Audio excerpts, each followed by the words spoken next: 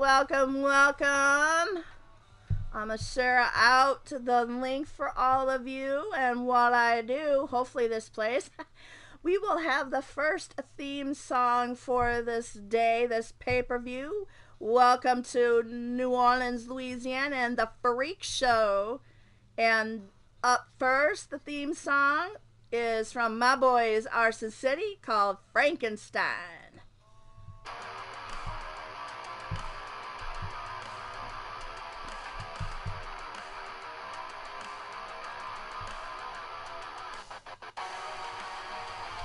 Hello, Saddle Press. Welcome, welcome. I'm just getting the link shared out here.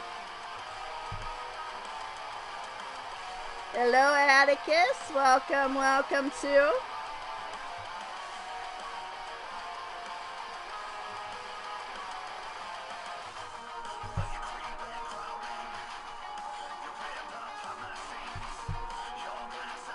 I do know some shows are going live, and I would like to shout them out right now real quick.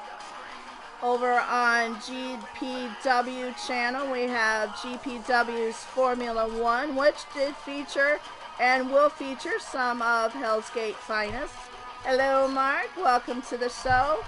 We also have live going on now UCWE with J Vulture and J Dog with their Halloween show. We also, I don't know if he's still going live. The Count Z was going to go live with a small show later. Blaze McCoy will have his masquerade ball for Halloween coming up this afternoon. And later this evening, we have Crushing Kelly Black going to have her show over on Blood Moon Wrestling Federation. So we are going to have an action-packed Halloween day. Welcome, Juniper. Just waiting for a few more peeps to come in. We're listening to our first theme show today, Arson City's Frankenstein. I just was told EXW with Elfie is going to go live this afternoon as well. So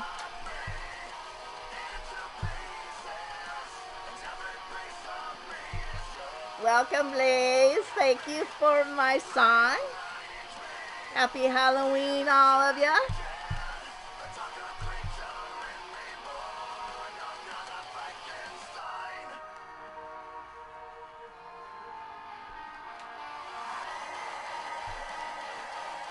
Yes, long live the DWS is right. Shows upon shows. Loves it too.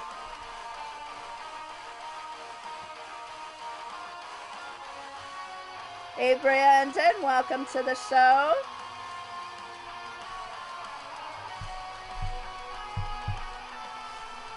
Hey, Matt Storm, welcome to you as well. Gonna carry this song a little bit as long as I can. So we got action packed. So I'm sorry, Arson City, but I'm gonna cut you off. I'm going to get this show on the road and going. And as you can see on the screen, it's our first match. And Clinton McCleary, happy belated birthday Friday.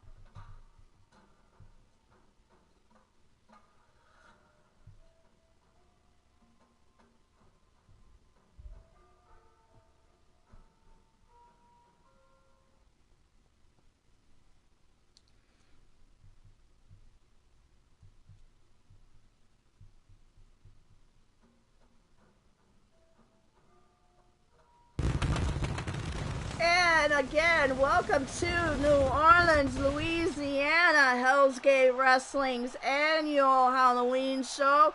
The Freak Show. 'Tis the season to scare kids and party on, but hopefully safely today. So I hope you got your wrestling boots on and your gear ready, because I'm ready to rock this. Hey Patty, welcome to the show. Hi Kill Shot again. Shadow Press, no problem. I know you're always lurking, and Whisper, I know you're going to be good for watching the replay later because you have work to do. But I wanted to show off this this particular match here first, because this is a happy belated birthday wish from Clinton McCleary. He wanted a special match for the dark matches, and the first two matches are dark matches. This one is brought to you by Clinton McCleary, and he said, and I quote, "I want a match filled with all of the real-life wrestlers in Hell's Gate Wrestling you have, and I want these particular three men that I would have wanted if I could have carried on with my wrestling career, and those others that aren't still, meaning Max Blaylock, would have loved to have met in the ring in real life." So on the left, we have the Pope of Dillagath, Clinton McCleary, the birthday man. On his left would be Ghazi. On the right next to him is Riley Wolf. And on next to him, Max Blaylock. All four of these are real-life wrestlers, out of character. Clinton, because of injuries, is no longer wrestling, but he would love to get back to it if he could. Max Blaylock, again, due to injuries, had to leave his craft, and he misses it, but he carries on in the DWS, so go DWS. And Ghazi and Riley are still going on with their wrestling careers. Riley is picking up, and so is Ghazi. So let's get this going.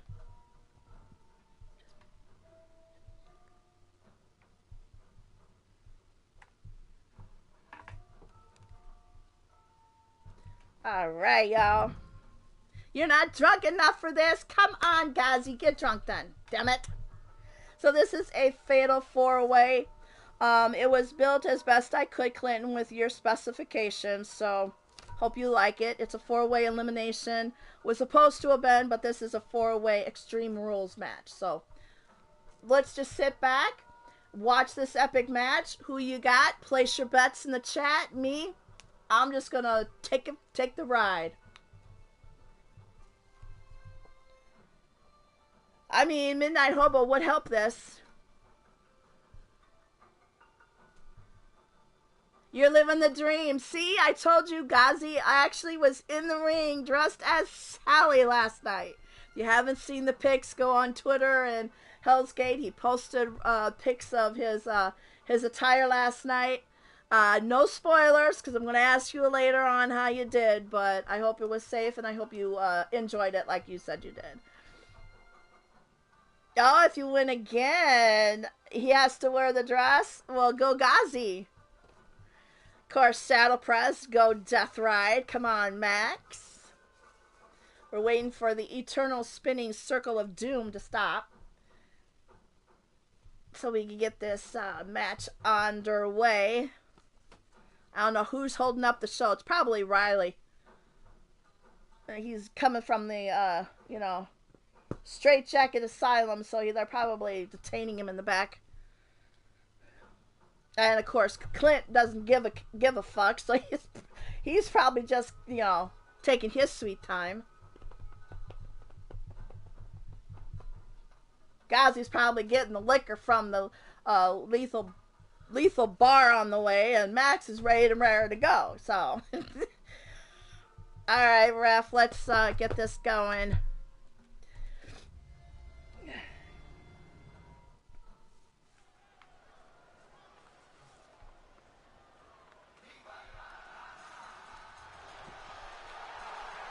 And first to the ring is the birthday boy himself, Clinton McCleary.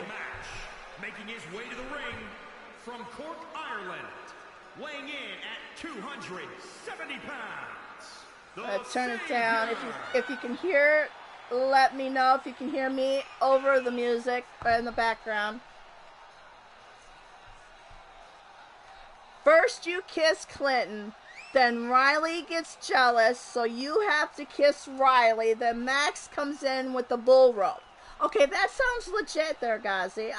I'm digging that plan, man. I'm digging it. I'm digging it.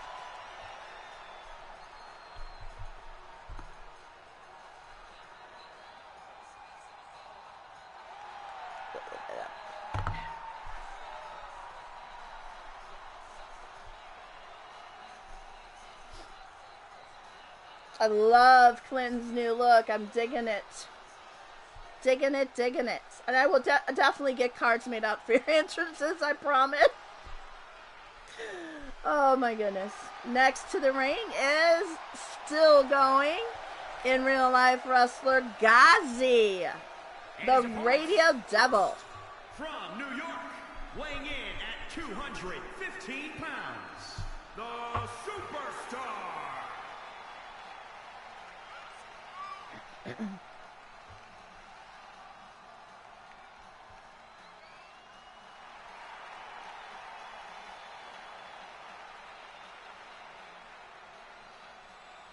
I mean, that's still legit, Gazi. That you're gonna give Riley a lap dance in the corner, and then Max drop kicks you in the back to knock you both. That's still legit. Hey, Raven, welcome, welcome. Hugs and kisses to you.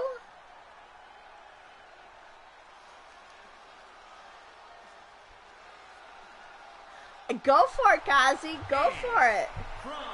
And next and third into the ring is Riley Wolf with his gear looking like the escaped right out of the asylum Riley Wolf, the man of 1,000 faces, voices, and everything else. Still going on with his wrestling career, why he is featured in this match here for Clinton's birthday. And welcome, Lord. You know, you're always welcome in the booth, but you can smooze with Raven. I'll let you. I'll let you.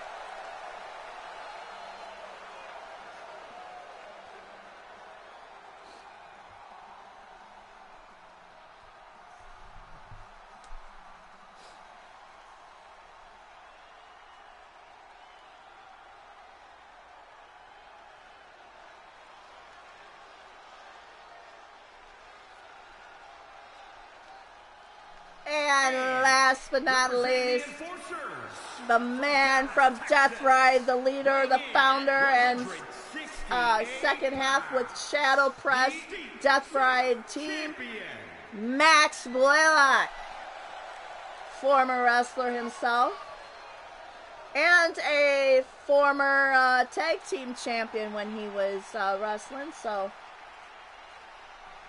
wanted to shout that out a little bit.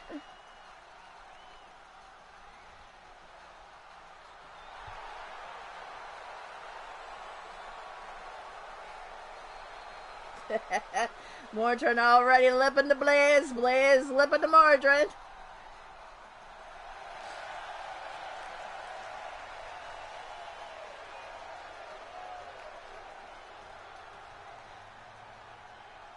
Hey, there's my little lurker. Hey, Salky, my solstice, love you. Alright, ref, let's ring this bell and get it on. And I'm just gonna sit here and let the action go because I almost let these guys just go. Let their actions speak for themselves. Blaze is snoozing with Mordred. Gazi going with Max Blaylock, and Clinton's got Gazi over in the corner. I mean, this is true Shadow Press. All you gotta do is say yes.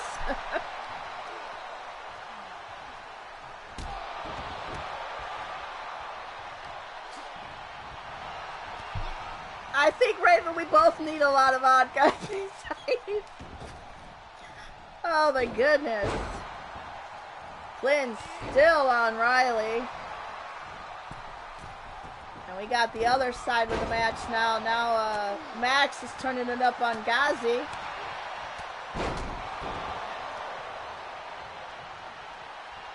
Now Ghazi rolls out of the ring to recuperate, and so does Riley. So Clinton picks up where he left off with Riley and now takes after Max.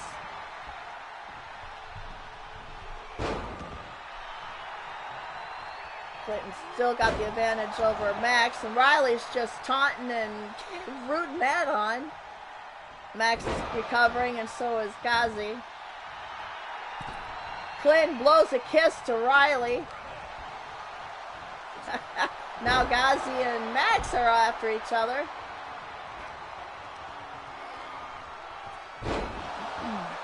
And I really, truly don't know if this is elimination or if this is one pin to the finish. I don't know. Oh, I did push the buttons right. I'm sorry, Shalky. I was in a haste to push the buttons. I forgot which buttons I was pushing. Now Max and Riley and Ghazi's firing up the crowd. As Clinton is recovering outside of the ring.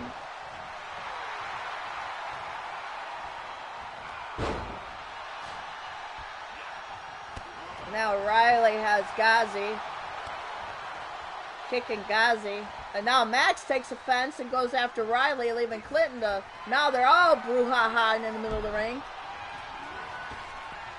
Max goes over the rope. Riley follows.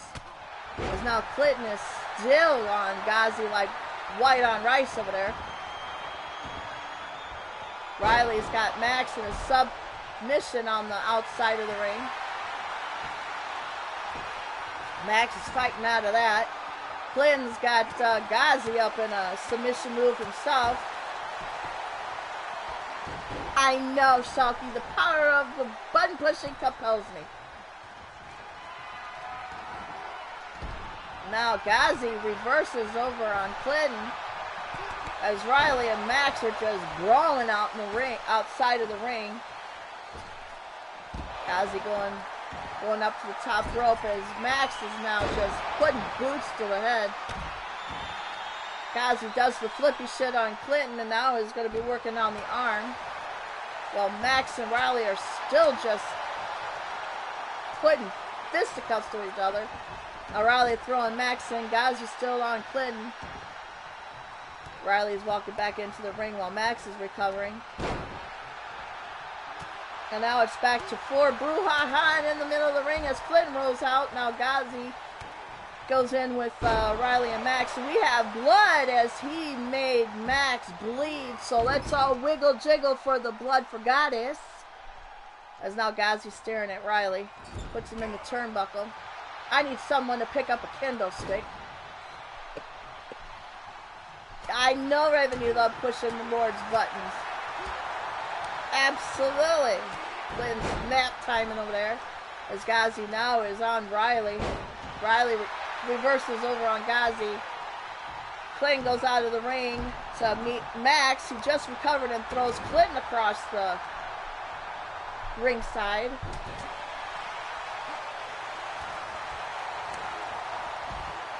Now Max has got Clinton and Riley's going after Ghazi.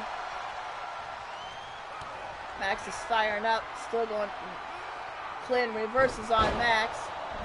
Riley's on Ghazi as Max goes into the side of the apron there. Hello, my beautiful goddess. You know you can't sneak in without me saying hi. Now Riley is setting Ghazi up as Clinton still got Max.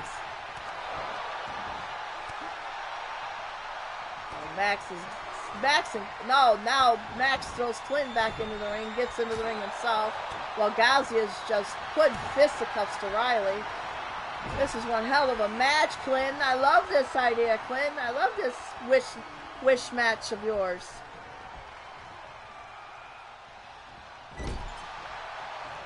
Now Max falls off the middle rope with a kick from Clinton, and now Ghazi's on Riley, reversing on him. Taunting the crowd, getting it fired up. As Riley rolls out, now Ghazi turns to Clinton, leaving Max to recover, and Riley outside of the ring to recover. Puts Clinton to the mat. Now lets Clinton roll out and picks up on Max now. As Riley is still trying to recover. And Clinton's still going nap time. Now Ghazi puts boots to face, goes up to the top rope. Does some flippy shake, catching Max's head, and now Riley is giving him boots. Now Ghazi tried to move there, and I don't know what the hell happened there. Some voodoo magic, I think, got involved there somehow.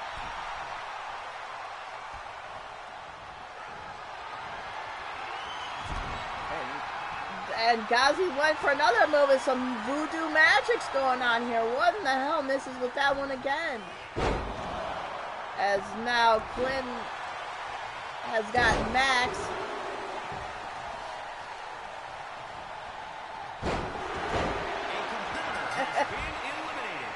And somebody was eliminated, so it is elimination, and I want to say Ghazi was? Looks like Ghazi was the first to be eliminated.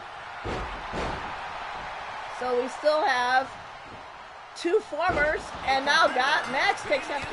Riley's been eliminated, so it comes down to the two former wrestlers, and Clinton wins. Happy birthday, dude. Clinton wins the match over Max Blaylock. So I hope you enjoyed Clinton's special match for his birthday. As Ghazi calls bullshit. You're still alive. So it looks like a ref is going to be with Carmella tonight. Carmella's going to have some fun.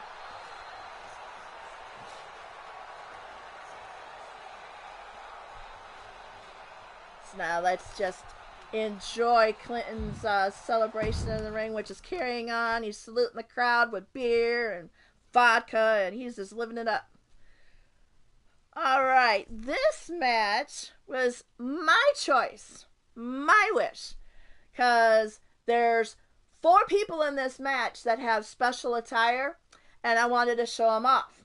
So on the left, we have Team Avengers, which has manager Lita, which today will be called Hela, because that is her costume. Jeff will be called Loki version 2022. Because he is Loki, and on the right of him is Paul Utaker, who is Thor today, carrying on with the Thor and Loki being brothers, and Hela being this. Okay, you got it. On the right, I wanted this match to happen because I love these two when they were teaming in other companies. So it's Mr. U and Aiden as a team, and Mordrin has a special attire, so he's going to be our Morden Savior, Mordrin Nightwalker, for this match. Who you got? Place your bets in the chat. Team U Nightwalker or Team Avengers? Night Utaker? How would you do that? Clint, I need you. What would be the good one for Utaker Nightwalker? Night Utaker? Utaker Night? Utaker Walker?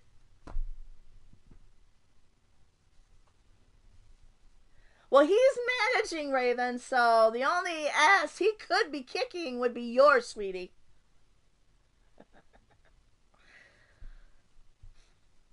And we're having the spinny circle of doom. Ghazi, big dorks. They're just having fun. And this is the last dark match before we head into our regular scheduled show.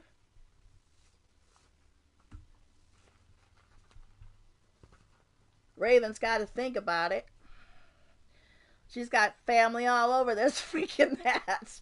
Poor Raven, the confliction. I feel you, Raven, in this. I hate the confliction. Just say go fam and you got it covered. Angel Hela. That's a good one, Sulky. I like that. Angel Lita Hela? Yeah. Angel Hela. Yeah, I like that. I like that, Sulky. Yes, indeed. Indeed she would be. So, and this is going to be a tag match normal. I don't have tag teams set up. I do apologize because Mr. U and Paul are actually the team, so they will be coming out separately. Introducing first, from New York, weighing in at 160. First to the ring for Team Avengers is Paul Utaker as Thor today. And leading him, she's supposed to be coming out with Jeff. Why is she not? Okay. Alright. And bringing him to the ring is his sister, Hella Lita. Lita, Utaker, Nightwalker. Mousetrap match. Got it. Hello, Wally. Clint, welcome to the show. Wally with the HGW chants. Appreciate that, Wally, very much. Hope you're doing well on this Halloween afternoon. And next to the ring for Team Avengers is Loki, portrayed by Jeff Matthews, Lita's second half. Depending on who you speak to, could be her second half or the not so second half. You call Lita, she says that's my better half. You tell Jeff, Lita's her better half. So there you go.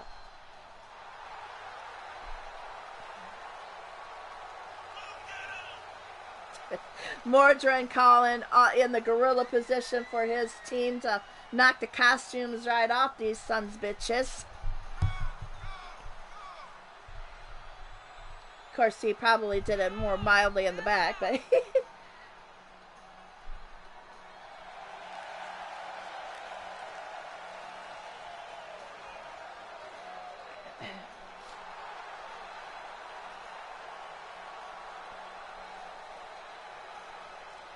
and I do want to point out, and I would like to thank Jeff Matthews personally. He was the one that did Hella's, Lita Hella today's costume. That was all done by Jeff. And Jeff did also his costume. I wasn't able to feature Maximus's, but Maximus has a Loki as well. It was a older vintage version.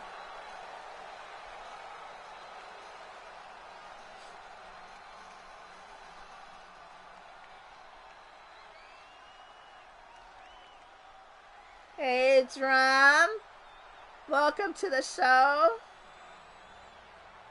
Oh, Drum. My brother. You're not white trash to me. Can I be in the trash can as Grouch?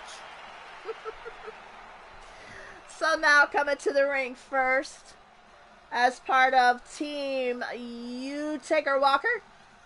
My husband, Mr. Utaker, and he's brought out to the ring by our Lord and Savior, Mordrin Nightwalker. From the pits of hell, weighing in at 358 pounds.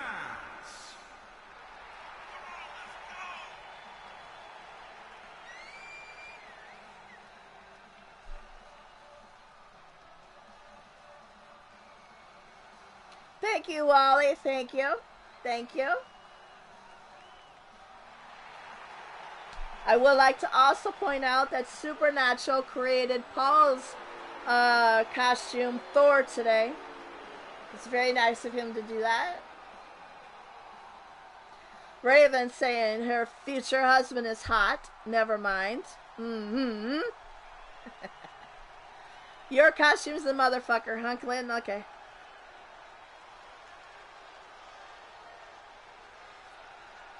Happy Halloween to you too, Drum. And of course, we all know by this entrance who's coming out. I believe he is the only one that has this one on Hell's Gate, I think, at this point. The son of Mordrin Nightwalker, the Utaker's second son, brother to Lita, always will be since they were kids, Aiden Nightwalker.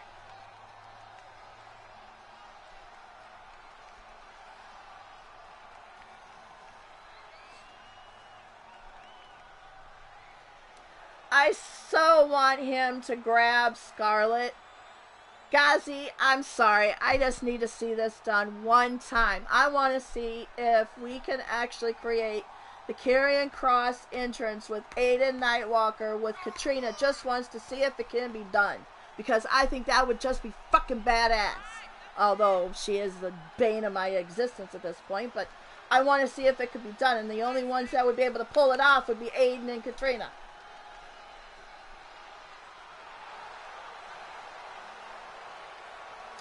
Blaze! Oh my god, Blaze, that's great. You're trying to break me, aren't you? You're getting close. You're getting close.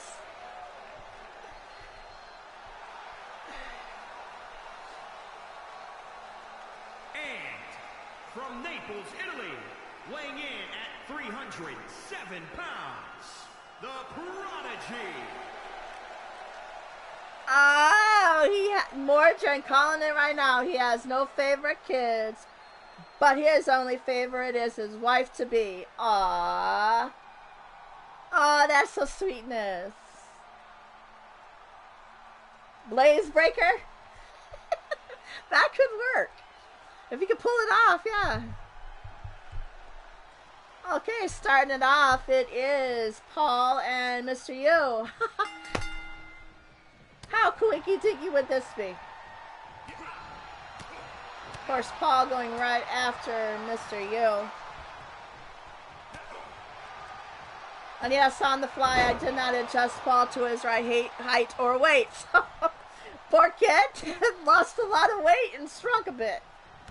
Now he's going after his second brother, Aiden, here. I mean, Drum, you do have a point. He has 24, and I don't know how many grandkids now, so you could have a point there. Doesn't remember all the kids he sired, so that's why. Paul's taking it to Aiden right away. And I really don't know what moveset Paul has, because it's not, I don't think his regular moveset. Oops. Tags in Jeff, and now Jeff is going to pick up where Paul left off. And misses. I don't know what he was thinking there. I think that portion was still glitching out, so Aiden plants Jeff in the turnbuckle, just to the chagrin of Lita. I swore I saw Aiden wink at Lita going,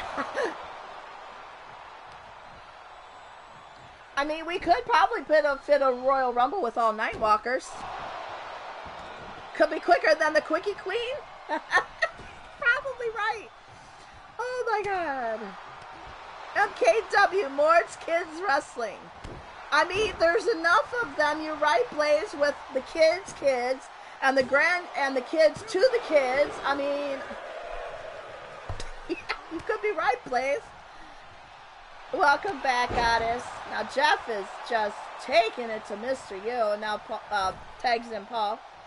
We got back and forth going on here with both teams.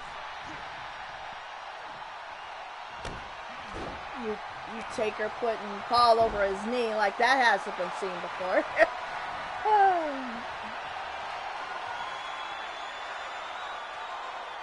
I mean, that could be a fair step. The winner of that extreme training with the losers. Welcome, Firestar. Welcome to the Halloween show. We got Paul as Thor and Mr. U, who needs no costume. Paul goes up and taunts the crowd instead of going after his dad, and leaves his dad to take in his second brother. Come on, man, Paul. For fuck's sakes. I mean, Mord's got a point too. It was said, go forth and fill the world, and he took that as a challenge, and legit did. Happy Halloween to you too, Firestar. If any of you go out tonight to celebrate Halloween out of your homes, please be safe and do so wisely. Hey, Patty, again, welcome to the show if I didn't say hi sooner. Aiden's just taunting Paul, saying it's over. Paul's like, no it's not. Paul kicking Aiden in it. I have got to point out that neither has Lita or Mordrin been involved in this match. That both of them are actually behaving themselves for once. Because I have seen Lita as well as Mordrin many times be ejected from the match. Now Jeff takes to Aiden and then tags back into Paul without keeping on with the advantage, giving him fresh. And use candy cannons. Okay. Indeed, Goddess. You too. Happy anniversary goes to Goddess of Pain and Count Z. They were married 2 years ago on Halloween. And I would like to also point out a happy anniversary to Paul and Crusher, who also were married on Halloween. They kind of share that event and the holiday with some of our people we consider very close to our family, Goddess and Count. So it was kind of touching to know they got married on the same day. Mordrin already calling for Aiden to kick him in the face. Paul's just saying, okay, I'll punch my dad's face. As Mordrin looks on. Paul taking his dad to the corner turnbuckle in his corner. Throws Mr. Yu back into Aiden and his corner. I don't know if Paul should have done that, but...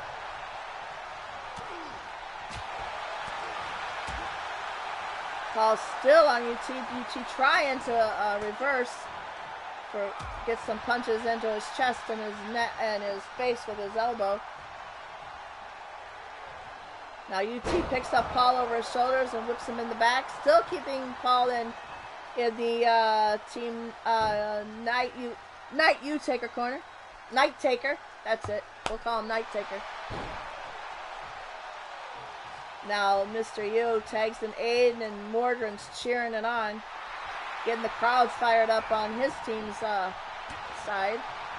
As Paul now just takes Aiden to the mat and tries to pin it. Will he get it? No, Mr. Yu is right there with the save. Now Paul's trying to make his dad pay for that. And misses with the flippy shit, Paul, that I told you not to do from the middle rope. Now Aiden whips Paul into the turnbuckle. Whips him into the other turnbuckle across the way. Plants his knee in his... And, I don't know, punches him too, I guess. Puts him to the mat right in the middle of the laughing clown. Jeff breaks it up. Now UT is going to make Jeff pay for that interjection by throwing him out of the ring. And I think we're going to have a... Yep, we're going to have a match in the match, guys.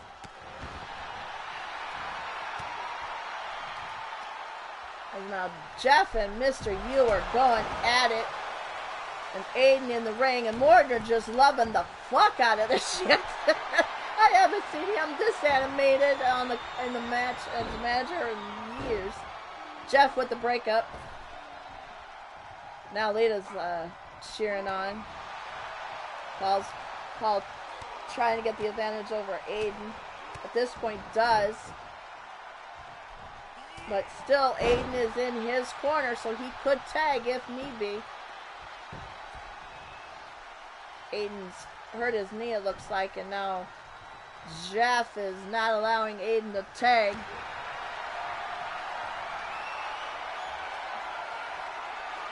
Got him in a submission move, and Aiden refuses, taps out. And there you have it. The winners of the match are Team Avenger, Loki and Thor, otherwise known as Jeff Matthews and Paul Utaker. With Leah just ecstatically happy that this happened. Mordrin's furious and probably, yeah, quads for everybody on that team.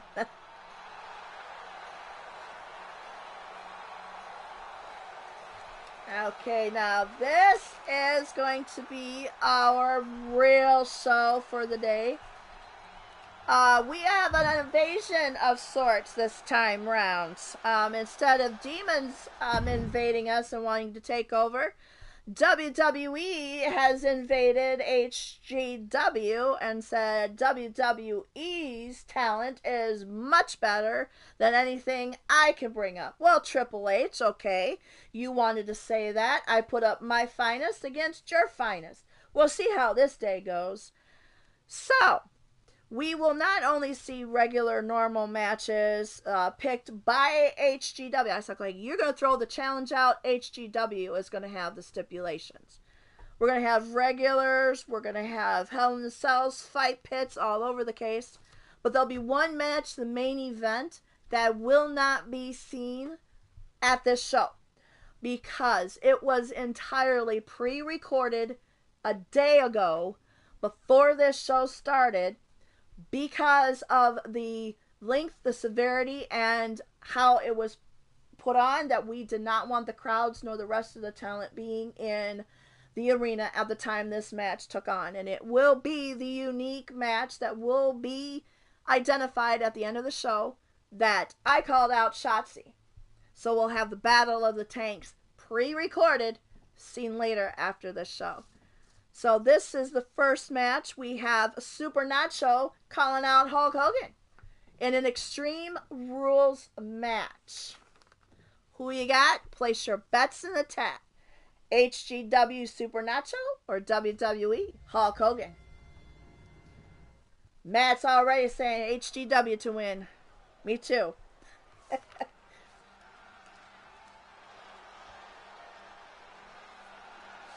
Well, we'll try to win them all, Raves. I mean, come on. He pitted his finest, Triple H did. I'm putting mine in. The following contest is an Extreme Rules match. Making his way to the ring from New York. Oh, Morgan's saying his damn kid screwed it up again. Oh, shit.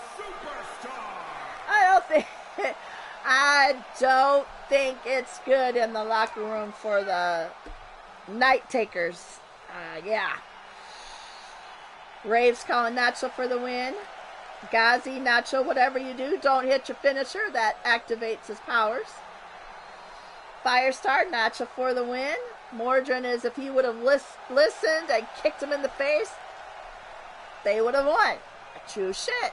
Raven, you can't deny that. If he would have listened to his father, which, you know, kids hardly do.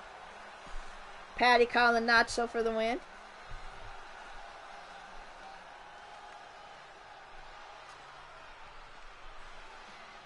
And the opponent he picked that Triple H had on the list, Hulk Hogan. Yeah, Atticus, Aiden is in deep, deep trouble.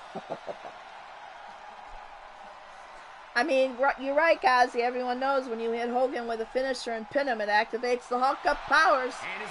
Don't do it, Nacho. Don't do it. Weighing in at 302 pounds, Hulk Hogan.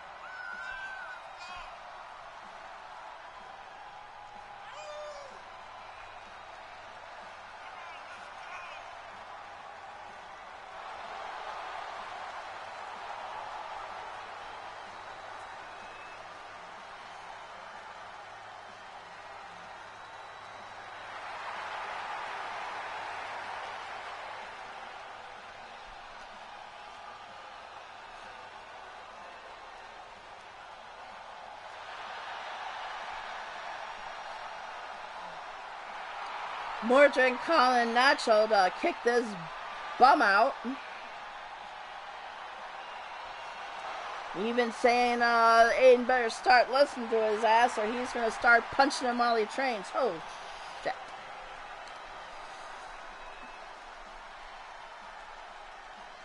Raven already knows the loophole how to get Mordrin to listen.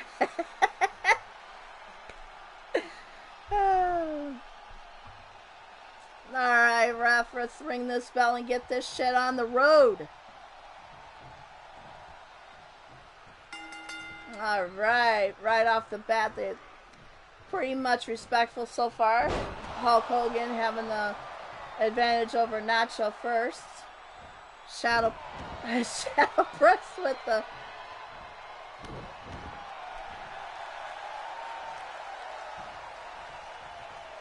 He's calling for Jort Nation to win because, yes, Shadow Press has a match coming up later. The Battle of the Jorts.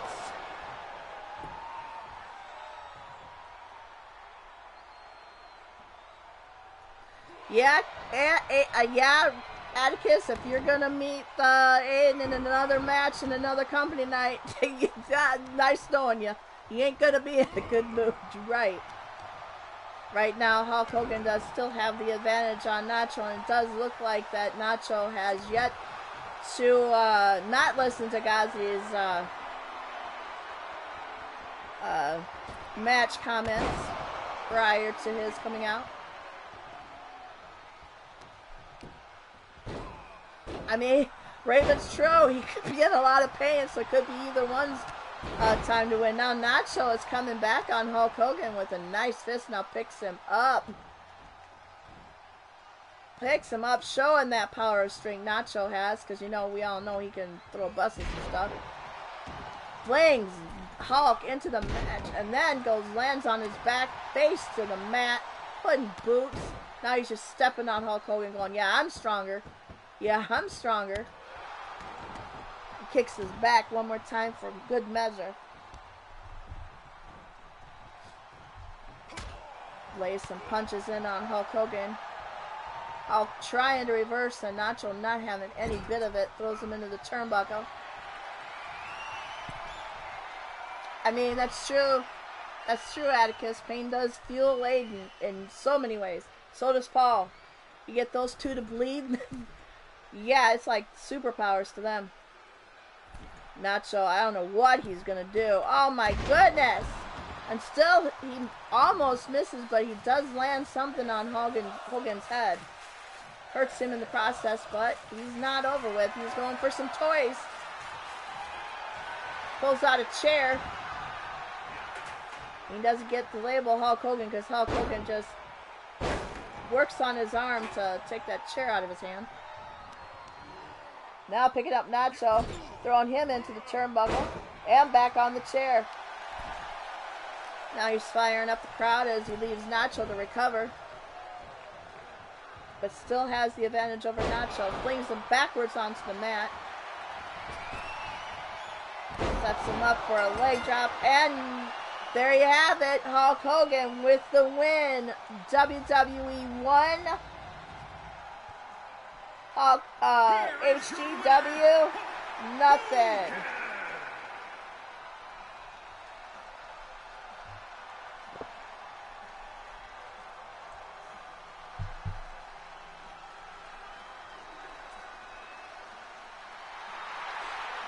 And the only ones cheering at this point, I think, are the WWE fans, because I'm hearing lots of tons of boos by all the demons in the crowd.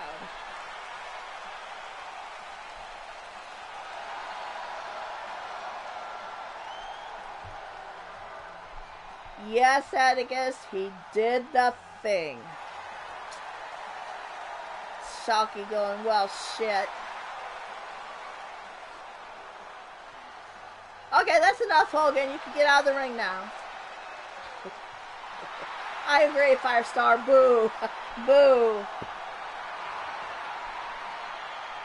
But there's 14 matches on the universe. 12 of them being the actual card, and then we're outside of universe for 10 more. So, and then the main event, which is pre-recorded and will be seen later. So we have much, much, much wrestling to do to see who actually wins the day. But up next, you know, you want to put up and shut up. Okay, Triple H, here you go. My best, Mordred Nightwalker, against Triple H's best that he put on the list, Ric Flair. Mordred hand-picked Ric Flair. So we'll see what goes on with this one. This is a KO and submission match. Who you got? Place your bets in the chat. Will HGW tie it up, or will WWE go 2-up? Good luck, Mordred. You know where my money is laying. You never bet against a Nightwalker. Put my bet on Mordrin. I will not be unbiased in this match. I'm sorry. Raven already saying good luck, Mord. While Matt says Mordrin will close up the Space Mountain. Patty's going for Mord. Of course, all of my finest are, well, should go for HGW, but that's okay if you don't. I understand. There are some good picks on the list that Triple H gave me, so. Reaper calling for the knockout his lights. Chin check, aisle 15, I think, on this one. Making his way to the ring. Our Morden Savior, Mordred Nightwalker, first up to the ring. The Brawler. And this will be a hell of a match, so.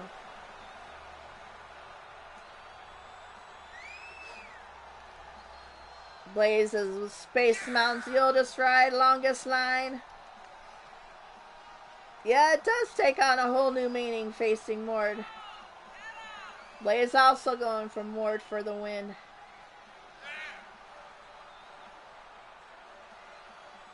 So we shall see.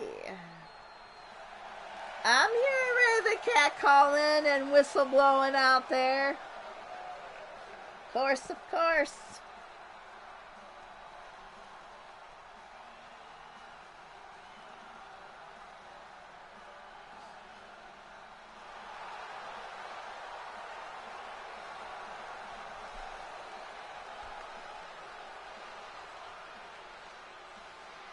Oh, Morgan blowing a kiss. I've never seen that hardly ever at all.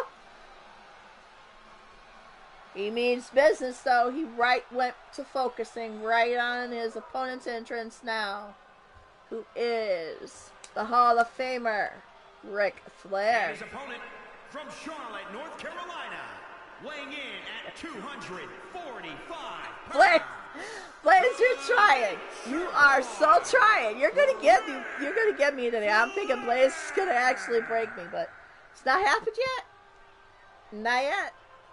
Close. Not yet.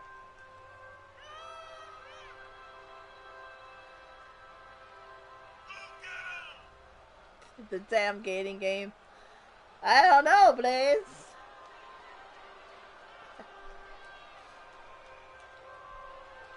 And I told Rick, out of respect, he could take his time and make this interest as long as he wants. He deserves it as being a Hall of Famer. But don't underestimate Mordred in the ring. And I do apologize up front if I do miss some of the action, because there's a door better than a window. In other words, my voodoo kitty was in front of the TV. So yeah. Oh, hey now. That was a good one. Okay. Alright. That'll get you a lot of places, Blaze. Yes, it's wrestling with a bit of love. Are you not feeling the love? I'm sure Ric Flair isn't right now, because Mordred right now has the advantage. So, mic drop. Yep, you got me. You got me. Shadow Press to say Blaze is jealous.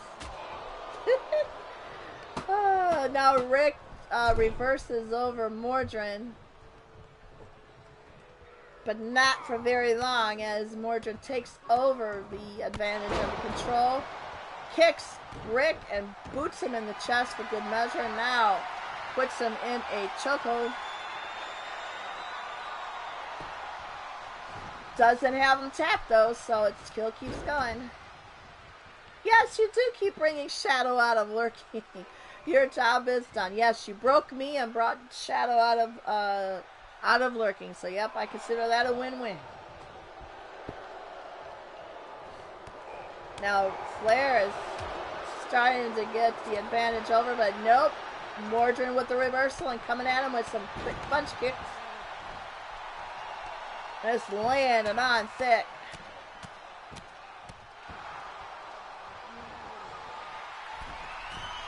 Now he's going up to the top rope, puts an elbow to the side of the head of Ric Flair, trying to knock him out. I'm calling it, y'all. Chin check, aisle 6. No, Ric Flair reverses, but right away, Mordred picks up control. I know he doesn't want to get your homework done. He does not want you to get your homework done at all, does he? Now Rick coming with the reversal and trying to take control away from Mord. Picks him up, plants his head into the mat,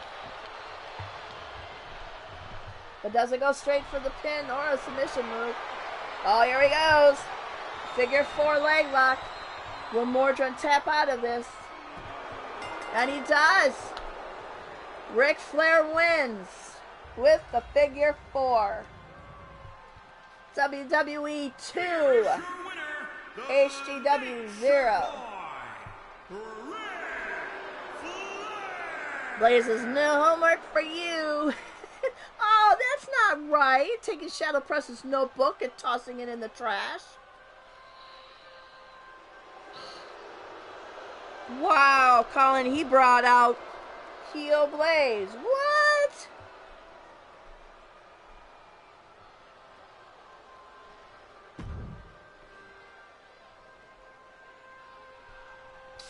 Next or exit? I thought so. All right, next match. We have Clint pick Damian Priest. This will be an Iron Man. I do apologize. It was supposed to be in a Hell in a Cell, but we have Iron Man pin submission. Who you got? Place your bets in the chat. Will HGW have their first win against Damian? Or will Damian continue the role of WWE and WWE win? While Matt already is saying we got to catch up, let's do this. Rallying the troops. Wally also with the HGW Clinton for the win. Raves, I hope you're joking. He wants Damian Priest to win. I mean Judgment Day. He fits. We so need to steal Damian Priest away from WWE and sign him to HGW on a temporary basis. Mordred already stomping around. Damn it, damn it, damn it. He ain't happy. Patty calling for Clinton, of course. Firestar throwing a tomato at Blaze, hopefully rooting on Clinton for the win. Oh, we got tomatoes and punches and kicks being thrown all over the arena. Waiting for the... Is it ready or what's going on? I don't even know.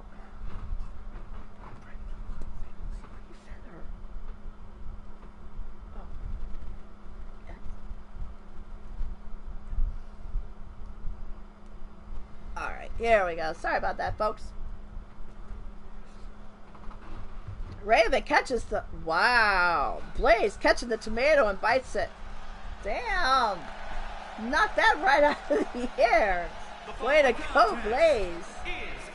First to the ring is HGW's Hope of Dillagath, Clinton McCleary. 270 pounds, the Savior.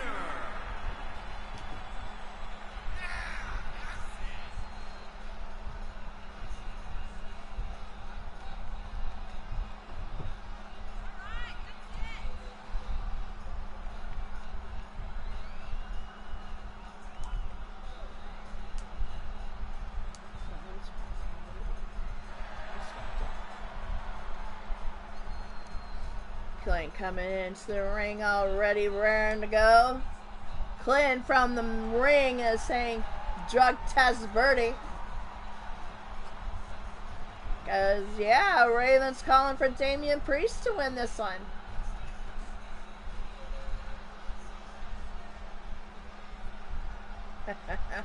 Tomatoes are being flung.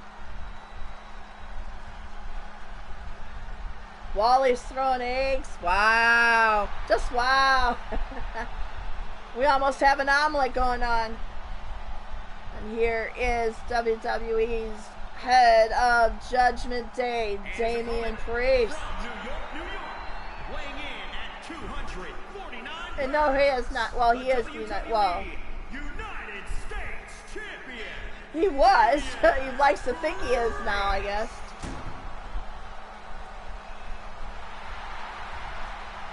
Yeah, Blaze is already calling it omelet for the win.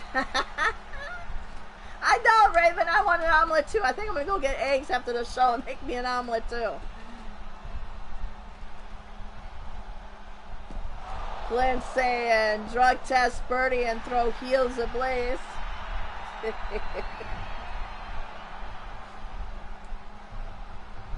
Alright, Damian's in the ring. Glenn's looking on. Glenn's already saying from the ring he will turn that title into the Ireland Championship, and I think he could do it. Rings the bell, and we got it going on. Right away, Clinton with the advantage over Damian. Rolls Damian over, works on his arm. Oh, see, now Patty's coming up with the bacon. Now, I really need omelets for supper now. That's it. That's it. That's all there is to it.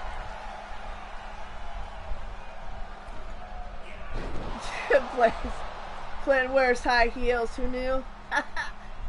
Yeah, who knew?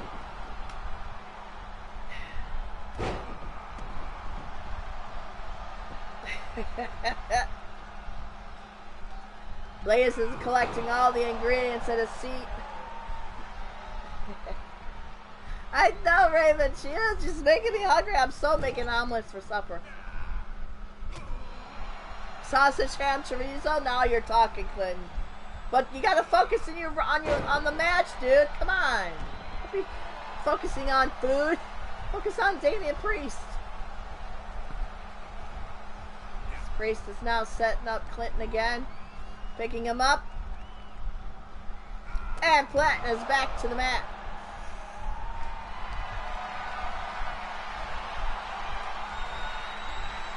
Still with the advantage over Clinton. There's green peppers and onions and red peppers, I believe, in the libations bar, Blaze.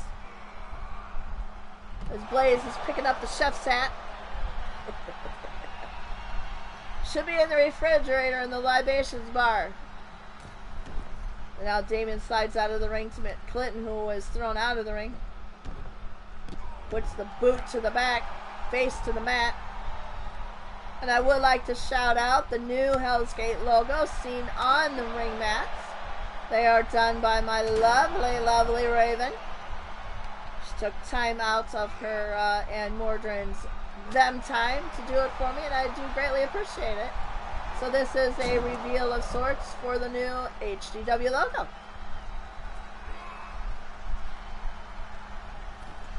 And I love it just the way it is, Raven. Don't fix it. If you have, that's fine, but I love it just the way it is after I put it up. It's absolutely fabulous. Oh, now we got some hash browns being called for. Oh, damn. I am so now hungry. And don't forget the cheese. Patty, I love you. See, that's why I love you. Cheese, you gotta have tons of cheese. That omelet can't be cheesy enough. Shit tons of cheese. And if you want the breakfast being made, Blaze is in the kitchen now whipping it up. As Damian still with the advantage over Clinton. Puts him to the mat. You're cheesy all the time, Blaze. Absolutely a cup of tea for Raven. As now Clinton rolls up out of the hold Damian had and pounds his face until he lets go. But Damian, nope, tries to reverse, and Clinton reversed on Damian. Plants him into the turnbuckle and makes him bleed. So Goddess, wiggle and jiggle for Goddess. Big steak omelet for the win, says Mordrin. Absolutely. as Clinton puts an elbow to Damian Priest. Sulky's eyeing the omelets being made. I'm thinking there's going to be some stealing going on shortly. Clinton's got Damian in a submission hold. Will Damian tap? Yes, he does. And with that, Hell's Gate Wrestling is on. Is it? Oh, Iron Man. Shoot. All right. Hell's Gate has one pin. I forgot this was a Iron Man. My bad.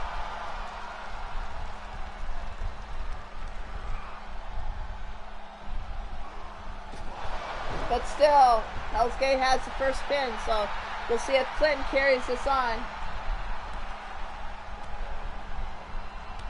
Breakfast tacos for the win, says Clinton. Oh my God, now I'm seriously hungry.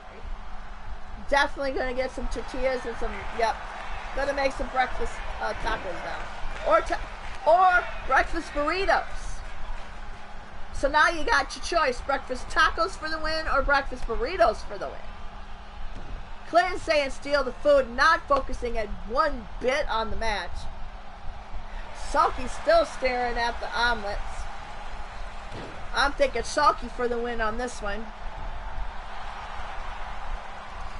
Clinton firing up the crowd. Working over Damian Priest still. Both for the win. Tacos and burritos, breakfast style for the win. Now Clinton's putting Damian in another submission hold. Will Damian tap? Yes! HGW with 2 pinfalls now to nothing. Clinton still with the advantage. Not letting up on Damian. Not letting Damian have any chance of getting any type of advantage to get another pinfall. So he wants to sweep WWE in this match, Clinton does.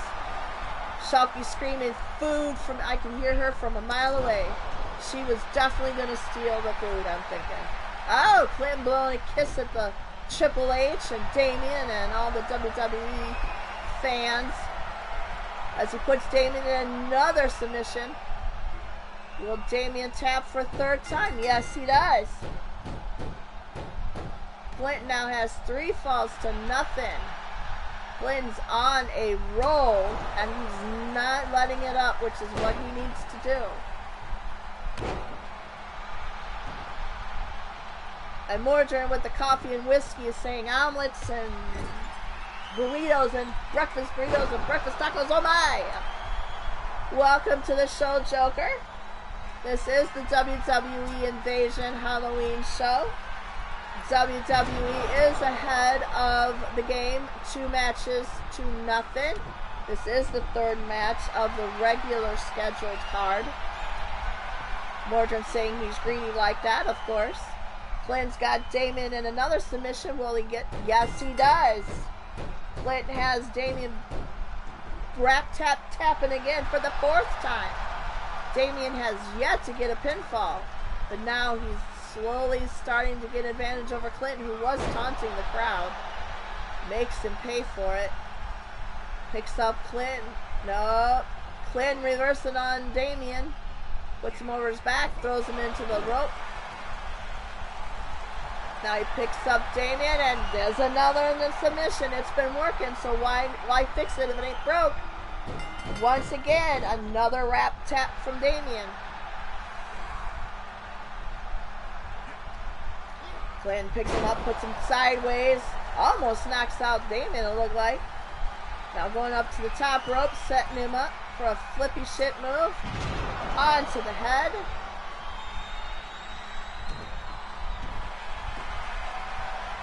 Rolls up Damian like a freaking breakfast pretzel. Will Damian tap on this one as well? We shall see. Yes!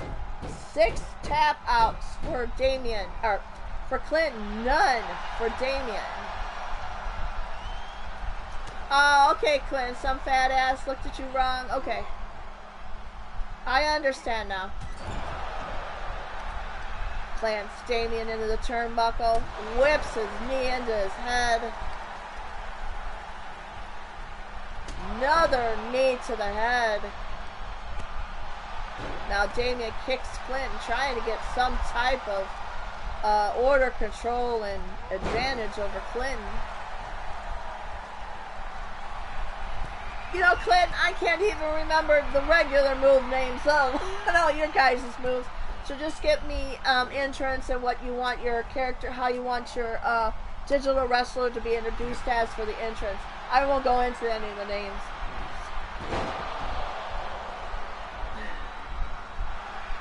Oh, feed these idiots to the true Lord of Math, says Pope as he's being wrapped up and his arm being worked over in a submission move, but Clinton refuses to tap. Rolls up Damien and punches his way out of it, which worked before. Now Damien still with the punches, but Clinton reverses over him.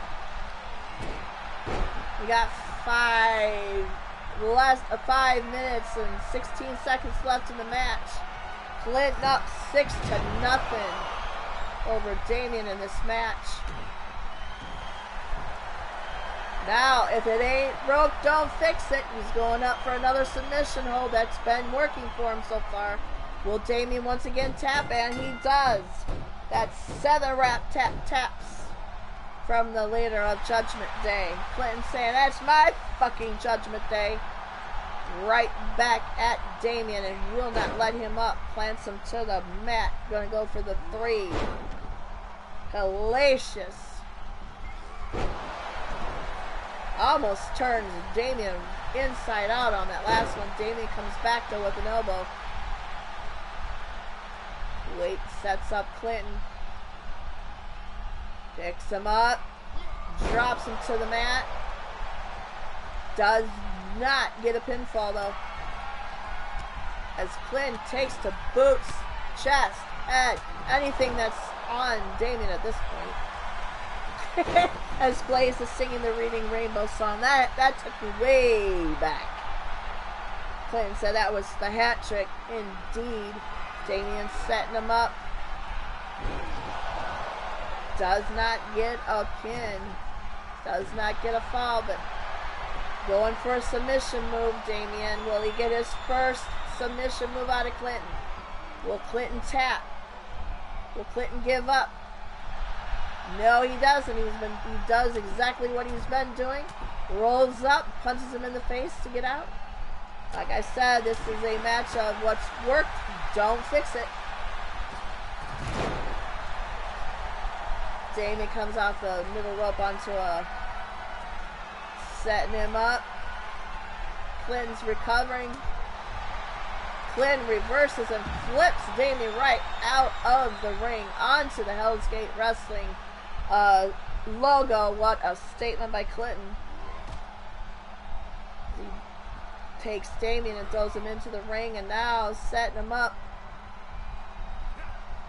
Plants his face into the apron and still puts boots to back and anything else that moves. Oh!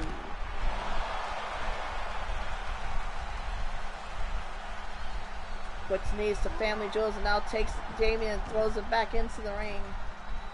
As Clinton's yelling to the crowd, I ain't tapping to this joker.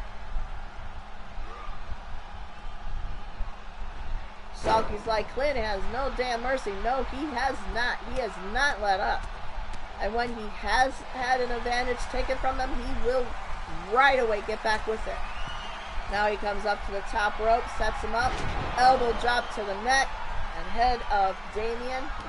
Puts some more boots to him, rolls him over, and once again, if it ain't broke, don't fix it. Rolls him up to a submission tap. Will we hear another rap tap tap and bell? Yep. That's 8 falls to nothing with 1:56 left in the match. Clinton proclaiming only daggone passes judgment. Works on the arm and the hands. Goes up to the top rope again. Calling Damien to get up. You motherfucker, get up. Changes his mind and just goes right to Damien face to face. Damien elbows Clinton to get out of it. Trying to get some advantage. Picks up Clinton. Drops him to the mat. Tries for kick and misses. Oh, now he's going to try a move that's been worked on him so many times against Clinton. Will Clinton tap to his own move? We will see. Clinton's fighting it. Damien's bearing down, giving all his strength to it, and he does not. He has to give up. Clinton rolls on with hopefully a sweep. Damien rolls over Clinton. Working on the arm. Trying to get Clinton to give up, tap. Anything to get a first pin or first fall, and does not still. Clinton does not give up. Damien with the legs dropped to the neck and now trying to fire up the crowd on his team's favor, but doesn't. Only pisses off Clinton. Now he's got the advantage over Damien. Setting him up. Boots to chest. Picks him up. Plants his face to the mat. Indeed, Gregory Blakely, welcome to the show. Electrifying is right. He's got Damien in another submission. And has Damien tapping. And that's it, folks. Indeed, Dagon only passes judgment. Clinton with the 9 falls to nothing sweep over WWE's Damian Priest. Hell's Gate Wrestling has their first win. WWE is still ahead by 1 match.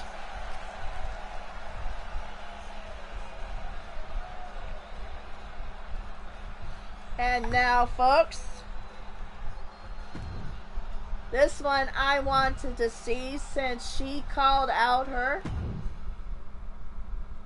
This is gonna be a good one, y'alls. No, it's not me in the Hell in the Cell with Sulky this time. Though she tried. It is Sulky, my soul sister. She called out China in a Hell in a Cell. Who ya got? Place your bets in the chat. Clinton with the words, bitch, you are not in my league. Crawl in a whole fake priest. Wow. Clinton with the words. Brooklyn Joker, Demon Joker going for Sulky. Gregory Blakely going for Sulky. I'm going for my soul sister. Sulky for the win on myself. While Matt calling Sulky to Hulk smash China. Indeed, indeed. Will HGW tie it up? Or will WWE take over a 2-point lead, going 3-1 over HGW? Can't wait for this match. So let's get it started. Patty calling for Sulky.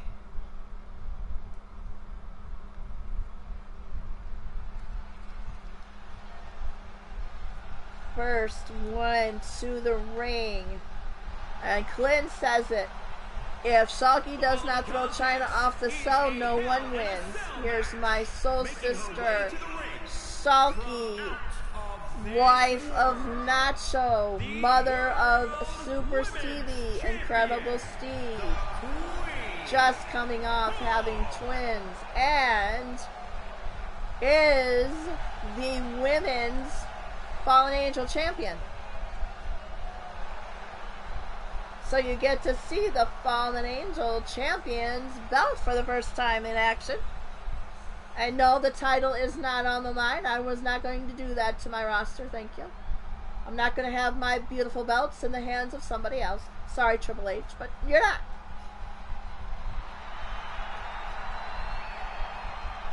And from Redondo Beach, California, the Gregory. We will see him in action a little later. What's up, Miles Stanley Ward?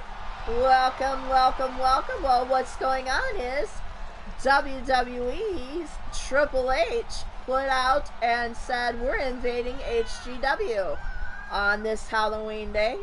So I put my finest against his finest list. And we have Sulky, who challenged China for this match. Later on, after the show and broadcast on a pre-recorded video, I called out Shotsky, a battle of the tanks in a never-before-seen match in Hell's Gate. So we have HGW going up against WWE, China and Shulky in a Hell in a Cell. Let's get it on. China with the upper hand of Shulky right away. Raven calling for Shulky to win. China is wrapping up Shulky into the rope. Come on, Shulky, hulk up. Shulky's strong here. Dragonheart calling out Demon, saying he is a marked man. We shall see, we shall see. Now Shulky outside of the ring now, within the cell, is got some advantage over China now, whipping China into the stairs and jumps over the stairs. Thank you, Shulky, for not having the glitch. Keep going. So I love you, Shulky. As she throws China onto the ground, making a statement again onto the mat that has the logo on it, saying you will not fucks with Hell's Gate. She throws China into the ring with the bat still in the middle of the ring. Shulky goes up to the top rope and lands chest to chest, and then puts boots to the chest of China just for fair measure. Thank you, Grinder Gang. Welcome. And I do realize that, again, there are shows going on, GPW, on GPW channel being one of them. I know Hell's Gate Finest had matches today, so they'll be coming and going and watching the replay. So I will love you for coming in, leaving a like, and stopping by. China now gets the advantage over Shulky. Lady Devil, welcome to the show. As China now takes back to the middle of Shulky. Shulky just gets pissed. Puts fist to cuffs to China. Picks her up by the jaw and throws her to the mat. Now rolling up China, working on the leg. Not giving China 1 inch. She is one pissed off Hulk. Now flips her over her back, onto the back on the mat. Not letting up. Puts elbow to head. Let's go, Shulky. Hulk smash. Come on. Hulk strong. Hulk up there. Flips China over her back. Sets her up. Will we see a Gamma Bomb? And we will. Right to the mat. One fall.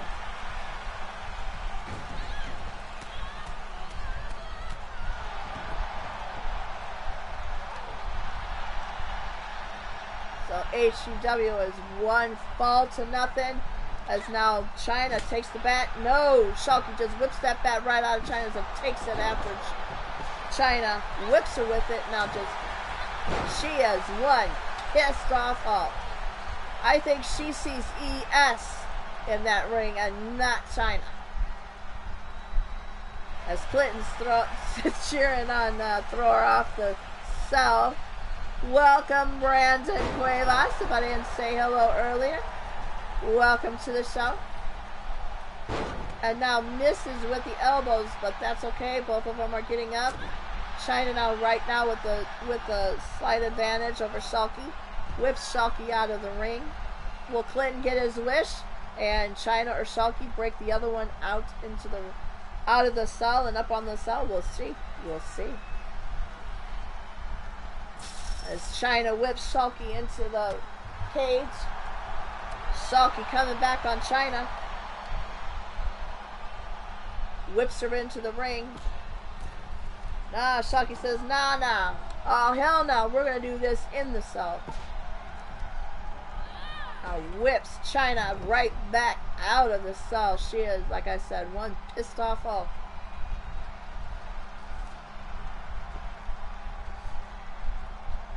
China coming back with some punches. Shalky trying to fight it off. Gets thrown into the turnbuckle on the outside of the ring. China waiting for her to start to move and puts boots and fists to her. Wally's even break the cell door. I think all the fans are saying, Shalky, break the cell door at this point. China letting Shalky recover, which might be not a good thing at this point. Still with the advantage though, Shalky trying to reverse over though, but does not. China's still with the advantage over Shalky. Now Shalky starts getting pissed off again and now labels China right into the turnbuckle. Said turnaround's fair play on that one. Picks up China. Puts another fist and that fist punched her right into the cell. It lets China recover a little bit, setting her up. No, China fights off the setup. And whips. Oh, and we've broken out of the cell, y'all. China just threw Shalky right out of the ring. My Spanish team is just throwing shit on the ground. They're so shocked. They get up looking for what might be next. No, China decides to climb up the cell. Flynn, we're getting your wish. Grinder, greetings, heathens. Welcome again. Lurking as always. And you will see that I stole the wrench from Nightbot and gave it back to you. Now, oh, and Shalky is the winner. Places China right into the cell on top of the cell. So there you have it. HGW with that win is tied. Shalky is ecstatically happy because I know that has been her person she's looked up to and made her character after. So for her to get this win is not only great but also sentimental as well. And next, Atticus called out Matt Riddle in a fight pit match, which is simply, let me get the rules, was a cage match, no escape, count out, submission only. So we will see fight pits a lot in this show. A lot of people picked up on the fight pit. Then we'll see a lot of cells and cages, which is cool. So who you got? Place your bets in the chat. Will HGW go ahead? Or will WWE go ahead? Place your bets in the chat. Joker and Matt already calling for Atticus to win. Wally going for Atticus to win. Patty going for Atticus to win. I'm going for, of course, Atticus to win. So we'll see. We shall see.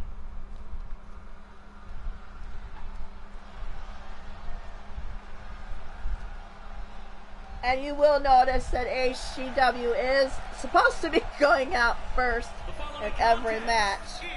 So the first one representing not only Hell's Gate Wrestling, but also, for fuck's sakes, being faction within Hell's Gate, is Mr. Atticus Black, otherwise known as Chaos Reaper, husband of Crushing Kelly, and father to Andromeda, brother of Crimson Ninja, and the sole proprietor of Chaos Regional Wrestling.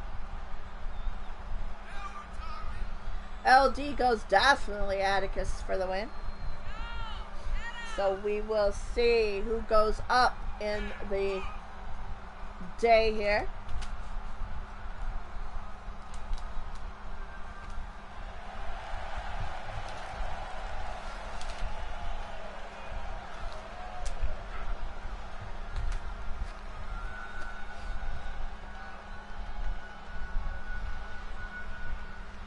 Ah, okay. No problem, Shalky. And now his opponent, he called out Matt Riddle in the match that Riddle called for Seth Rollins, the fight pit. The original bro. Don't mind the ding.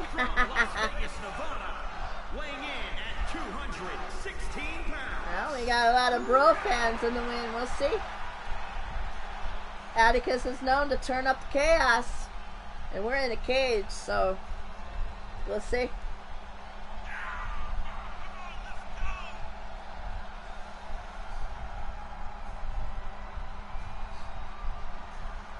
Some fans getting some souvenir flip-flops.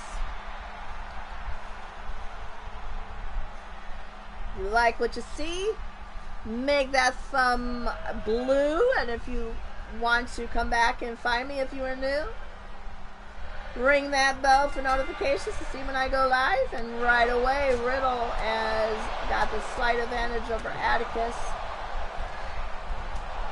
Atticus trying to fight back valiantly, but Riddle is coming up with the fire with some punches. Now putting Atticus over the top rope and choking him with it. Atticus now reversing and coming back with some punch and kicks of his own.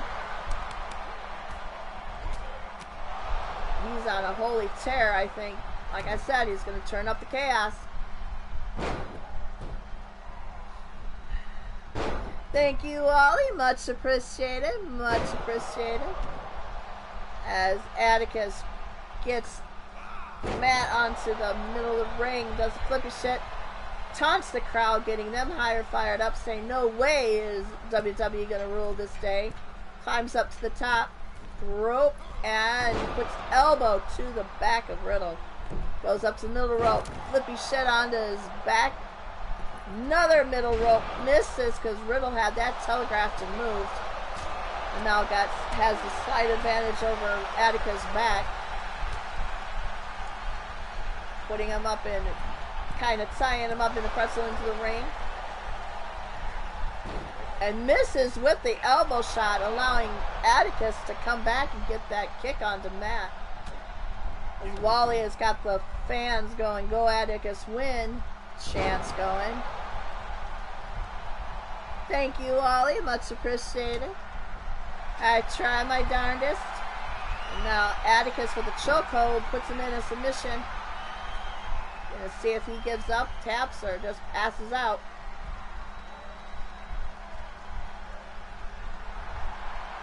No, Matt's fighting it off. Headbutts.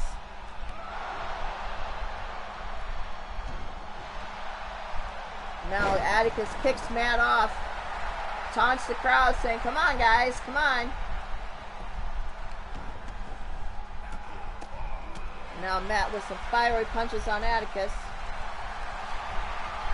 Rolls him up in a submission move. Will Atticus tap or will he fight out? Come on, Atticus. There you go. Starts to fight off, pulls the legs off, and now does a punch to Riddle in the face. I know. I'll give a shout out to Blaze right now. He is live. So show LTD some love over on Blaze Radio Network. So if you got your computer, you can put up 2 tabs, do what Joker's doing, watch both at the same time, get both of his love. Love you, Blaze, my man, big guy. I'll get to the show if I can after mine. Love, peace, and hugs, and have a good show, Blaze. As Atticus now has got the advantage over Matt, still with some punches and kicks. Rolls him up, kicks him backwards, still trying to get the crowd to get on his side. Seems to be working. Riddle's coming back though. Picks up Reaper. Kyle drives him into the mat back first, but does not knock him out. Now he's trying to get him to tap out. Will Matt get Atticus to tap? No, sir. He's fighting out. Now he's punching him. Getting out. Now still with the punches. He's bound and determined to knee or punch him out. Now he's got that chokehold on. Will Matt fight out or will he tap? There he goes. And that's it, folks. Hell's Gate Wrestling has got the lead the first time tonight in the Invasion. 3 matches to 2 with that win over Riddle by Atticus Black. Way to go, for fuck's sake, Sink indeed. Clint calling for Atticus to steal Riddle's weed so they could party after the show. Ah, you took a photo holding the Scooby snacks? I need to see that. I need to definitely see that picture, Selkie. And now this one is, now we're going to see the second half of Atticus Black's family, crushing Kelly, his wife, who called out Ronda Rousey in a Hell in a Cell match. Who you got? Place your bets in the chat. Hell's Gate Wrestling's crushing Kelly Black or Ronda Rousey from WWE?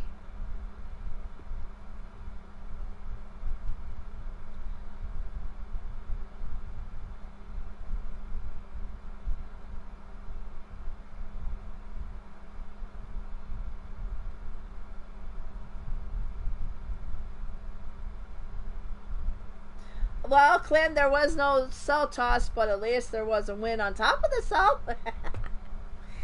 Clint saying Kelly should pull a fast one and have nuns come out instead just for her laughs. I mean, that could have worked. I mean, why not? It's Halloween.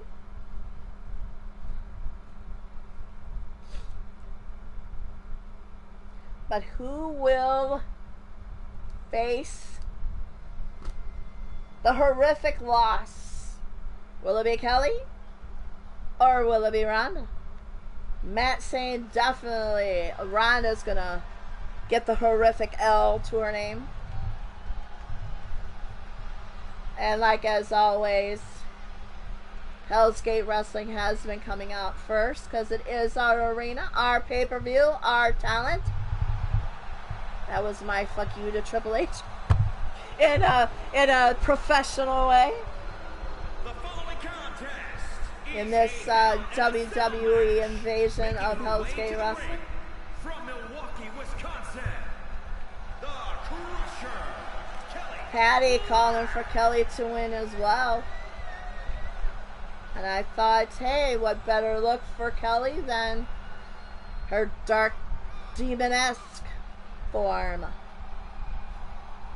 Anyone that did have a dark form or a darker attire did get this shown. I do apologize for Max misled that earlier that he was not featured in that tag match.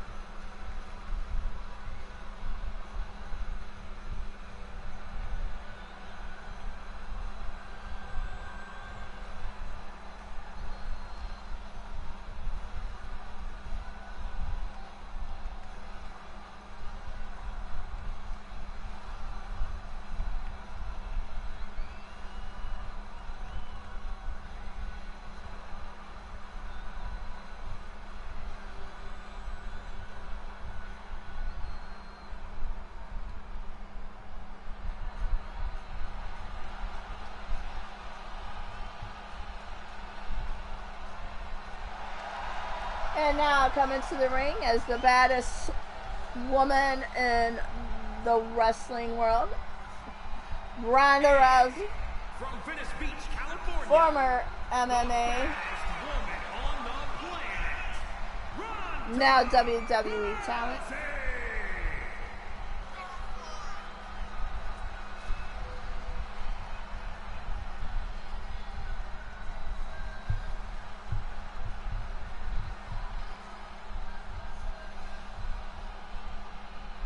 Who will win this match in the Hell in the Cell?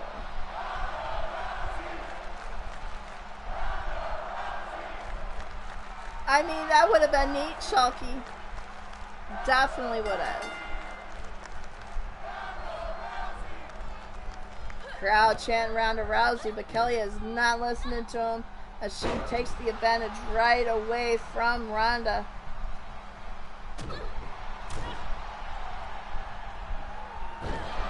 Plants Ronda into the mat in the back. Now goes out of the ring. Goes to find some toys that I placed under there. Of course she goes, gets the table.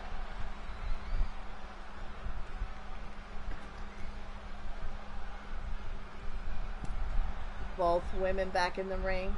Kelly with now still the advantage over Ronda. Good fist to the chest. Still working on Ronda, wearing her down. That's what she has to do to get this match and keep it in her favor with that knee to the face. Now Kelly is taunting the crowd, getting them fired up. Goes right back to the advantage on Ronda. Picks her up, plants her back into the edge of that table laying there on the mat. Punches her back face to the mat. Goes up to the top rope. And flies off onto her chest. Still with the advantage. Now taking a slight breather. The crowd goes nuts. Slowly getting into her favor. Now flips off whoever was in the crowd that was wearing that WWE rules shirt. Plants Ronda back first in the mat to say, yeah, no, and flips it back off. As I guess the fan didn't like her flipping the bird and had some words back. Ronda now gets the advantage over Kelly, places her back to the mat. Puts some boots to her chest as well.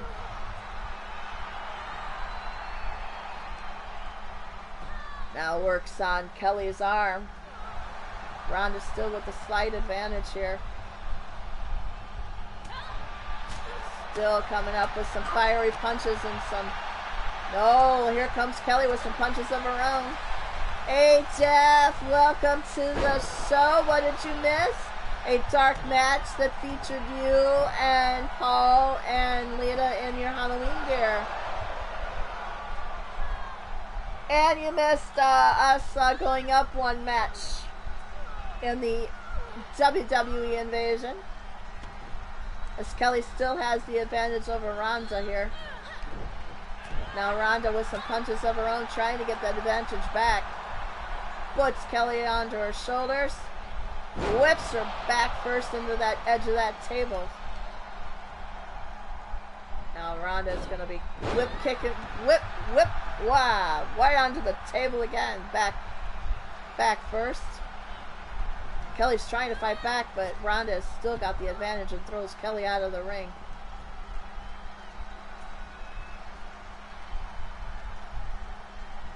I'm setting up Kelly. There's a punch, dropping her over the steps in the corner there. Now Kelly with the advantage, and Ronda throws her into the steps, saying, listen, bitch. Still with the advantage now over Ronda, now back. Says, nope, I like that. You're going to go back and kiss them stairs.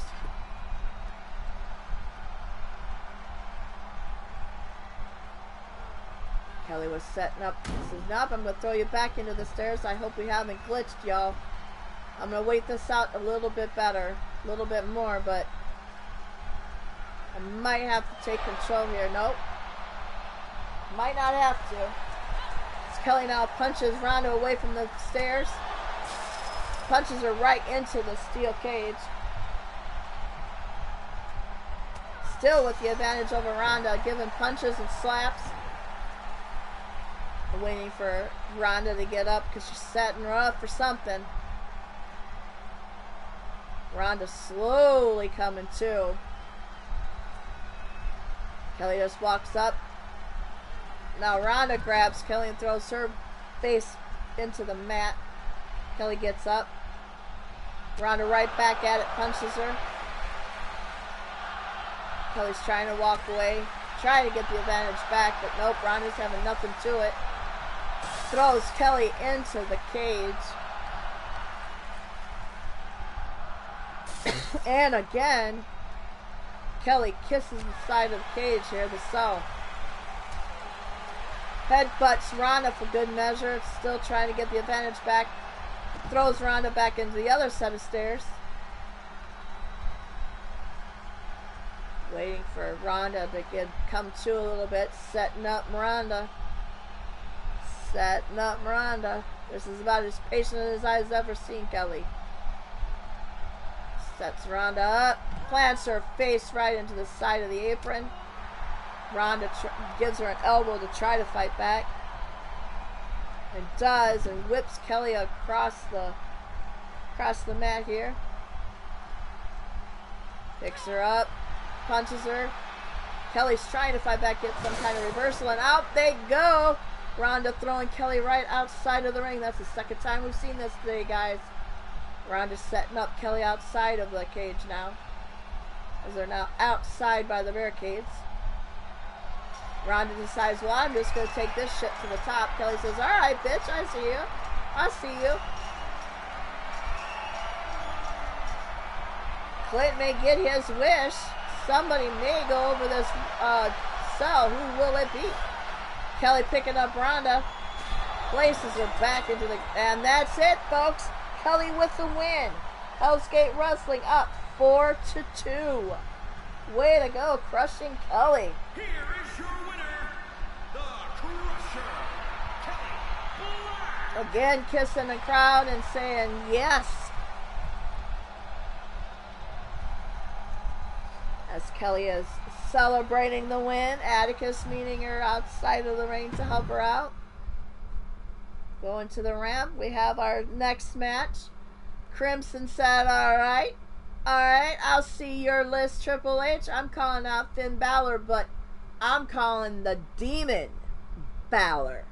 So we got Crimson Ninja facing the Demon King Finn Balor in a fight pit match, which is simply a steel cage, no escape, knockout or submission only. Who you got? Place your bets in the chat. Will HGW extend the lead and Ninja getting the win? Or will WWE pull closer to HGW and get their third win with Finn Balor taking the win?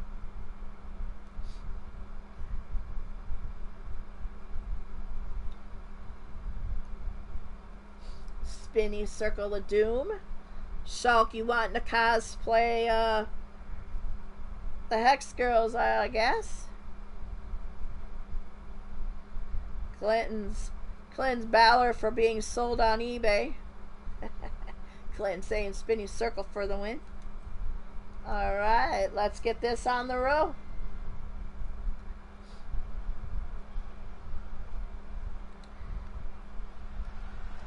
And again, coming to the ring first is HGW Finest all day. Will be Crimson Ninja.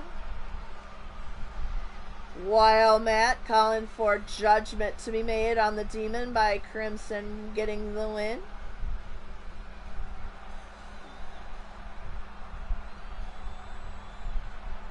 I mean, that could happen, Sulky. Could happen. Clint throwing the ref off the cell because no one was thrown off the cell. Crimson with his new look, his new entrance. Loves it, loves it. Loves it, loves it. So I'm going for, well, of course, my roster, because I love my roster. I haven't said it yet today, so I love my roster. Let's get this done, Crimson. Clinton saying absolutely that will happen. He will throw the ref off of the cell if no one gets thrown off. It will be the ref's fault.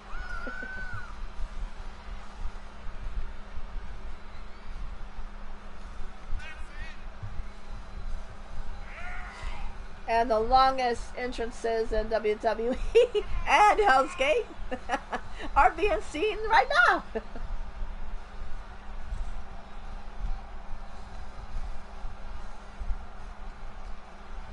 Crimson making a statement, powerfully saying lights out for the Demon. Taker versus Ninja in an entrance match. I'll give you a triple threat. Taker versus Ninja versus Jake Bagwell in his glorious entrance.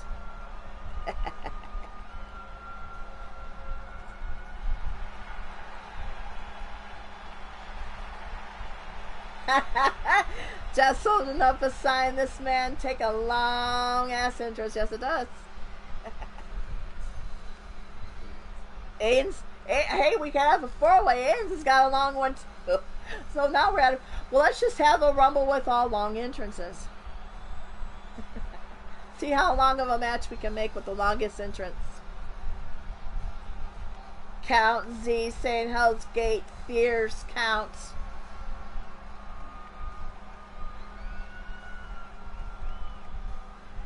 Crimson eyeing up his opponent now, who is coming out. The Demon King, Finn Balor. Will Demon Balor get the judgment over Crimson? Or will Crimson's dark powers seal the win for Hell's Gate? Yes, you are a true tiny tear. I'm a feisty tiny, you're a tear, tiny tear. There you go. Clint saying Balor to hide from England.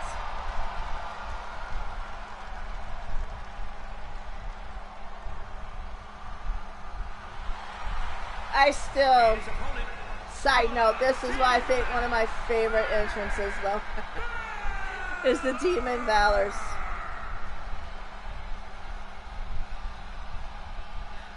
Ah, Jeff. Then you're gonna love one of the 10 matches outside of the universe coming up shortly. Salky Goods. Shalky's calling the ref gonna die again.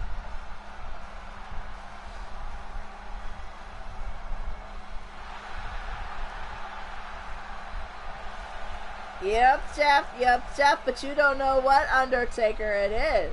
Aha. The element of surprise is still with me.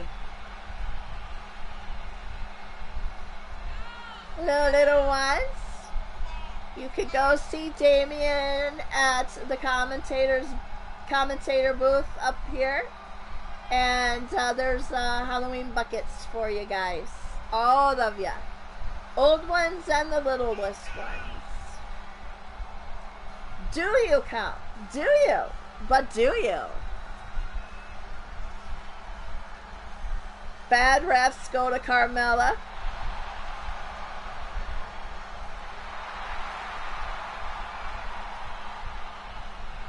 Ref lives don't matter. Hashtag, get that hashtag rolling. However, my ref here has been pretty good today.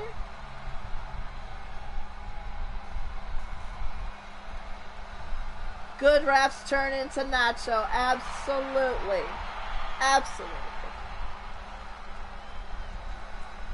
Oh, for no cell tosses. That for bad reffing? Okay. I'll give you that. As Demon Balor is just milking this entrance for all it's worth. Of course he would.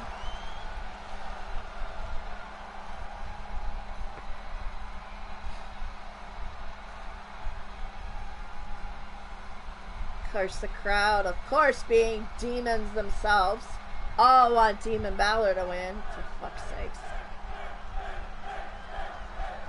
Chanting Finn. How dare they betray my company like that?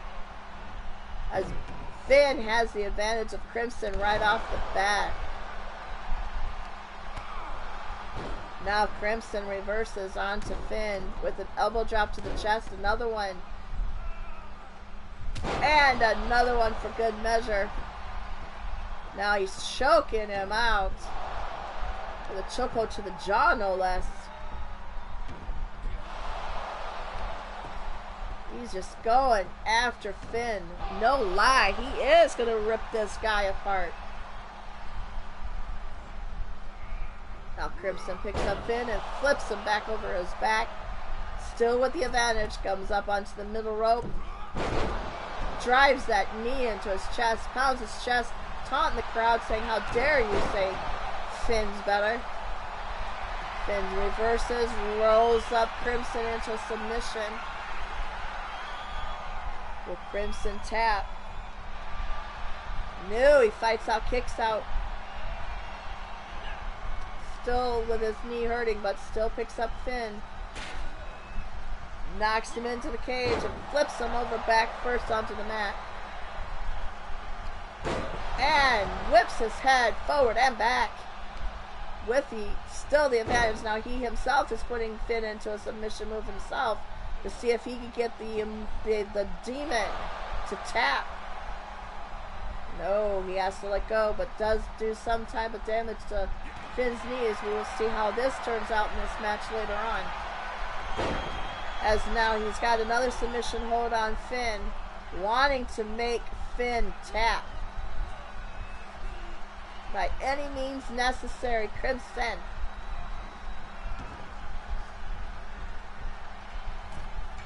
Really, Google? Like Clint's yelling and hit him with the taco. Oh, the lights go out. As Finn's got, did the blackout demon move and went behind Ninja to get the slight advantage. Taking a page out of Paul's book, I see. Now just raining punch, backhand chops on Ninja's chest, and now rolling him up into a submission move to see if he can get Crimson to tap out. No, Crimson fights out, says hell no. Whipping the punches, and now Finn reversing and crawls up to the top of the top rope and comes down knee first into the chest area. Misses with the elbow as Crimson gets up because he telegraphed that move. Now Crimson with the advantage.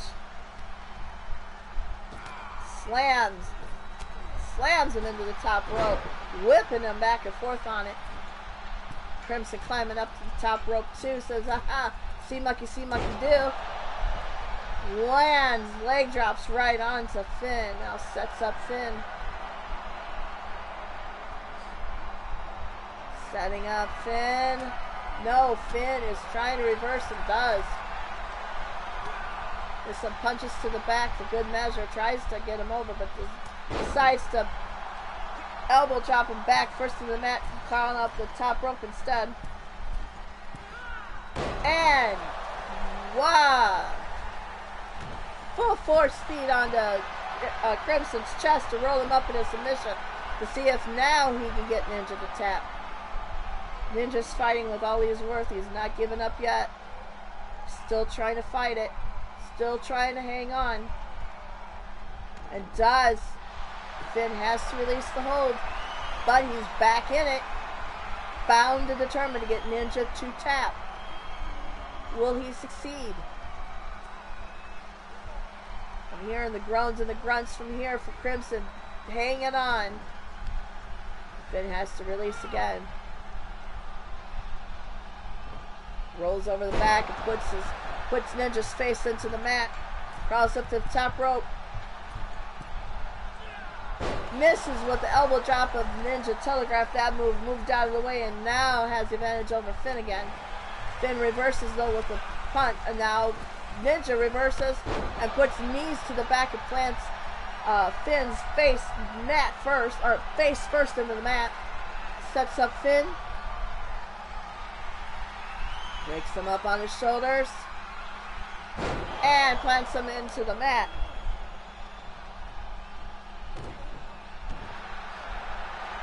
Now has Finn in a submission match himself. Trying to get Finn to tap too.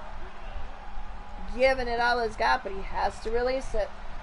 But still on Finn at the advantage though. Finn looks like he is in another year, another month, and another day. Slowly recovering though. Whips over Ninja's back. But Ninja fights that move back off. Gets the advantage back, but Finn counters with some kicks and a knee to the face. Gets up to the top rope. And boots to the chest from midair. Clint saying, come on, Ninja, spike his corned beef and hash. Because, yeah, we're having breakfast tacos, burritos, and omelets. Oh, my. Finn's trying to get Ninja to tap in a submission. Ninja is fighting it, hanging on. And Finn has to release the hold. Ninja's trying to come back. It does. Picks up Finn and flips him. Breakfast food, pay-per-view needed. Yes, indeed. Now Ninja's on Finn for the advantage, putting his elbow and arm to the mat, telling the crowd to get him on his side, and does it like a little groove move. Rolls up Demon. Doesn't get the fall though. Still with the advantage though. Now countered by Finn and countered by Ninja. It's a back and forth match. Huge epic match here, guys. As Finn's been plastered into the mat. Now Ninja setting up Finn. Picks him up on his shoulders. Back first to the mat and knocks him out. And there you have it. HGW goes 5 wins to 2 with that win with Crimson. Here is your winner, Crimson, the Ninja.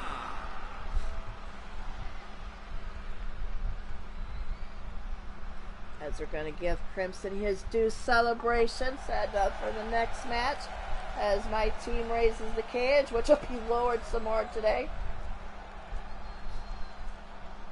See what you started, you right. Now this next match is another match I was waiting to see.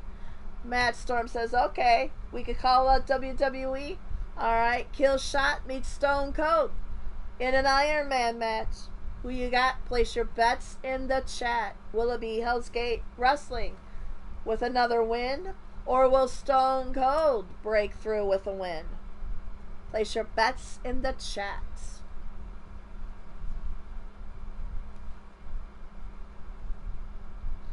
Now remember these 14 matches, 12 of them being main card matches, will be seen on Universe. After what is considered to be the main event in Universe, we're going to go outside of Universe for 10 more matches for the main card.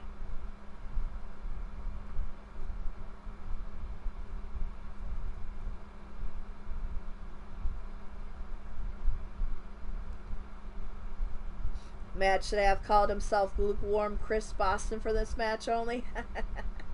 Matt calling Killshot to win. Of course. I'm calling Matt Storm to win myself, of course. Because I love my roster.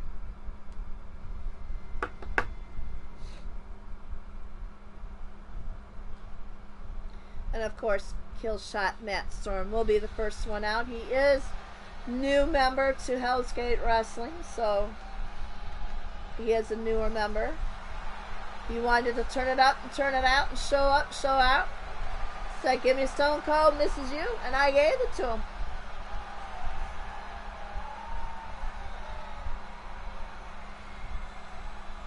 As Clint says, Lukewarm Chris Boston for the win. Clint. The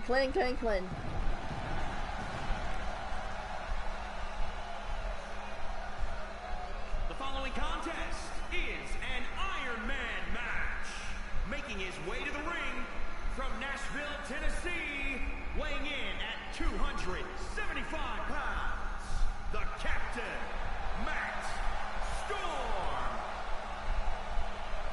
Matt Storm gonna want to make a statement here for Hell's Gate Wrestling. One of his first official matches in Hell's Gate Wrestling.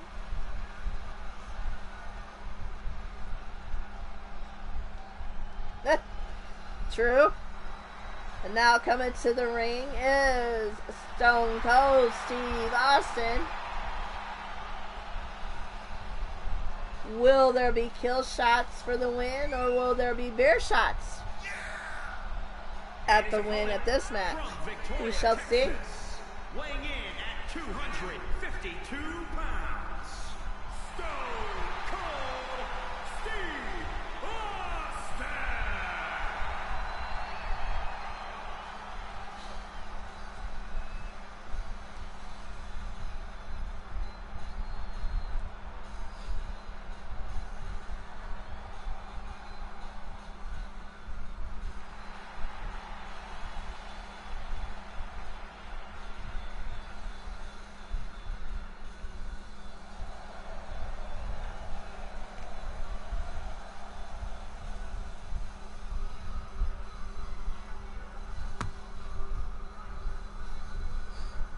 Stone Cold eyeing up Matt Storm, who's glaring back at Stone Cold. Looks could kill, they'd both be dead, I think. Ref stepping out of the way and calling for the bell, and he is doing the right thing. He's about to leave in the freaking ring. As Matt, right off the bat, has the advantage over Stone Cold, picking him up. Delayed. Backdrop to the mat. Matt, middle rope, slamming into his chest.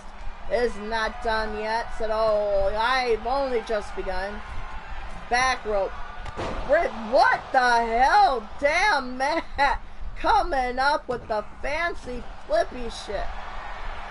As he rolls up Stone Cold, trying to get the tap right away, but does not. Stone Cold says, nah, that's too soon. Coming back with some punches and kicks and knees himself. Taking the control over on Matt. Now he rolls up Matt, trying to get Matt to tap. Matt said, hell no, too soon for that too. As he now picks up Stone Cold. Plants him in the turnbuckle. Throws him into the ring again. Right back at him, picks him up. Back to the mat. Now going up to the top rope this time. Calling Stone Cold to get up. Says, take that, you bastard. Calling Stone Cold to get up, setting him up. Oh, and misses with that mat. Oh my goodness. But he does still keep the control though. Even off that miss.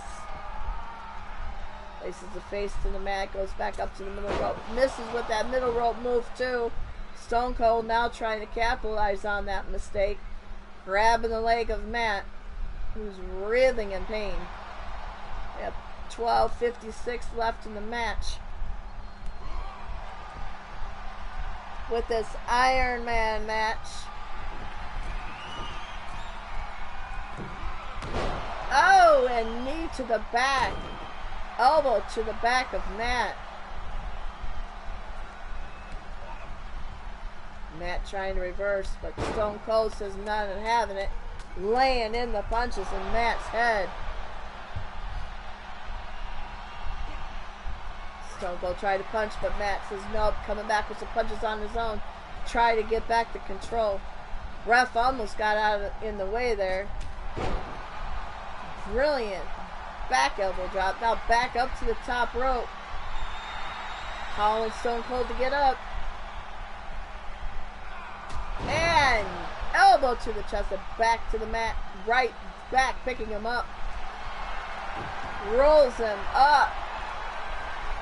Will Stone Cold tap?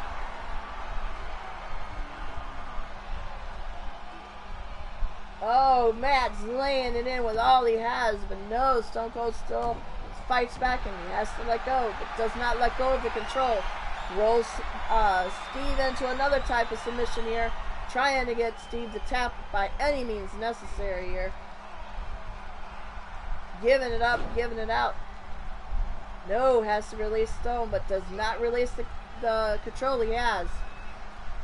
Picks up Stone Cold, places his back into his knee, kicks him in the head, goes outside of the ring to set him up for a move. Oh, it misses with that move. But on that mistake, he's still able to capitalize and still keep the control until Steve kind of reversed it there and placed Matt's face to the mat, picks him back up, boot to the chest, rolls up Matt for the submission. Will Matt tap?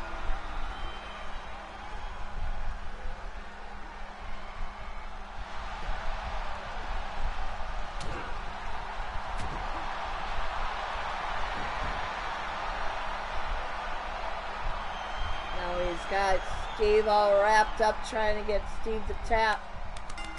That's one. HGW Wrestling has one pinfall to none.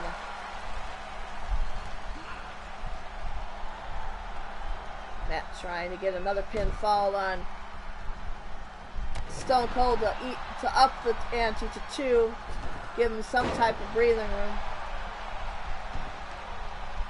Picks up Stone Cold, plants boots to the back, boots to the face, takes his arm, wraps and works on the arm,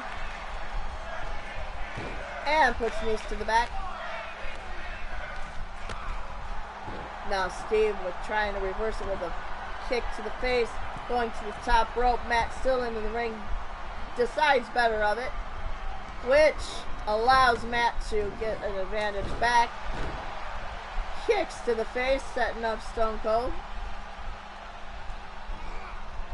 Places on his shoulder, drops him onto the top rope, back to the mat.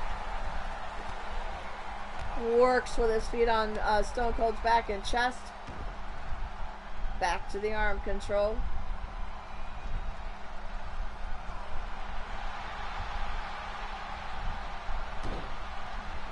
Knees to the back of Stone Cold. Now Matt pumping himself up as with the crowd to carry on with boots to the back. Works on the arms again.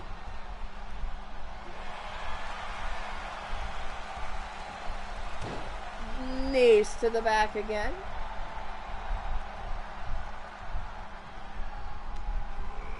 Yeah, throws Steve into the turnbuckle. Goes after him with a flying leap punch.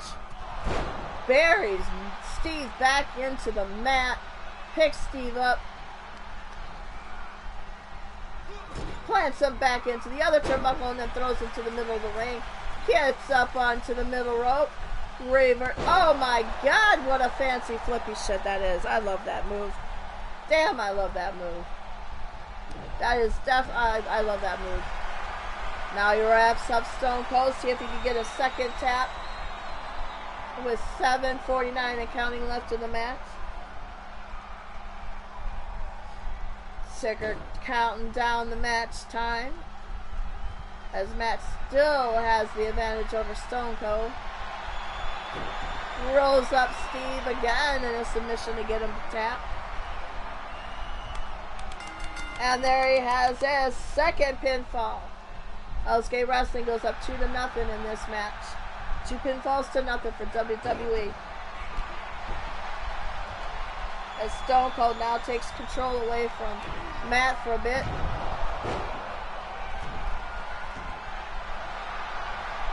Rolls up Matt to see if he can get his first tap.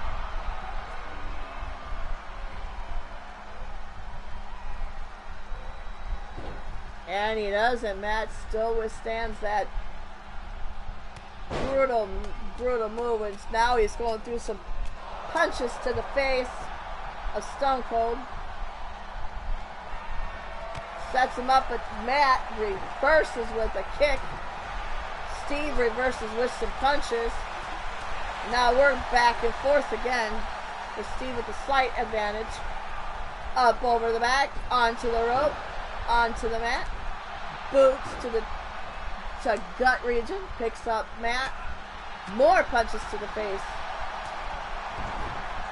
Punches Matt. Matt gets right back up, tries to fight it off, but no going. The fury of punches from Steve is relentless right now.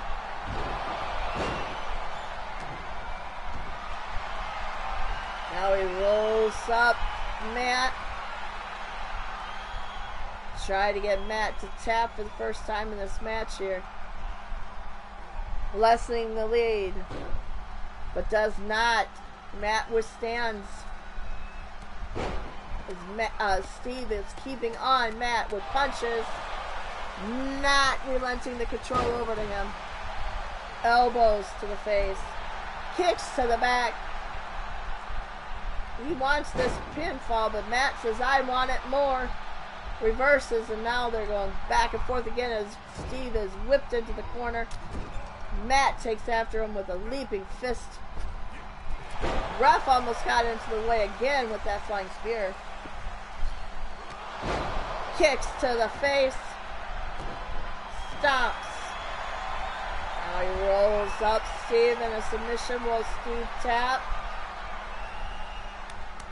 Yes, he does. That gives Hell's Gate Wrestling 3 falls to none. Matt whip. Oh my goodness. Is not relenting on Steve at all. Giving it his all 100% as always. Goes to the top rope. Does my famous favorite move. Onto Steve's chest. Taunts the crowd as the crowd is starting to really get into Matt's favor. They're impressed as I am. Flying leap onto the chest of Steve. Setting up Steve. Rolls up Steve. Will he get another tap out of Steve?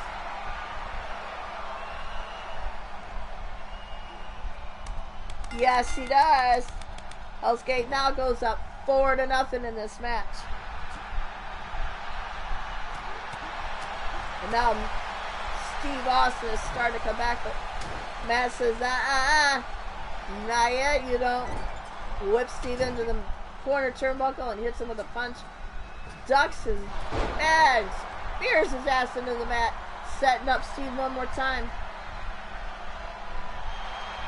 Rolls him up for another pin. Will he get another tap out of him? Will it make it 5 or stay at 4? Yes, he gets this 5th pin. So Hell's Gate goes up 5-0 in this match. And Matt still has not released the control over Steve as yet. Still working him over, but Steve kicks him out. Says, nah, I want my control back. He's desperately wanting to get that pinfall for WWE to try to come back on Matt. Puts him in a submission. They do just that. Matt's fighting with all he is worth. It does not tap, does not give. So Steve rolls on with punches, kicks. Matt says, no, motherfucker. Still, but Steve does get a kick and get him to the mat, and now stomps Matt onto the mat. Man on Matt. Man on Matt violence. I'm sorry, that's bad. That's bad. I'll go on the shelf now. Steve has Matt in a submission, but he does not give up. Matt's given all he's got and more, and will not give up. Matt Monsters Ball. That's a good one. Picks up Matt. Matt flips and reverses into a move of his own to stop Steve in the middle of the ring here. Ooh, goes up to the middle rope, flips and misses because Steve moved. Now he rolls up and puts Matt into a submission. Matt trying to fling and kick his way out. He's fighting, y'all. Will he fight to get out? Yes, he does. He does not tap, does not give. So Steve tears it up with some more punches. Sets up Matt.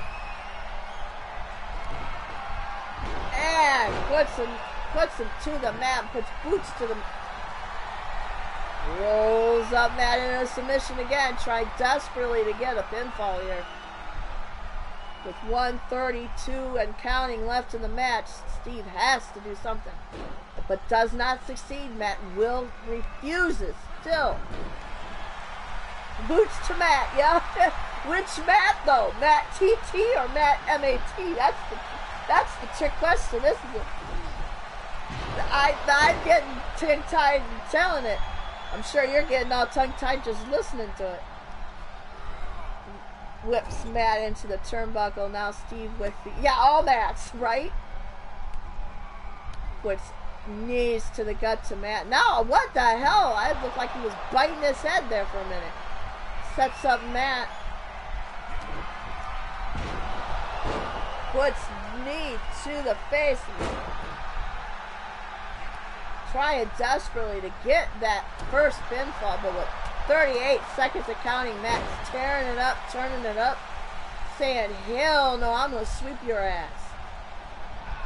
Whips Steve to the ropes, and for good measure, with 26 seconds left to go in the match and counting, gets up on the top rope and makes the top rope move. Just now working the clock and working Steve up, getting that submission pin to see if he gets one last one. And he does. That's 6 pinfalls with 6 seconds to go. Matt could just stand in the turnbuckle at this point, but doesn't. He keeps fighting. Fights to the end bell. Good job, Matt. That's 6 pinfalls to nothing. Matt wins Hell's Gate 6, WWE 2.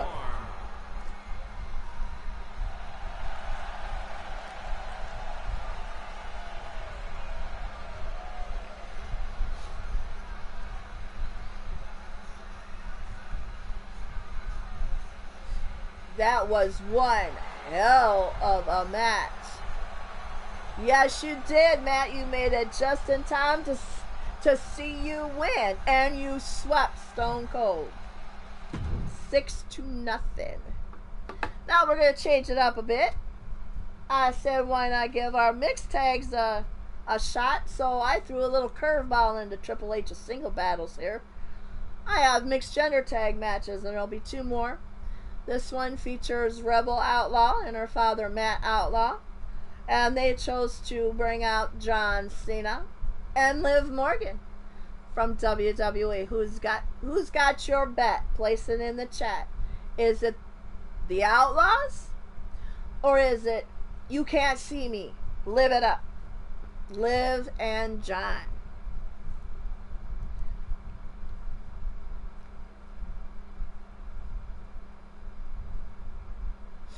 And again, we've got 3 more matches left in this main card on the Universe. Yes, the last match will have main event. It is not. Stay tuned, because I will be going outside of Universe and doing 10 more matches. That's right, folks, 10 more matches. So don't go away. We'll have the second theme song rolling while I set up the first match outside of Universe. Why is Liv by herself? Seems not fair to you. It's a mixed tag match. And that's who they wanted to team with Liv. It was Matt Outlaw and Rebel's choice. So, just like Matt said, time for the Outlaws to get down to business.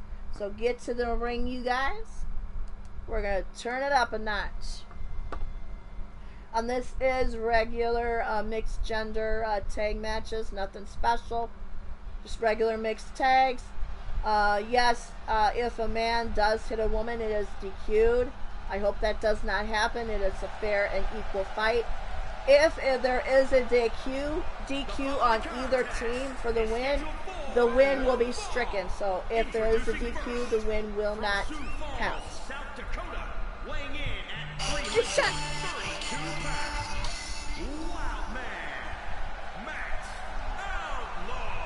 First to the ring, representing Outlaws, is Matt Outlaw.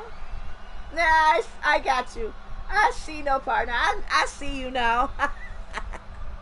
Good one. Well played, Clinton. Good one, Clinton. And his lovely partner is his daughter, Rebel Outlaw. Coming to the ring next,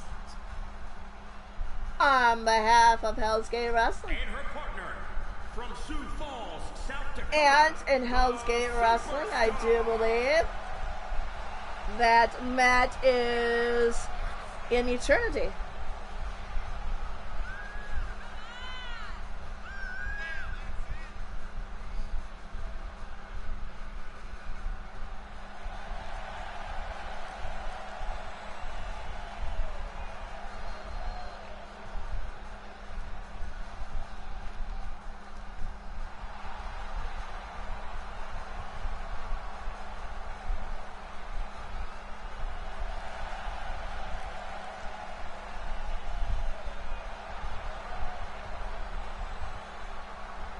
Rebel getting the crowd fired up on Hell's Gate Wrestling side. Riling up the demons, so we say. Now they await their opponents representing WWE in this WWE Invades Hell's Gate Wrestling. First up is John Cena. You can't see me, we can't see you. That's good for me. It's good for you. Just like your shirt says you don't give up, well, we don't either. So respect us.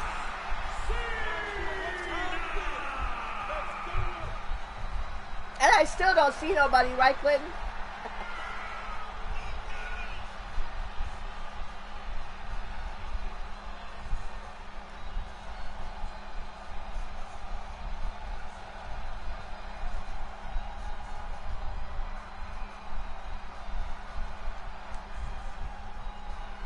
And I will say that the outside of universe matches are just going to be as jam-packed with action as the actual universe portion is, so don't want to miss out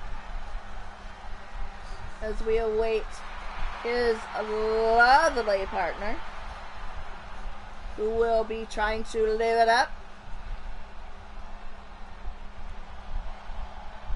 Miss Liv Morgan.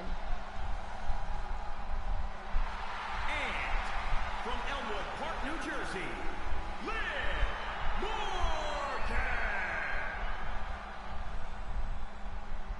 And I so seriously love her hair. I'm going to have to go to my beautician and get my hair done like that. I just love that hair. I want purple though. Just a side shot.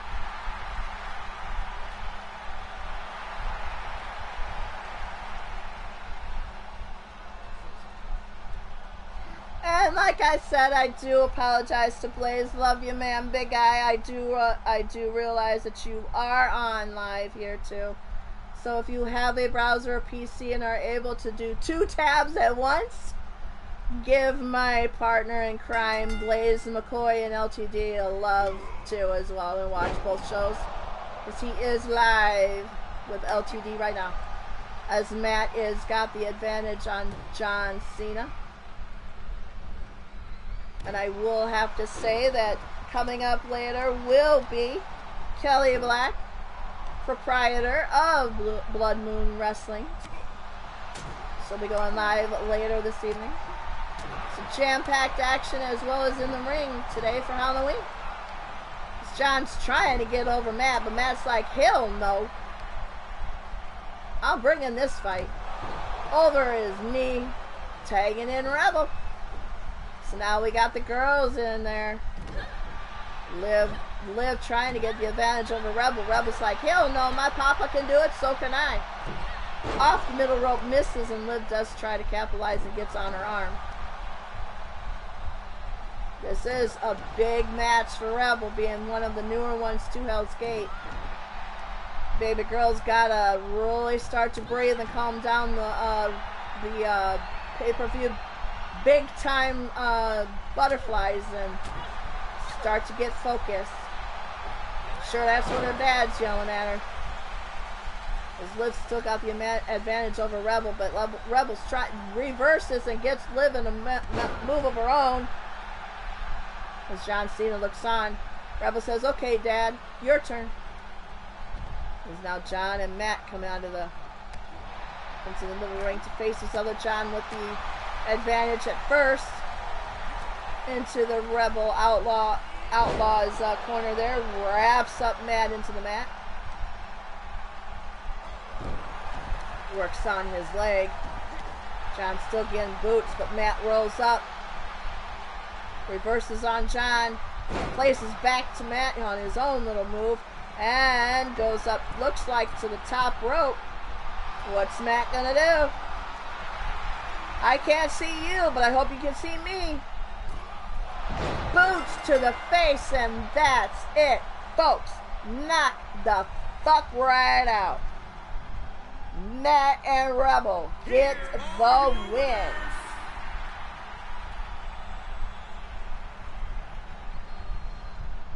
So, WWE stands at 2 matches won. Alright, Clinton, be safe at work and go to and from safe and catch you on the replay. Absolutely.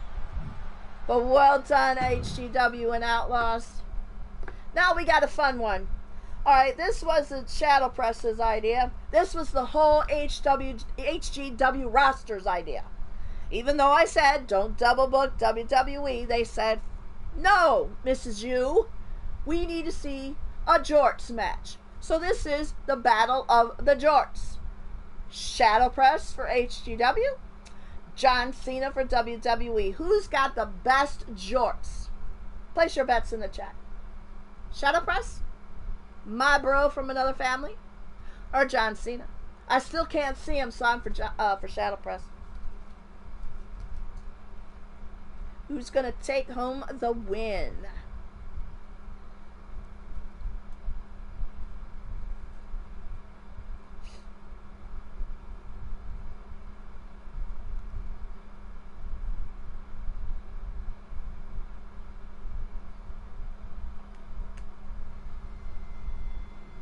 All right, first to the mat, first to the ring, of course. Always bringing his A game to the ring. I can hear Max yelling from the back. Death Ride represent. Here is his tag team partner, Shadow Press, represent Death Ride and Hell's Gate Wrestling. In the Battle of the Jorts, it will be a tables, ladders, and chair match. Making his way to the ring, representing the Enforcers from Detroit, Michigan, weighing in at 232 pounds.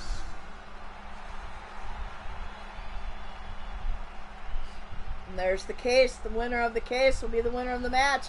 And the self-proclaimed better Jort wrestler. Hashtag Jort Nation for Shadow Press. And here comes his opponent, named from the chat, John Cena. I still can't see him, so. Weighing in at 251 pounds, John Cena!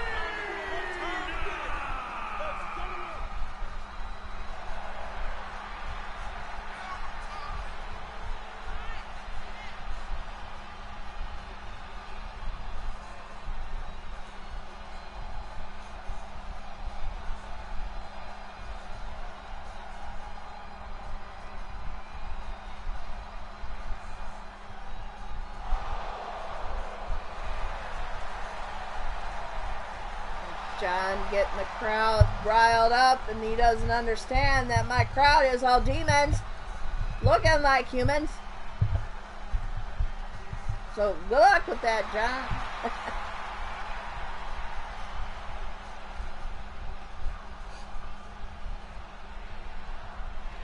Alright, the refs is giving the rules of the match here, which is pretty much anything goes. Tables, ladders, and chairs. Shadow Press right off the bat saying, I got the best jorts. Putting punches and kicks and knees. John trying to come back on Shadow Press. Shadow Press moves and runs out of the way and goes right back to controlling John in the match. Oh, almost elbows Shadow Press out of the ring, but Shadow Press wherewithal reversed, and now he's looking for toys outside of the ring while John's just laying on the mat taking a nap. Now Shadow Press wrapping that head with a chair. After all, it is tables, ladders, and chairs. Oh, reversal by John. As now he slides out of the ring. Begging Shadow Press to come out. Shadow Press has got better smarts than that. Keeping it in the ring. With a flurry of punches himself, and John tries to reverse with punches and a move himself. Slides out of the ring. Going after that ladder. Shadow Press stops him. Now he takes the ladder. And it does the smart thing. It puts it in the middle of the ring and going to set it up. Now he flips off the top rope, middle rope. Now climb up that chair, climb up that ladder and get that case. Come on, Shadow Press. No! Wow! Misses with the top ladder move, and now John tries to capitalize, climb up the ladder himself to grab the case. He gets the case, trying to get the lock off. Shadow Press fighting him off. And at this point does. He has to release his clutches on the case. Now Shadow Press picks up the chair. He tries to wrap John, but that hits the ladder instead, and John capitalizes. Picks up Shadow Press. Whips him face first into the chair. Now taunting the crowd with "you can't see me" shit. Oh, we got blood for like the third or fourth time in the show.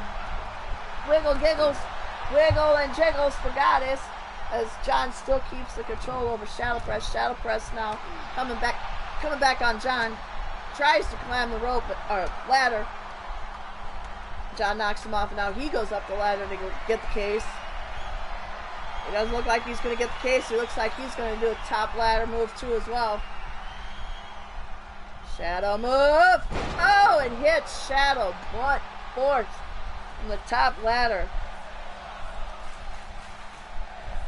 Now he's going up to the top of the ladder. Shadow Press regaining his consciousness, trying to fight him off the ladder.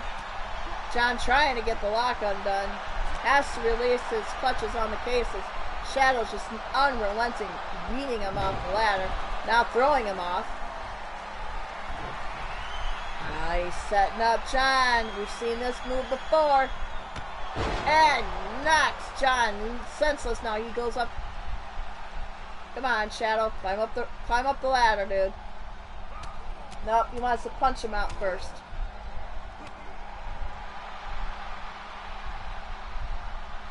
Now he goes up to the top ladder, tries to grab the case. John knocks the ladder. Shadow keeps on the case, but is pulled down by John into a move into the mat.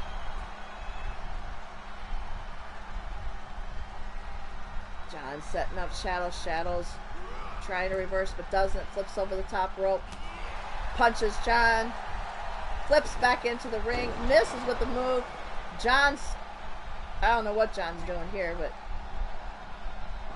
Shadow's got control, so that's all that matters on this one. Puts a knee to the back. Goes to the top rope. Comes down hard on John's middle section. They got to get the ladder back up. Flips the bird to the fan in the crowd that has the WWE shirt on. I think that WWE fan's getting a lot of action in the fans as well as the ring. Shadow jumps out, grabs the table. So now we have seen all of it. Tables, ladders, and chairs. John's fighting off Shadow. Picks up Shadow. Drops him back first into the mat. Picks up the ladder. Puts the ladder up. As he picks up Shadow and knock him back down so he can maybe get some control and climb up the ladder. Working on Shadow Press. Shadow Press kicks out of it. Picks up John. Kicks him. And puts him in a submission into the rope, and setting up John. It looks like instead of going up the ladder, he should try to go up the ladder while the ladder's getting good. He's Instead, he folds up the ladder. And he looks like he's going to... Okay, gotcha. Adjusting the ladder, Shadow is. As John's climbing up the other side. Now we got a fight on the ladder, y'all. Shadow is towards the top. It gets flipped off of it with John going with them back first, both of them. I think John taking the worst of that move than Shadow. But John first up. Climbs up the ladder. Looks like he's going to do another top ladder move. Moves out of the way. Shadow press does. John is trying to recover, and Shadow press goes up. Now John goes on the other side. Now we got another battle of the ladder again. Shadow wants to have that name, the Jorts King. Knocks John off the ladder. Now goes for the case. John's trying to get conscious, not moving. Shadow's getting the lock open. He's got one number, two numbers. Will he get the third one? Come on, Shadow.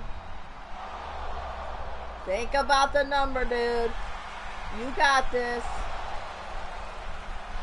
John recovered, knocks the ladder out from under Shadow press and pulls him down. Shadow was 2.5 numbers away from getting that lock undone. Shadow with the fury of fists. John coming back with the kicks and the knees. Whips John into the turnbuckle. Knees him in the gut some. Now kick to the chest. He is all now fired the fuck up. Max is yelling, come on, Death Ride. Fire it up there, Death Ride style. The Shadow puts up the ladder, but then goes back to John with some kicks and punches again. Trying to wear him down to get him almost unconscious like he did before. So he can regain the advantage to get up that ladder and get that case open. He knows 2 of the numbers. He just needs to get that third. And comes down and misses. But he does recover. He goes back up the ladder as John is trying to regain consciousness. Shadow pulls the case up. Got 1 number. Got 2 numbers. Now John's fighting Shadow Press. Shadow Press has to release the case now. Back to the battle of the ladder. Knocks Shadow Press off. Now John goes back to the ladder. Come on, Shadow Press. Get up there. Get up there, Shadow. There you go. Pulls John down and back onto the ladder. Goes to the top.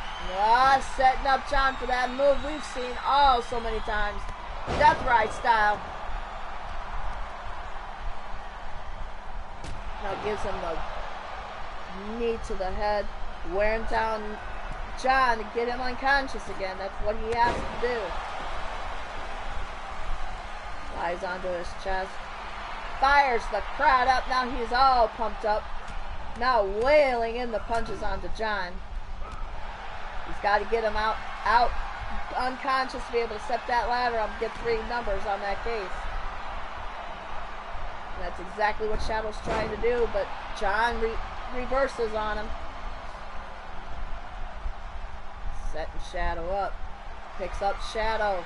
Back first. Now he's going outside of the ring. Getting another toy, it looks like. The Shadow's in the middle of the ring. Gets a table. And there is no time limit on this table, ladders, and chairs match, so we could possibly go all day with just this one. John getting all fired up, doing the "you can't see me" move. Right on the ladder onto Shadow. Shadow felt that front and back. John setting up the table in the corner, eyeing it, make sure it's alright. Picks up Shadow Press. Shadow Press is fighting him off. It's a punches with the elbow to the face. He bursts and puts John's face to the mat. He's trying to come back on John. Picks him up. plants him back to the mat. Shadow press, put him through the table. John's all but out on his feet, knocks him senseless with the ladder. Now puts the ladder up. Climbs up the ladder. Another ladder top match, and John moves out of the way. Does not capitalize. Now John's on the offense. Whips shadow press out of the ring. Does the you can't see me sizing him up. And instead goes up the ladder to see if he can get that case on him. Shadow recovers and comes to the ladder to try to get him down. Come on, Shadow. There you go, buddy. Releases the ladder from under John and drops him down, back to the mat. I'm getting all tongue-tied with this one. It's fast and furious in this match. Shadow press taking the chair to John, and John kicks it, and it flies in the air as John wails, punches on Shadow Press's head. They both want the title of the Jort Nation, it seems. The Shadow is not wanting to release that name just yet. John kicks Shadow Press in the face, picks him up. Works on his head, picks him up. Puts him over his shoulder, drops him on the top rope. Shadow Press moves into the flip move of John Cena. Now John goes over to the ladder. Sets it up. Shadow Press is still unconscious. Now he's being picked up by John. He is coming to a little bit. John has to rearrange the ladder and puts it into Shadow Press's head before he does. He climbs up the ladder. Will he climb up and get the case, or will he do a ladder move? Nope. He's going for the case. Shadow Press goes up on the other side to fight him off. Punches him in the gut. John has to release the case, and now it's back to the battle of the ladder. One more punch from Shadow Press could have John going off the ladder. And he does. He pushes him off. Come on, Shadow. Come on, Shadow Press. Come on, SP. Does the top rope move onto John Cena's knees, so he lifted up. Both kind of got better of that match, but Shadow Press says, fuck this, I'm getting up the ladder. John says, me too. Now it's a battle of the ladders again. They're both going back to the mat. The ladder falls down.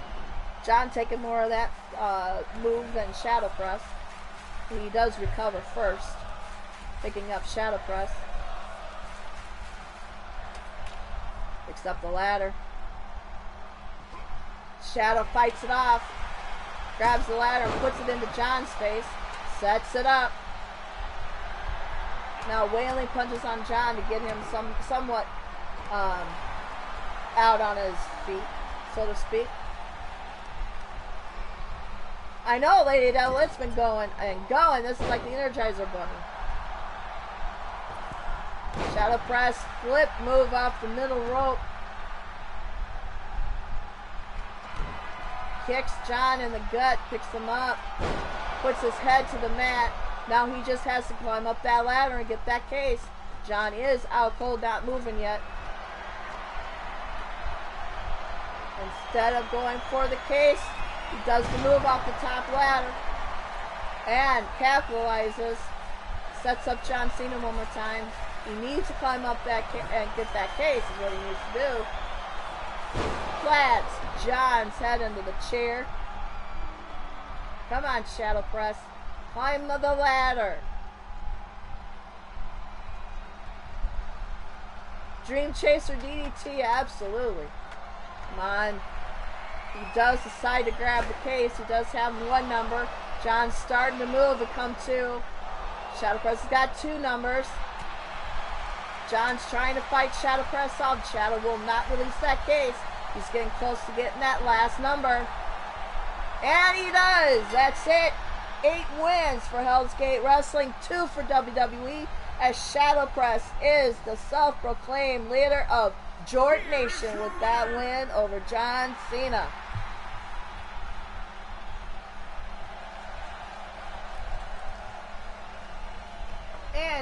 So we move into the next match,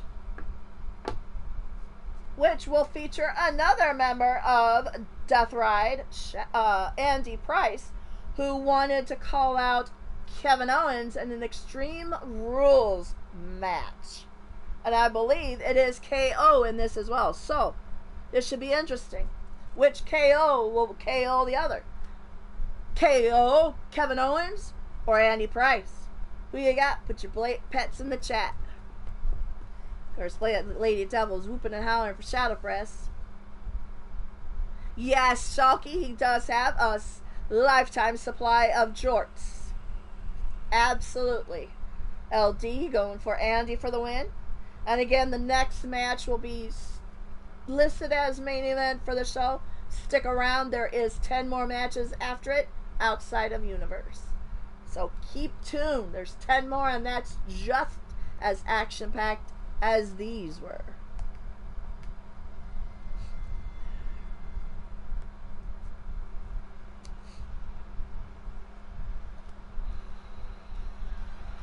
Matt saying he hopes Andy KOs KO.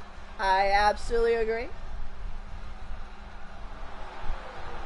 And here comes Andy Price, representing not only Hell's Gate Wrestling, but the faction Death Ride, as well as half of the tag team of Hell's Gate Wrestling, Price to Pay.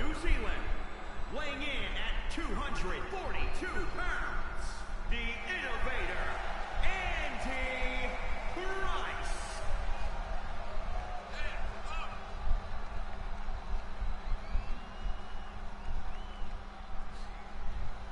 Andy Price looking focused and determined as always. Ready and raring to go to face one of his better challenges to date, Kevin Owens. Somebody he does not like the fact invaded HGW and wants to make a statement of his own.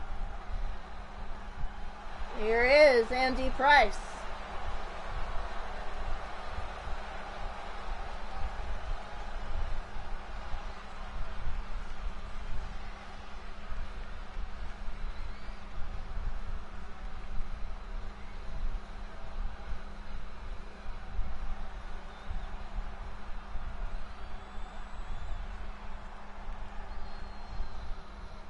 And the last to the ring is representing WWE, KO himself, Kevin Owens. And his opponent from Marieville, Quebec, Canada, weighing in at 266 pounds, Kevin Owens.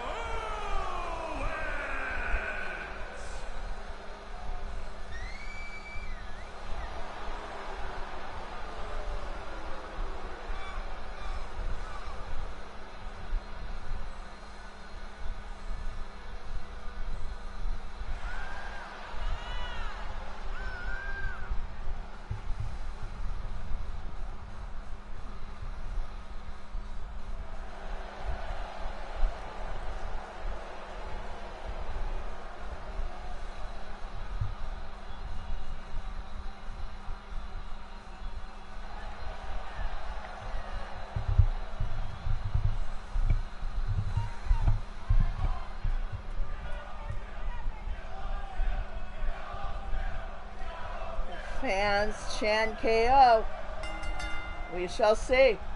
As Andy, right off the bat, takes the advantage away from KO and has the control of the match so far. Putting knees to the face of Kevin Owens, trying to knock his ass out already.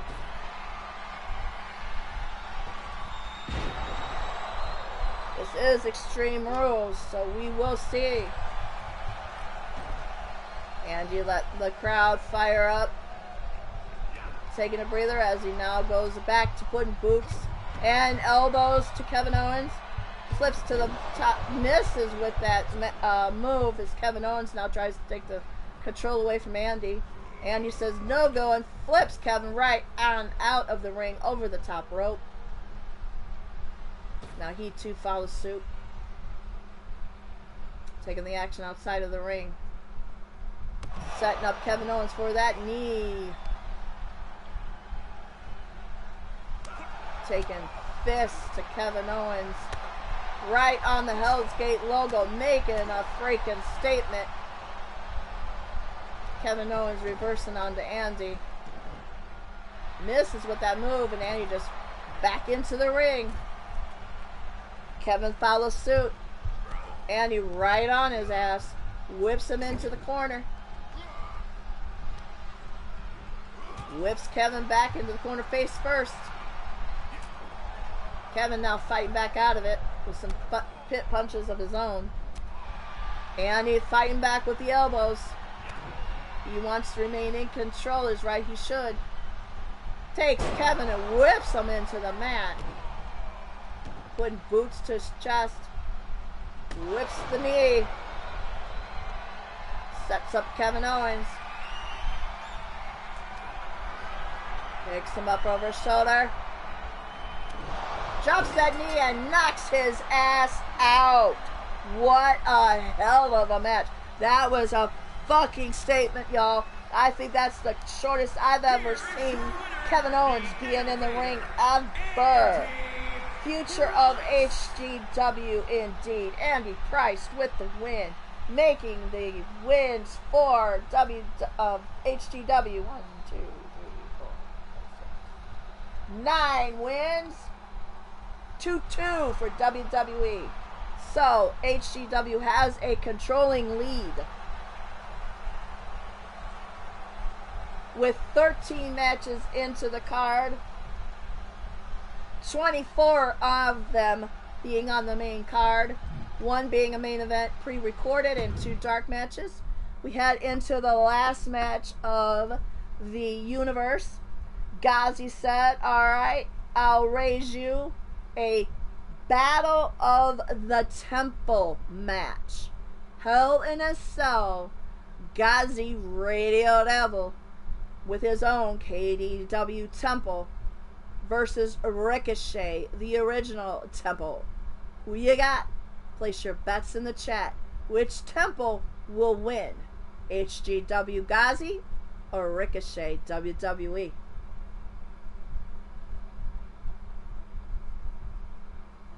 Got the spinny circle of doom. Will HGW continue with the roll and go 10 wins? Or will WWE find themselves with a 3rd win on the night?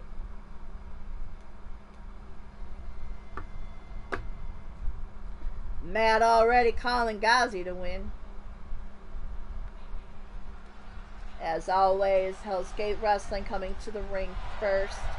It is Ghazi, and in Hell's Gate Wrestling he does represent eternity. So I want to see him beat Ricochet all the way into eternity. Ghazi, Radio Devil, proprietor of KDW Wrestling.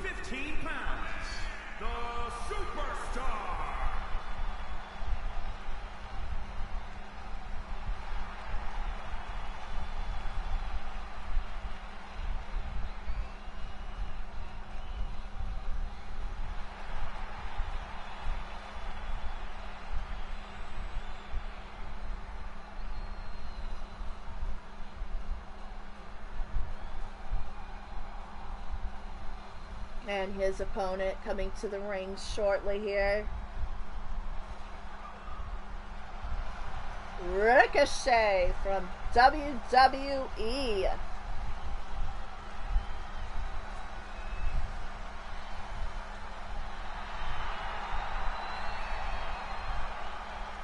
The Battle of the Temple in a Hell in a Cell match.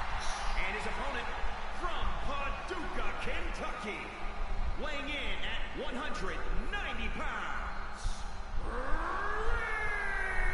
Ricochet!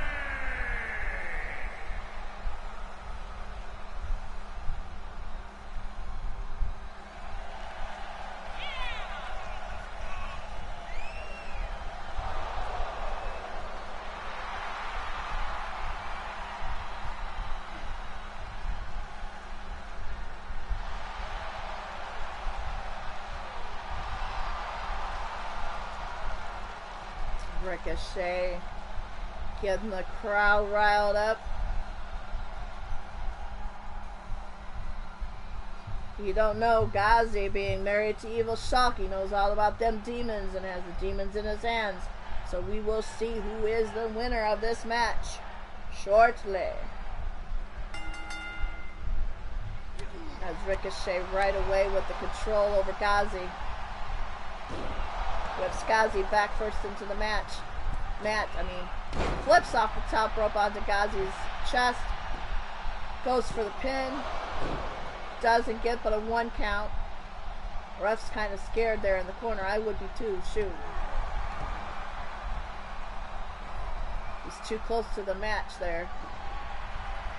As Ghazi's regaining consciousness and Ricochet pulls out a toy. It's a bat. Doesn't get to use it. As Ghazi from the middle rope goes right after Ricochet, gaining control. Goes for the pin on Ricochet. Gets a 1 count. Still gains control. Working on Ricochet's arm right now. Whips him back first to the mat. Goes to the top rope to set up a move. Comes down hard on Ricochet. Chest first. Goes for another pin. Gets a 2 count. Still on Ricochet with boots to the arm. Picks up the bat. Rifles Ricochet with it. As Ricochet then kicks the bat and him as well. Tries to get control and does it. Whips Ghazi back first onto the mat. Not once, but twice. Goes for the pin. Gets a 2 count. Ghazi does not want to relinquish the title of the King of the Temple for nothing here. Ghazi gets picked up over Ricochet's shoulders, gets clattered into the mat. Back first. Ricochet up to the top rope. Comes down hard on his and knocks out Ghazi. WWE gets the 3rd win on the day with the win over Ghazi. The Battle of the Temples was won by Ricochet. Now, you guys, the second part of this show will be outside of Universe. As I set it up,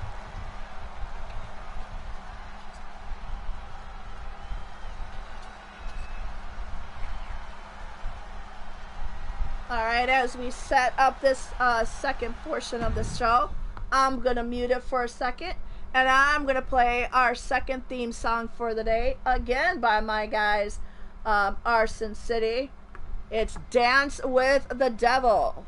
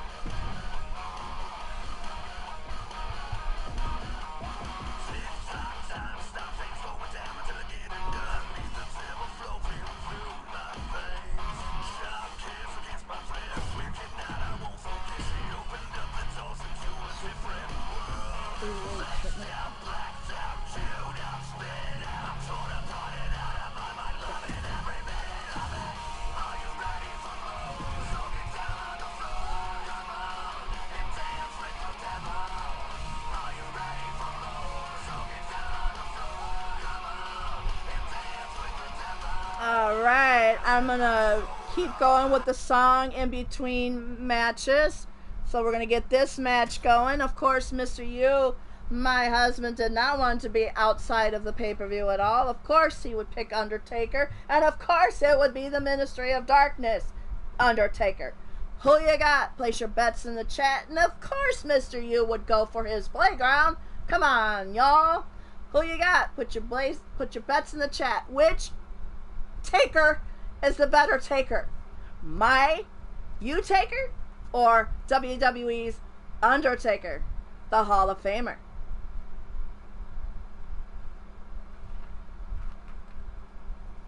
Spinny circle of doom.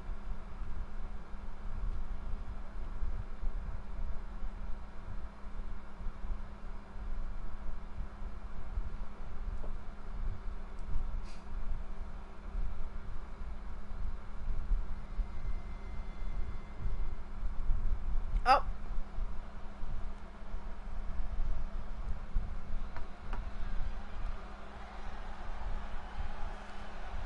And of course, as always, we are having Hell's Gate come out first.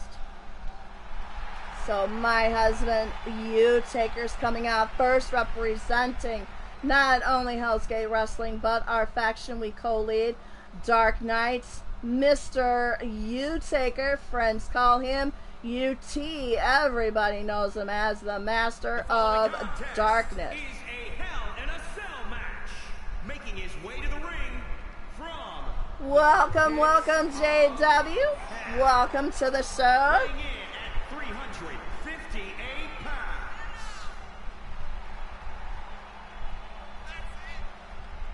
As U-Taker is making his way into the ring.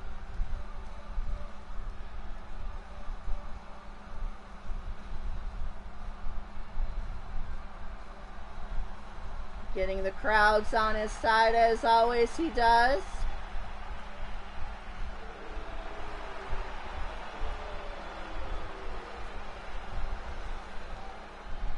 He's got a good challenge tonight. Facing a man he's looked up to and bases his character off of course.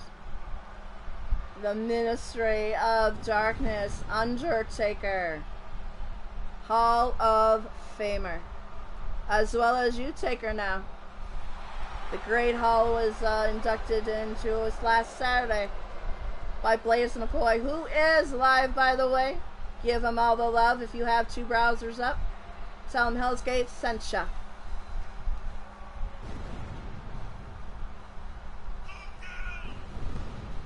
And his opponent from Death Valley, weighing in at 330 pounds, the Undertaker.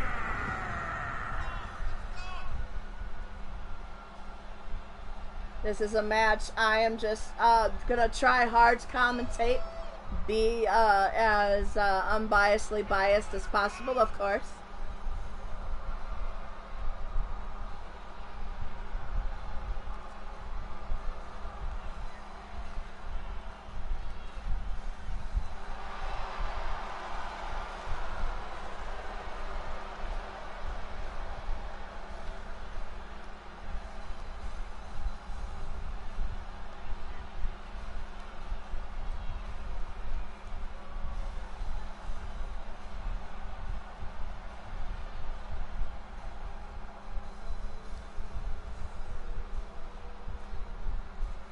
Demons are kind of split here, as rightfully so. Chan Undertaker, but there's some U-Takers in there too, so we'll get it on. Undertaker first off, right off the bat onto U-Taker. I'm just going to give it up and say U-Taker and Taker.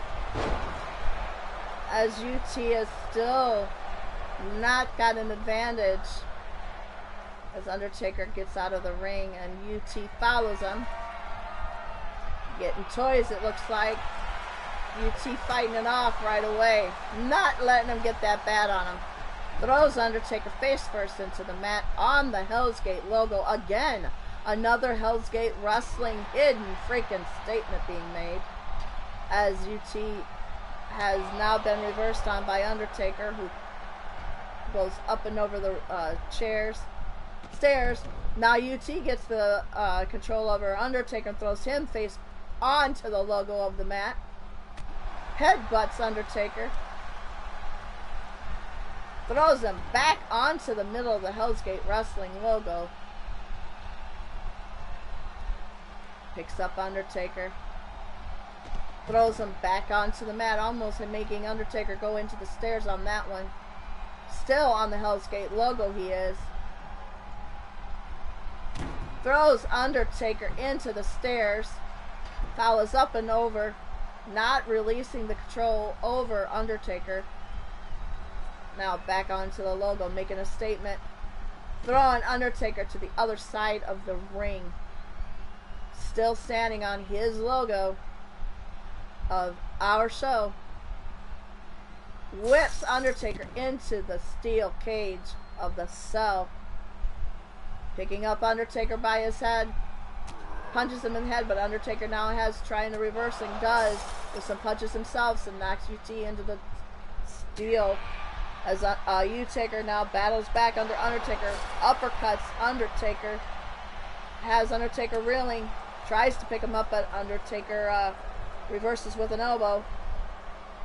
Now Undertaker's on the logo and putting UT into the steel cage of the cell. UT battles it back, but doesn't, as Undertaker throws UT almost into the stairs. Undertaker working over UT and gives him an uppercut himself. Now the guys are both battling by the stairs as Undertaker is thrown by UT.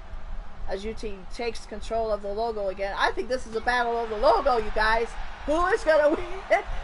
Oh my goodness. Undertaker gets the advantage over UT. UT doesn't want nothing of it. Uppercuts Undertaker on the logo again. Punches Undertaker over the steps. Follows him. Undertaker gives him a punch. Back over the steps we go. Back and forth over the steps. Undertaker throws U-Taker onto the logo. Picks up U-Taker. Sets him up for a punch. U-Taker tries to battle up, but Undertaker has nothing going and throws him to the mat. Picks up UT. UT is reeling, trying to fight back. Uppercut to the chin. Back over the steps we go. UT's fighting back. As Undertaker gives him another uppercut. UT gives Undertaker an uppercut.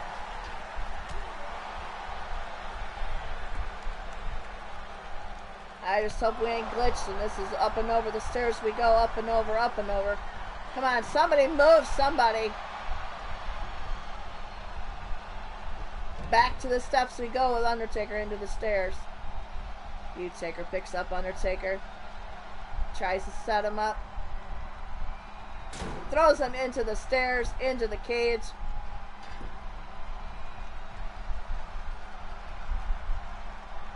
Throw him at the other side of the ring, please. Battles Undertaker. Throws him to the other, towards the other set of stairs. UT picks up Undertaker. Uppercuts Undertaker up over the steps. Undertaker's really tries to come back with an uppercut himself, back over the stairs. Undertaker's thrown to the other side of the ring here, as UT has the advantage so far here. Gaining control with some punches to the head. Undertaker thrown into the steps. You know, I'm going to take these steps out, y'all, if you don't know how to play well with them. For fuck's sakes. Undertaker is reeling and UT back to the step.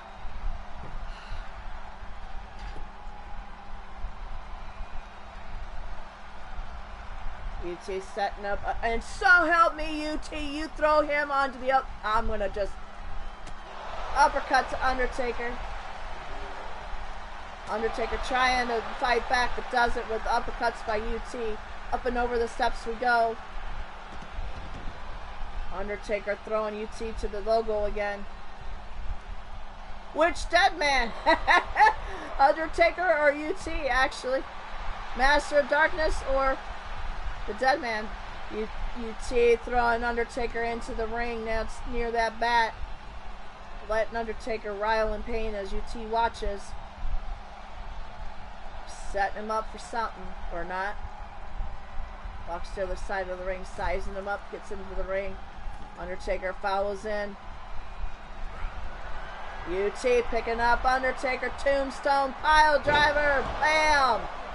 On the, oh, and then the dead man with, oh, Paul's gonna be, UT should have known that was coming with Paul, his son, doing that same type of shit.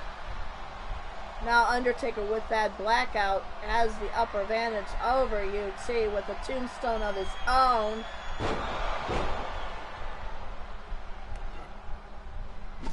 And now Undertaker taking the bat to UT in the middle of the ring there.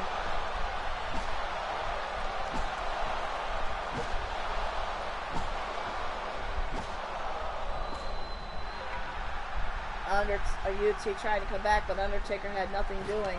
Puts boot to his chest, puts UT back to the mat with some. Picks up UT. Uppercut to the face. UT trying, battling to battle it off. He has busted up, and we have blood again in the show. Wiggles and jiggles for Goddess, please. We have blood. Now UT is all but fired up. That's all that does for him. Undertaker fighting off that claw move of UT's. He's been studying UT hard, I see. Undertaker putting UT over his knee. Picking him up. Picking him up over his shoulder. Another tombstone. And that's it. Undertaker steals the win from U-Taker, giving WWE 4 wins on the day. Here is your winner, The Undertaker. But in good fashion, all respect, as Undertaker does the salute in the ring, Mr. U-Taker does the same for Undertaker in the ring. So respect for UT and Undertaker there, giving his respects to the Hall of Famer. So now we go to our next match, which will be pitting UT's grandsons, who upshot and said, we want a trios. So we will see the Nightwalker boys taking on Legado del Fantasma in a tag elimination match.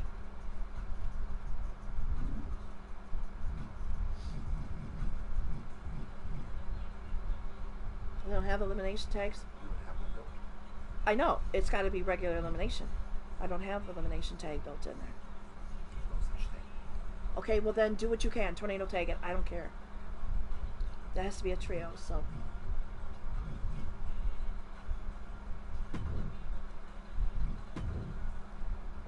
So we have the Nightwalker boys. We have Mason Nightwalker, Michael Nightwalker, and Chase Nightwalker.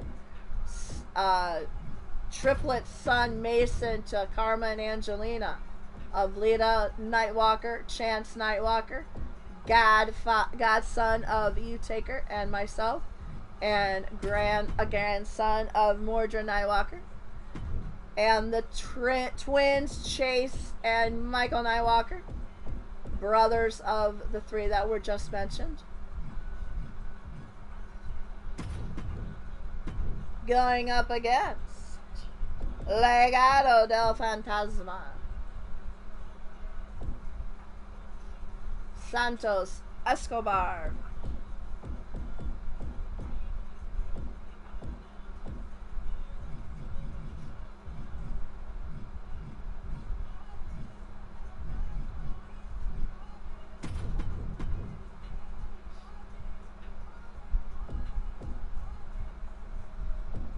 setting up the match. I'll play a little bit of Dance with the Devil here, you guys, more.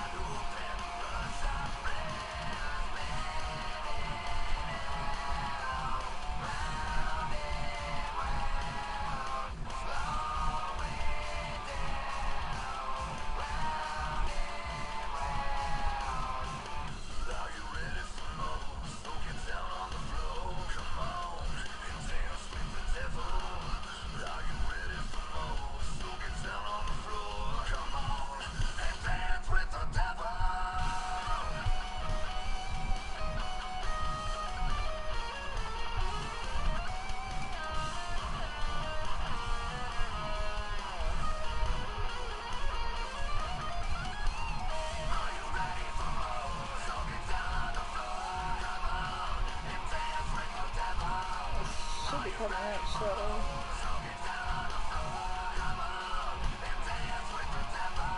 JOA. There he is.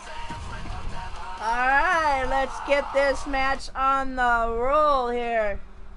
We have the Legacy on the left representing Hell's Gate Wrestling and the Bloodline.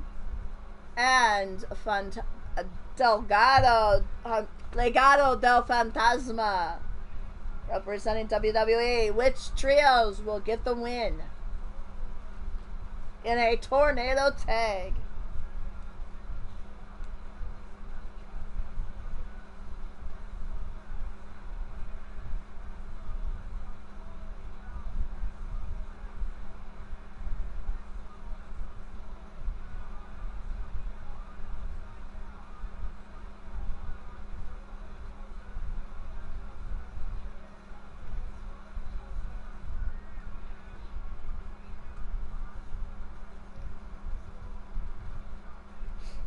Who you got? Place your bets in the chat.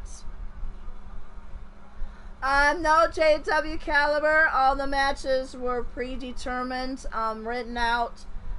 So the last 10 matches are already planned and done. And we had 2 dark matches outside of the 24 we have.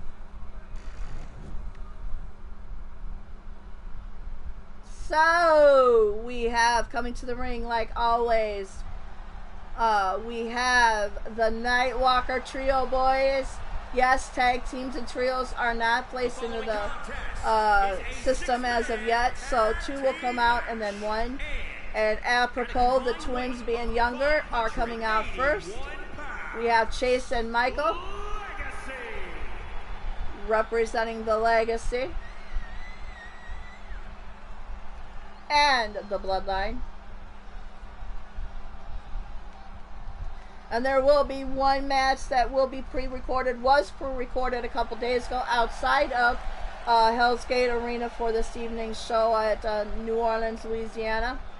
And that will be shown later once my editor and producer Damien does the editing of the video for you. So that will be coming up a little bit later. Now making his way to the ring, the older brother of the twins in the ring, and triplet brother of Karma and Angelina Nightwalker, is Mason Nightwalker.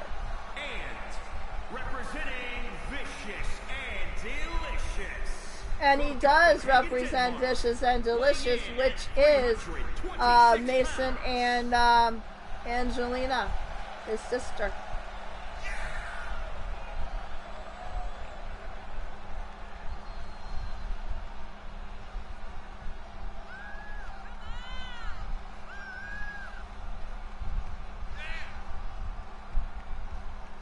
And yes, if he does look like it, he is absolutely all of his father, all of his Uncle Aiden, all of his godfathers, UT, and Mordred Nightwalker, all wrapped into one.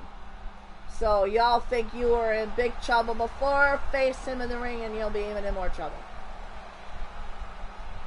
And of course I can hear his grandfather saying, Grandad saying, you better get this done, boys, or quads this week. And of course, Rebel out in the crowd, rooting on the Legacy because she is dating Michael Nightwalker. Welcome to the show, Rebel, if I didn't say hi before. So we have family with family going on here. And now making their way to the ring, representing WWE. From Mexico City, Legado del Fantasma, Santos Escobar.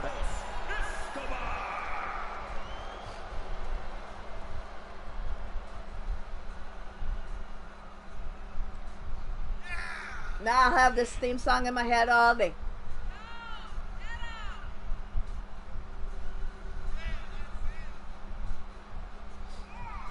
And as the Bloodline, we've seen Mason, the leader of the Legacy, coming out last. We have the leader of Legado coming out first.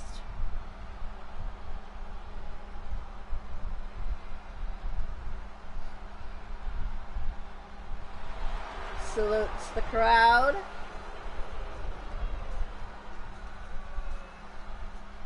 As my boys look on, and Mord's boys look on, and Lita's boys look on.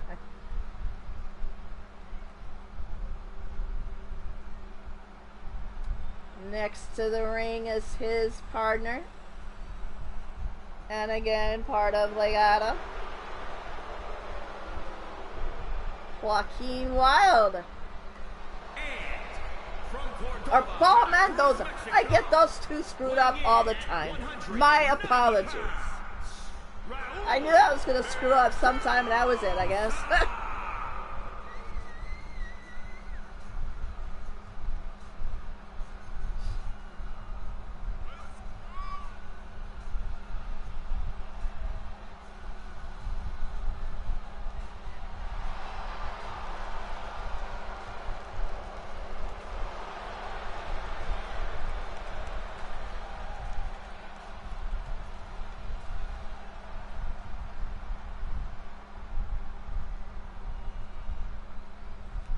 And last, but certainly never last, the third member of Legado now is Joaquin Wilde.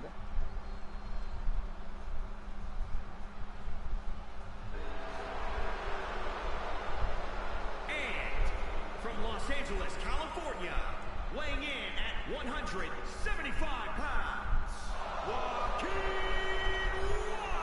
Alright, boys, you know what to do. You've been training for 3 weeks just on this match alone.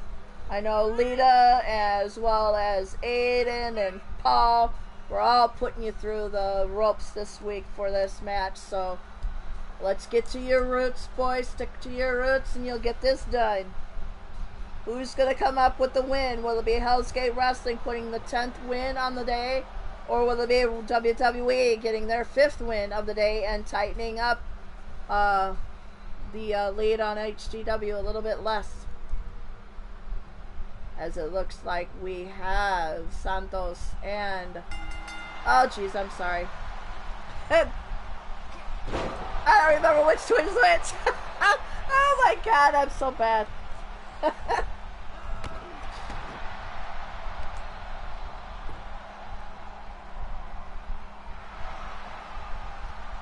The Legacy has the advantage so far, goes up on the top rope.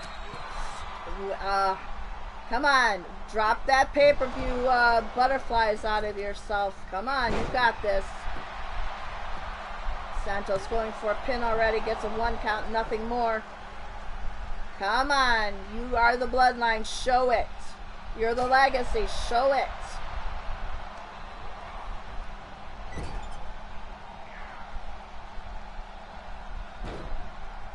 Santos throws and drops onto, I believe it is Chase. I do apologize if I get the twins wrong. Lita, you can kick me later.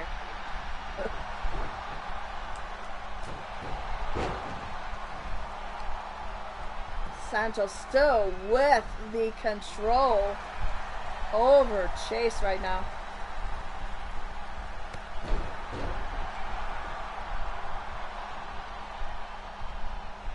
Picks up Chase, tries to kick, misses and ducks, and now Chase is going to tag in his brother Michael. Or it's the other way around, Chase in for Michael, I don't know. I gotta make their boots a different color to tear them apart. Oh my god, I'm going to get so killed. Lita's just going to kill me later, but that's alright.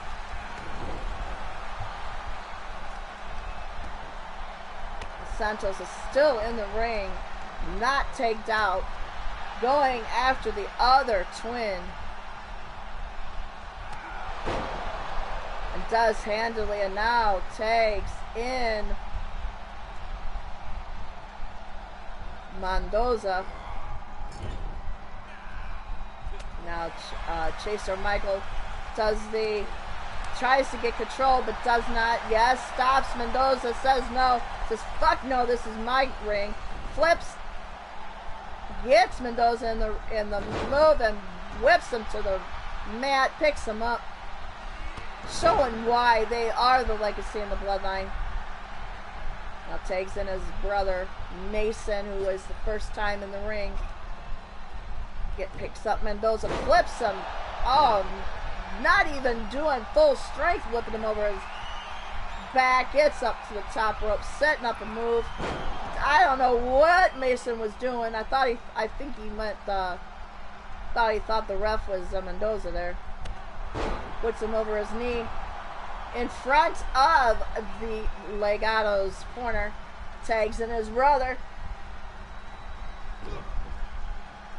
As now Chaser Michael changes position, so he's tight in the corner. As his twin brother is in the ring, just meleeing on Mendoza right at this point in front of Legato. I do believe that is Chase now, as I see it. I'll have, I'm so dead. I'll have to see which one has the blue boots. The blue bottom boots. Oh no, Santos comes in, tries to get the other twin, and now Chase is making him pay. Goes back to Mendoza as Santos rolls out of the ring right next to Mason, who wants to fisticuff but thinks better of it. But he does follow Santos because Santos did glare at him wrong. Shades of his Randa. Gonna take out Santos out of this double team that could have been potentially done on his brother. Firing up the crowd as his brother's thrown into the barricade. Now Mendoza turns his attention to Mason, which that was indeed the purpose of that. Now Joaquin gets in the fight against Mason, and these guys have got to get this match back under control and in the ring, because we do not need a count out. Because a count out would not have a win on either side. It wouldn't be a win, it wouldn't be a draw either, it would be just a strike. So now Mendoza back on Chase, it looks like. Chase reversing, now he takes after Santos, who was trying to make this a double team on him. Whips Santos into the ground, drop kicks him, get into the ring, boy! Thank you. For fuck's sakes. Taunts the crowd as Mendoza grabs him from behind as he does so. Whips him face first into the mat. Mendoza still with control over. Doesn't even get a 1 count on that as he does kick out. Mendoza still on the advantage over Michael. Puts him into a pin, gets a 2 count. Does not get the pin though.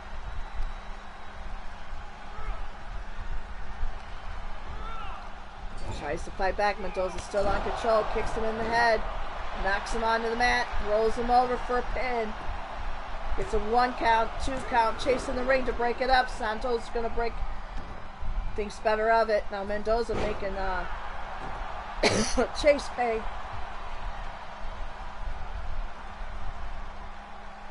As he takes him to his corner and just beats the turnbuckle with Chase's head. As Michael retains and kicks Mendoza for good measure. Chase is still out cold in the corner there as they're trash talking. Goes for a pin. Blocks Joaquin for a little bit, but Joaquin does get the break. Now all control is lost as all 3 brothers take to the Legato. Leaving Michael now to plant Mendoza into the middle of the ring, setting him up. Setting him up. Rolls him up. Mason into, and that's it, folks. The Legacy and Bloodline show exactly who runs that ring, as the Bloodline Legacy, Mike, Chase, and Mason all win, leaving WWE still with 4 wins to the day. Now Hell's Gate Wrestling 10 wins on the day. Good job, boys. Good job.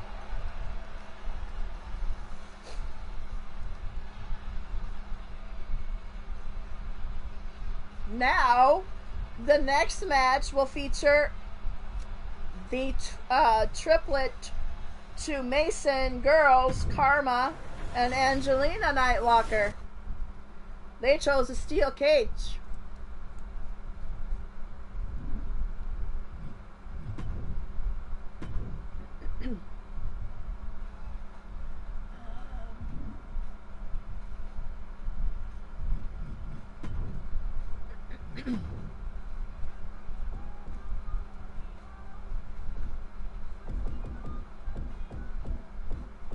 We're going to put on another part of our song, Dance with the Devil, the last portion of it.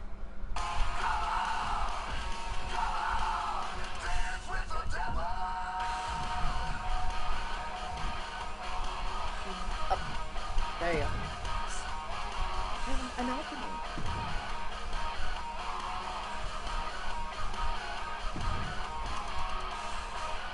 They're taking on Tamina and Natalia, sorry.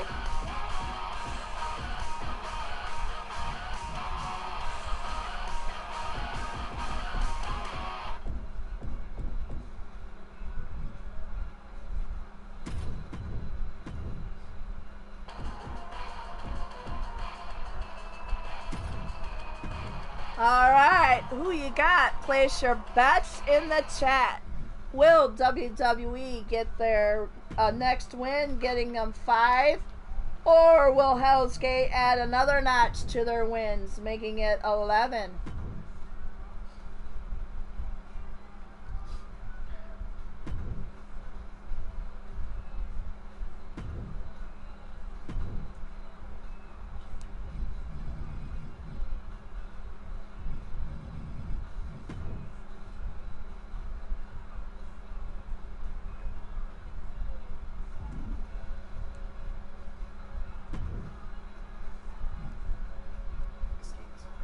Escape the cage.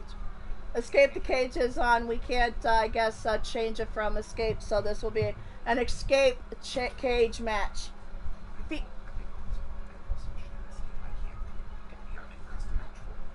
Pinfall, submission, and hopefully as well as escape.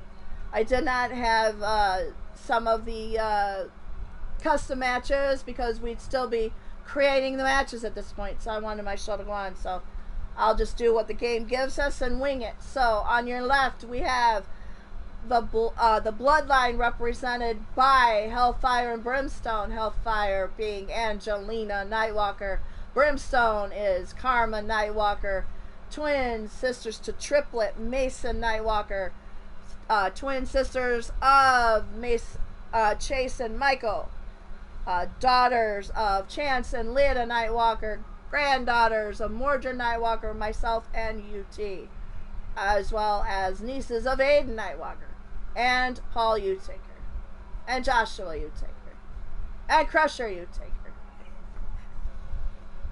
So you gotta place your bets. This is gonna be a good one, y'all. Let's sit back and enjoy it as we have it.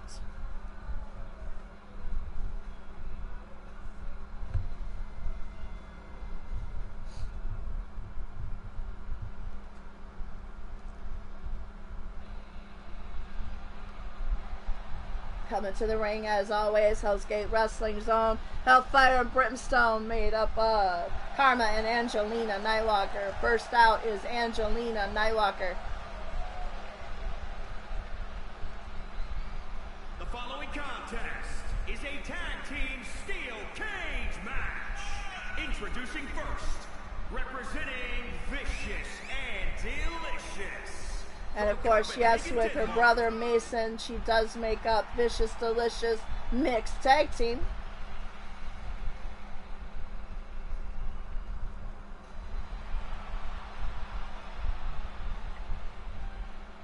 And because we are outside of Universe, I do have mixed tags outside of Universe kind of done, because we do feature mixed tags outside of Universe more often. So some of them will be, some of them won't be actually fully entered. I know the names for Vicious and Delicious are. Their entrance was not.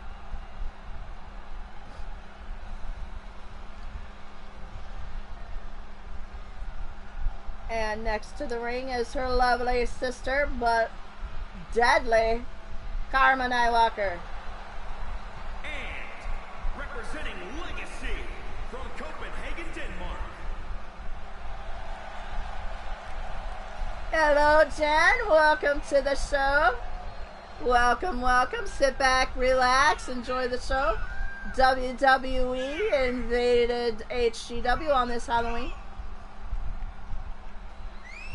And to recap, HGW is on top 10 wins. to WWE's 4 wins.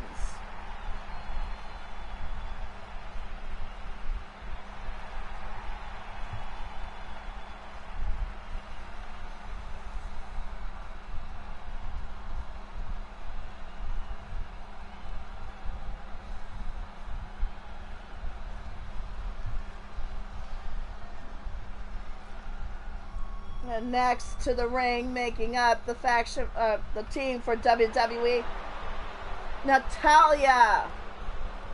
And from Calgary, Alberta, Canada, Natalya.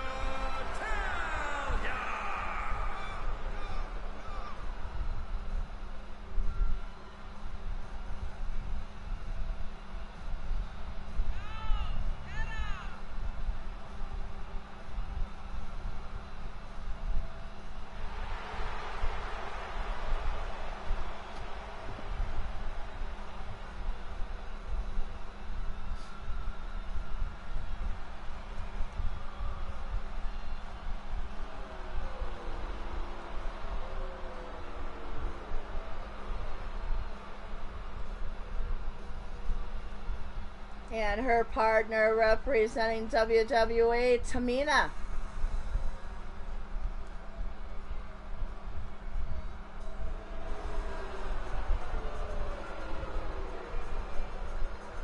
I heard the sisters actually picked the team.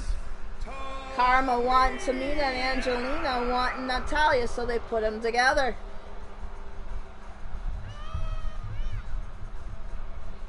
Tag team in their own right.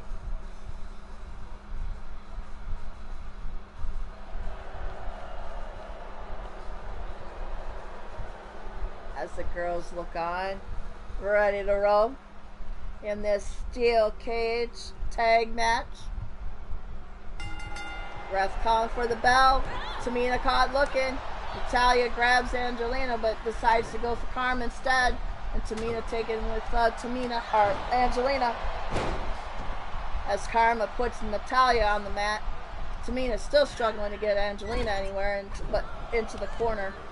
Try to keep up with the action as best as I can. As Karma's working on Natalya's arm there, arm control there, and a knee to the back. Angelina's trying to work on Tamina, but nothing going on that. Now fights out of Tamina's grasp as Karma has still got the advantage over Natalya. Plants her onto the mat back first. Angelina finally gets Tamina on the mat as well. Now both girls working on their opponents. Angelina slamming Tamina's head into the mat. Karma now walking up the side. So is Angelina. Natalya's got Karma. Karma's still not releasing the top. She's still... Nope, now she's on the mat. Angelina's still crawling up the cage, saying, "Hell with this! I'm getting up and over." Gets stuck. Tamina grabs her leg. Now working on Angelina off the top of the cage, as Karma is still working on Natalya in the ring. Now Angelina slowly comes back down with Tamina's help. Gets a punch to the back for good measure. Now Tamina's trying to escape. Karma's still working on Natalya.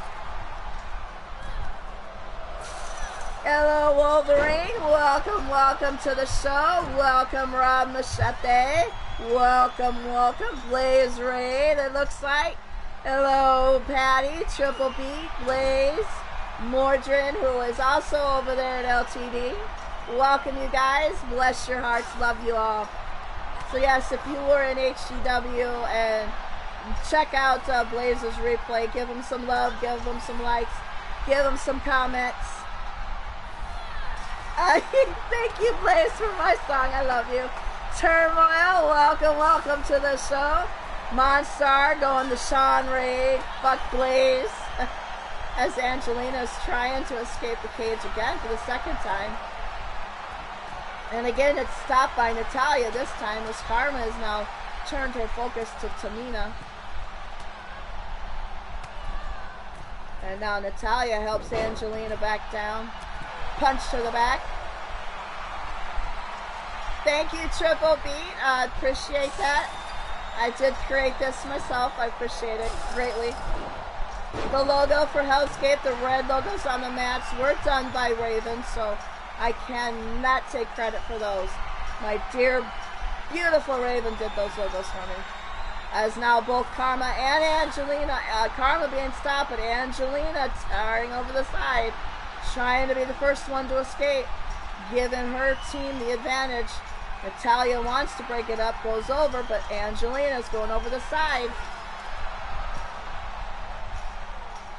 Given the advantage, it looks like, to the Bloodline. Now it's all up to Karma now to see if she can either beat these two off, as both Tamina and Natalia make their way up to the ring. Karma is laid out in the middle of the ring. Natalia humped over the side. So is Tamina now. Karma's got to choose which one, because she can't let both of them get out. One has to remain. Thank you, Wally. Thank you, Turmoil. Bless your heart. Jester, welcome to the show. Just in time for the last 10 matches. Beat these two. Oh my God, Blaze, you're gonna kill me. Now Tamina drops Karma with a kick to the mat. Karma reluctantly stays down and goes back up to the cage to try to keep Tamina going from over the cage. Because it is 1-1 now, so whoever escapes the cage next, that team will win. Karma helping Tamina out, punch to the back. Now she tries to climb up the side as Tamina takes her face and puts it to the ring. Drops Karma like a sack of potatoes. Tries to climb the cage as Karma is laid out in the middle of the ring on the mat. Tamina over the top there. Gonna go over to the side. She's hung up, giving Karma an advantage. Get up to her in time. Tamina is stuck, and Karma does fight Tamina on. So Tamina has yet to fully escape. I'm sure Angelina is rooting on Karma as Natalia is rooting on Tamina. This match has not disappointed at all. Karma being the brimstone to the team. Now has Tamina laid out on the mat. Angelina looking on, rooting on his sister. Karma gets up to the top. She's got one leg over. She's trying to get the second leg over. She's kind of stuck. She's got to get unstuck quickly before Tamina comes to.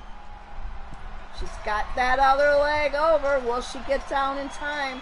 Tamina's at the side, and there's no way to stop Karma. She's at the middle rope, bottom rope, and there you have it.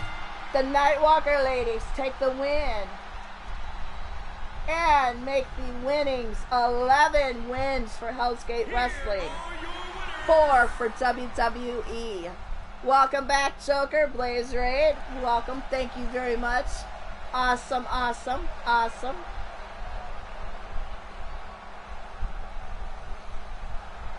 As the ladies turn it up and show why they are the Bloodline. Now we got an interesting match coming up shortly here. It's a KO match that will pit Demon Joker for Hell's Gate Wrestling versus his opponent for WWE. He chose Roman Reigns. And you could do any knockout you want. There should be knockouts already. My sidekick, since he is came down the road from in his private jet and made the show here. He is my sidekick for this match. He will put my matches together for me.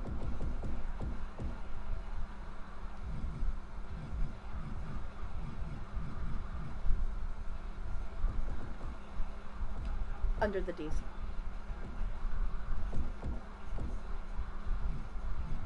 There you go. And Roman Reigns.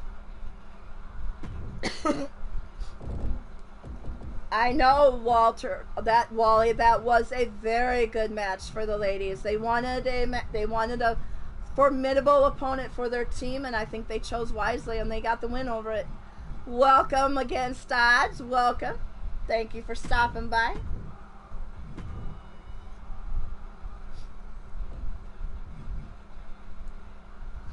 Monster.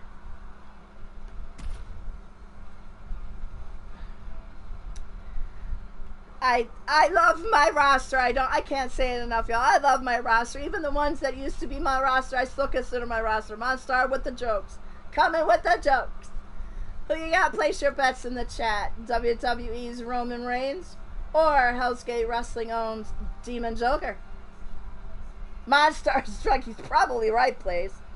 Absolutely probably right.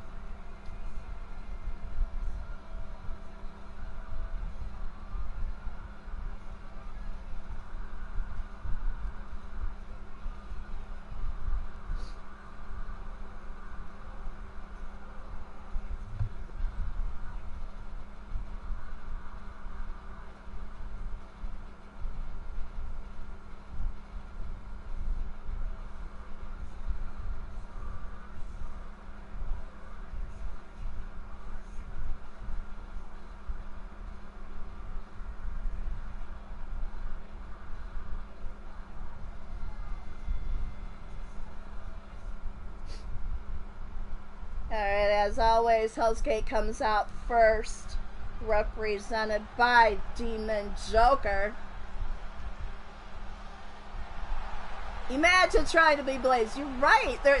Nobody can match Blaze, Jester. You haven't had booze in 3 weeks, Monster? What's wrong, you sick? You're Sugar and Timmy's, huh? Alright, please.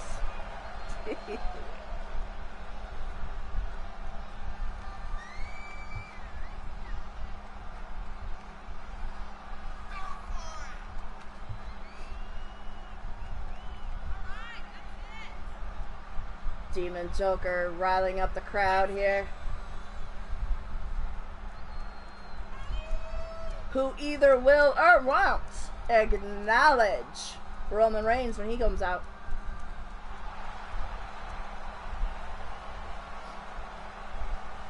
Demon Joker focused as ever behind that mask. You can see it in his eyes.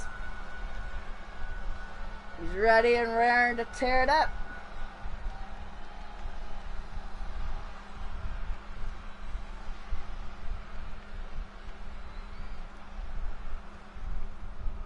And now coming to the ring, the head of the table, WWE's head of the table bloodline, Roman Reigns.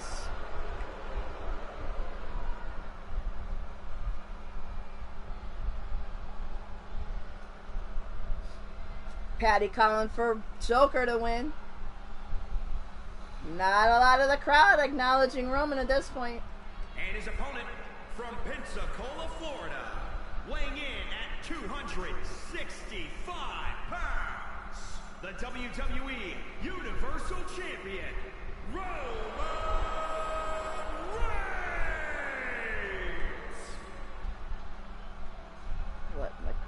Letting Roman get to the ring here as Demon Joker eyes him up, glaring at him, sizing him up. I know, where's the wise man? I almost put somebody in there for him, but nah. He's being wise and not in the ring, LD. You drink the booze, Mordred? Well, there you go. Somebody's got to drink the booze. Might as well be Mord, right?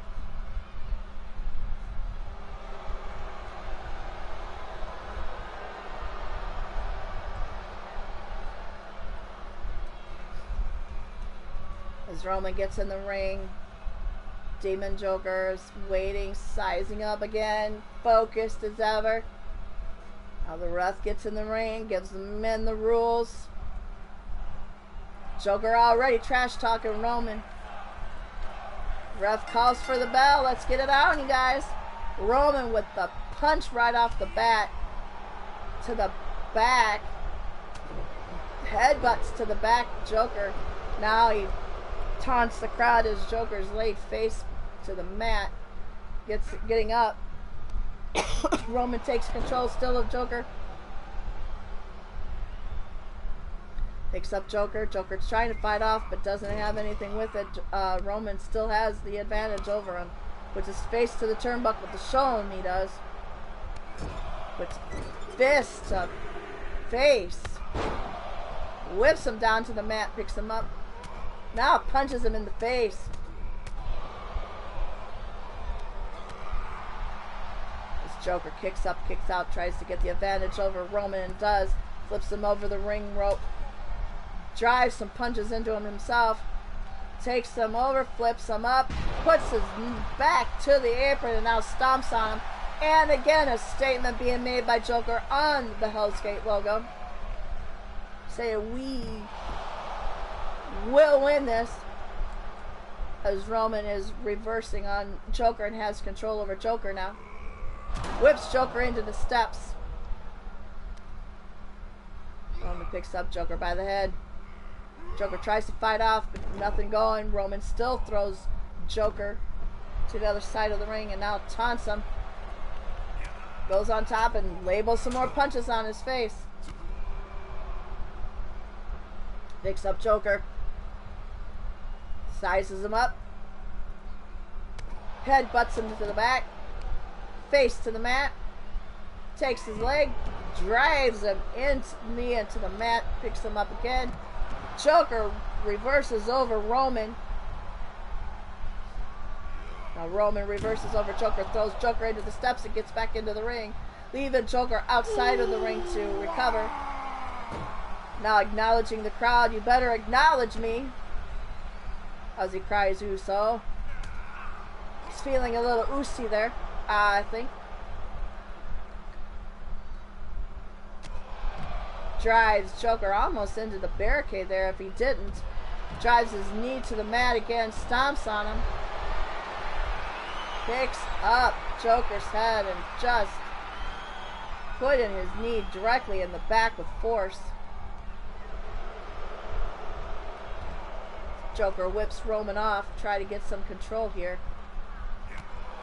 Roman has nothing to do it, puts a knee to the gut. Grabs Joker, puts his back to the mat.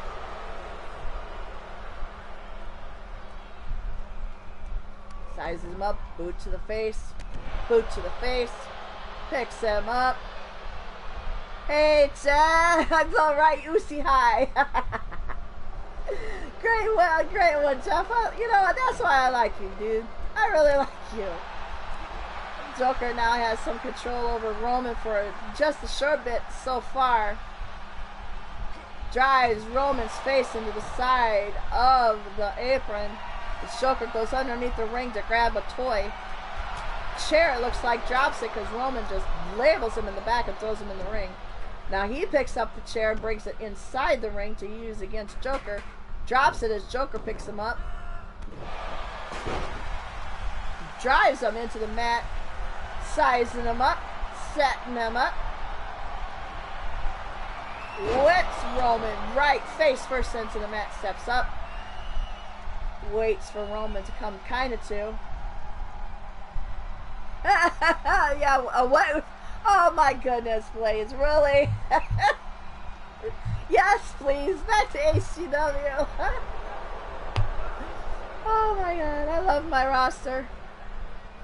As Joker is put into the turnbuckle and then driven into the turnbuckle, but then kicked by Joker to Roman.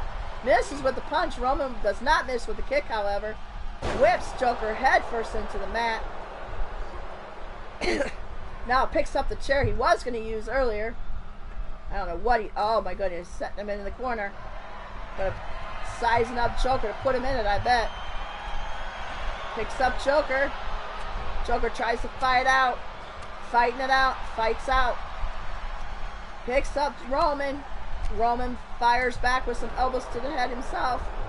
Who's going to do that chair is the next question.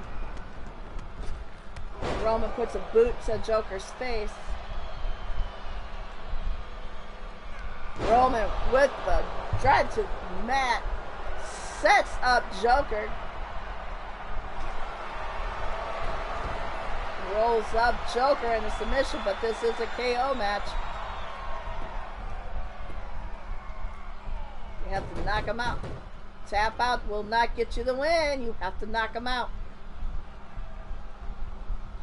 Works on the arm and the hand, stomping on it. Picks up Joker. Puts the knee to the gut. Joker's trying valiantly to wrestle out of this. As Roman does have taps out. But he's still working on Joker to get him in a position to knock him out. This Joker now works with Roman. Plants his face to the mat. Looked like there might have been blood, and Roman broke open. Wiggles and jiggles for Goddess. This Joker now sizes up Roman, waiting for him to move so he can set up for the next move. Kicks in the gut. Throws Roman into the turnbuckle. Puts him on the top rope. Sets up on the middle rope. Gonna flip him off the top rope into the middle of the mat. And there you are, Demon Joker with the knockout win over Roman Reigns. Giving Hell's Gate Wrestling 12 wins on the day. But we are not over yet.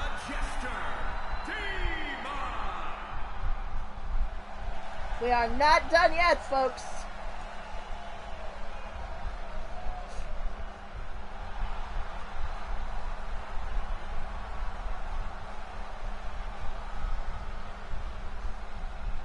Welcome, Morgana, to the show. This next match, Paul Utaker said, alright, I want a fight pit, and I want it with Seth Rollins. This one indeed should be another good one. I need to set up as a fight pit. Should be all the way towards the bottom of the... There you go. Okay.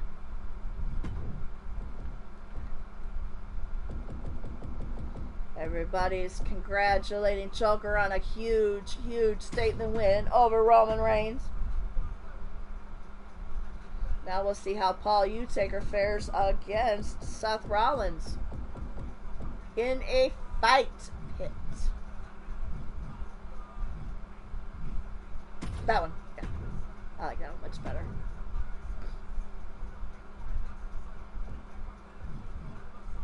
And of course, Ripper Springhill, welcome to the show. I do have a temporary bartender for the evening. Romeo, you may leave and you may have Ripper take his rightful place against the bar. Thank you very much for tending it in Ripper's stay till he got here. Thank you for coming, Ripper, and nice to see that you arrived safely. So we have on the left Paul Utaker, son of Mr. and myself, twin brother of Lita, and uncles to the Nightwalker kids that both had wins earlier today, against Seth Rollins. Who you got? Place your bets in the chat. Fight pit was steel cage. Steel cage. No escape. Count out and submission only, Triple B.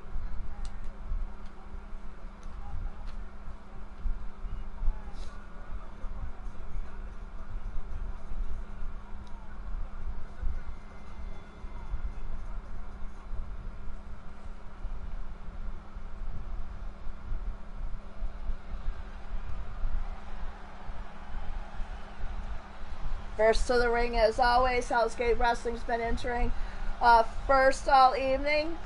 Paul Utaker being the first one out to the ring, representing Hell's Gate Wrestling, representing the faction Dark Knights, as well as his mixed tag partner, Crusher, his wife, Make Up Dark and Devious, and the men's tag team with him and Mason, the Apocalyptic Disciples. Paul Utaker. And yes, you did hear me right. Paul chose his nephew as his partner because Mr. U wanted to tag with an old teammate of his. So Heaven and Hell is not in Hell's Gate. So Oh yeah, Paul Utaker coming to the ring, focused as always. Pretty sure Crusher's in the crowd, whooping in and hollering it up. As well as Elfie, which is his mother-in-law, of course. And of course, Joshua has to be in the crowd with Carmella rooting on his brother. Lita and Jeff in the crowd, probably getting ready in the back for their match coming up shortly.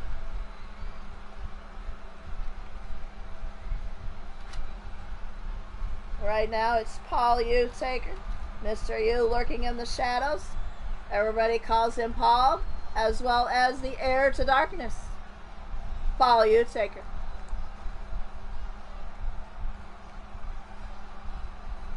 Meditating as always as he does. Getting more focused and determined because he knows he's in for a fight. With the next man that's coming out, Seth Rollins from WWE.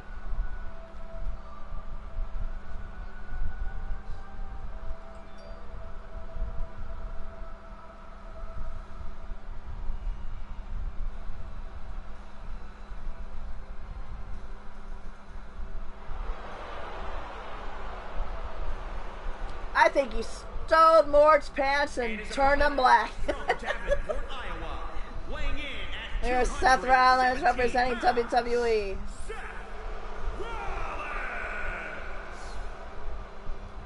Self-proclaimed Messiah. I shall not debate that, as we have our Lord and Savior, Mordred Nightwalker, who trumps the Messiah, I think. Beetle, triple Beetle. What do you got? Place your bets. Ripper's in the bar, and we'll be taking bets now. So the betting doors are open.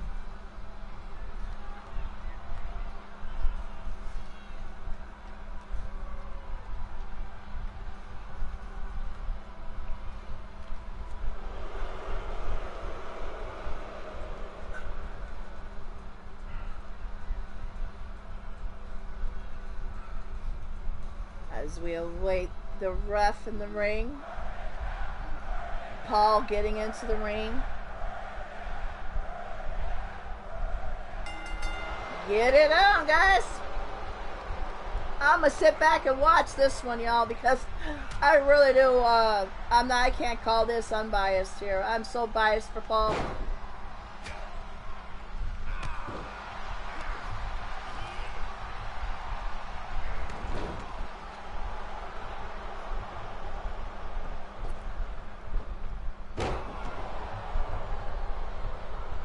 Hello, Saki.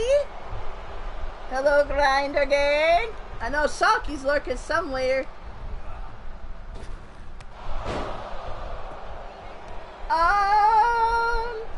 No, but I do know your proteges are in a match. You're not, but your proteges are, Grinder. So yeah, sure hope's alright. You don't have a match, you can watch your proteges. As now Paul gets the upper hand over Seth, raining punches and just driving Seth face first into the mat. Gets up on the top rope, drives an elbow to the back for good measure. So Grinder, you're tired of seeing the bum chance, huh? Alright. Now Seth drives Paul's head into the mat. You're cleaning the basement at the moment, so Shulky's a ghost. So if you see Shulky, Roman, it's a ghost of Shulky. She's still lurking, but she's a ghost. Ripper says no bets this match. Paul for the win. Mile Matt, gotta go with Paul. As Seth goes on the middle rope, egging Paul to get up. Misses. Paul moves out of the way and does capitalize and starts to just do a tombstone, or no, Hell's Fury on Seth Rollins. Back to the mat, picks him back up. Grinder Gang calling Shulky not to hunt his left titty as Paul gains the win for Hell's Gate, making Hell's Gate wins 13 to WWE's 4.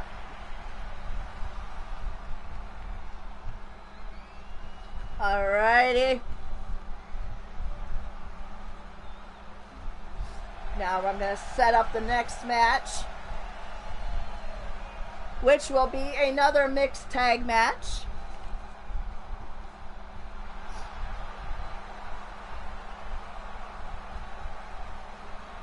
And this one's going to be a doozy, guys.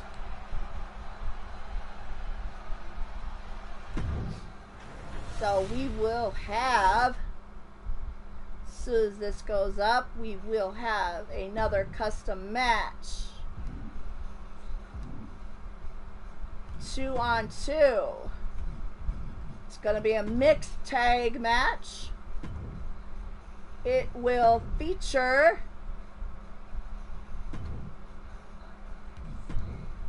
let me get the arena because I will forget that.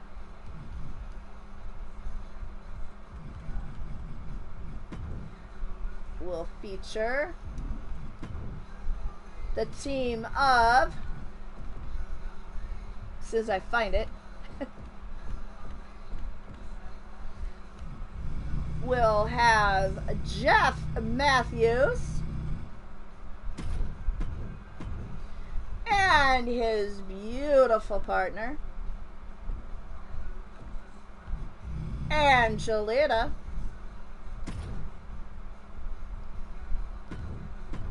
going up against the Judgment Days, Rhea Ripley, who is Angelita's one that she based her character on, and her tag partner, if he's here,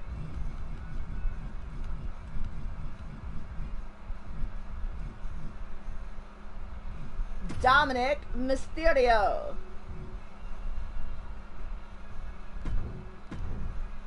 Alright, who you got? Place your bets in the chat.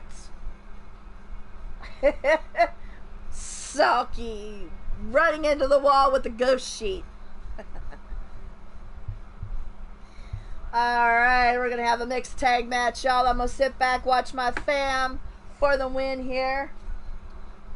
We've got Judgment Day on the right, Dominic Mysterio, Rhea Ripley for WWE, and Dark Aggression, Angelita Nightwalker, my daughter, and her boyfriend, significant other, Jeff Matthews for HGW, as well as for Fuck's Sake Inc. Who you got?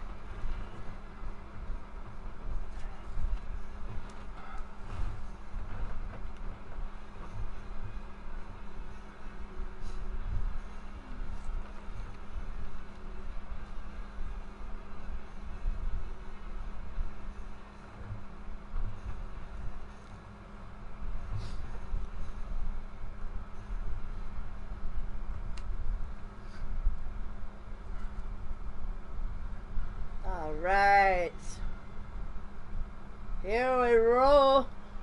First into the ring, of course, is HGW's Dark Aggression, Lita and Jeff for the win. We got Patty going for Dark Aggression, Lita and Jeff.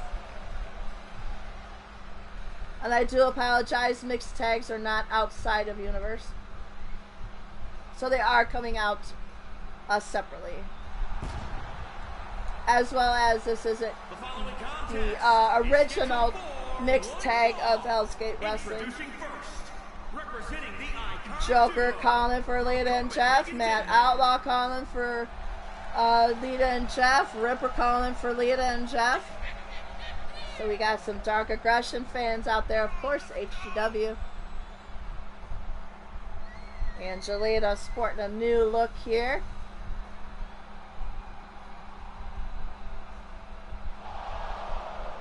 All fired up like she always is.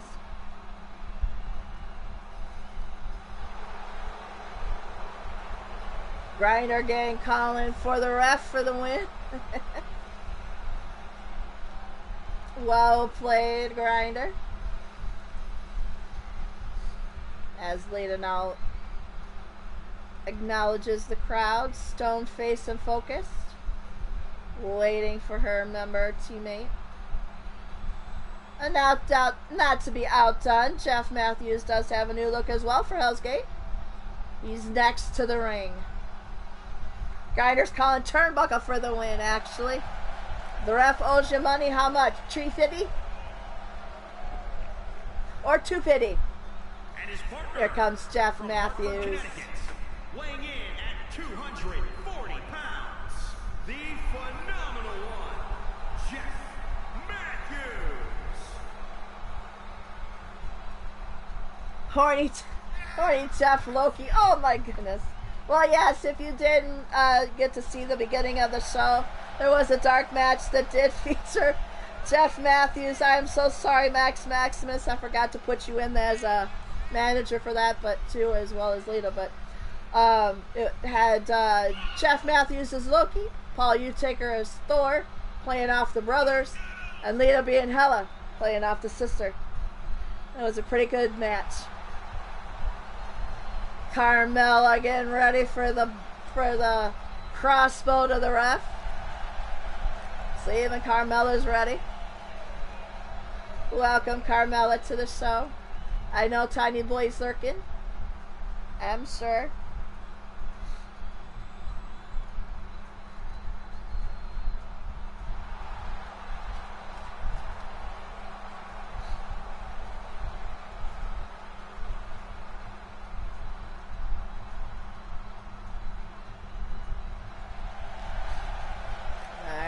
Jeff posing to the crowd.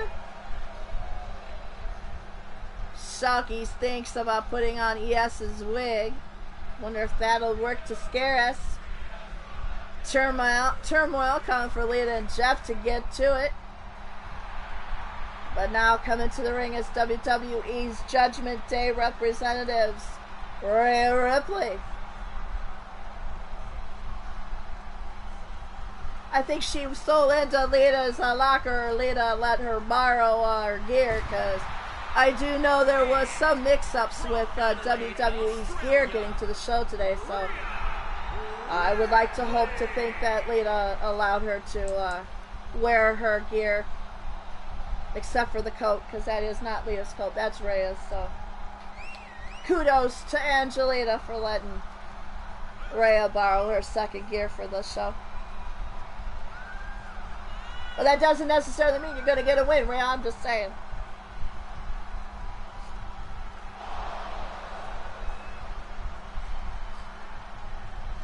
Jeff gets down off the ring side there, letting Rhea to get it. Good vibes to Carmella and Corey. Absolutely.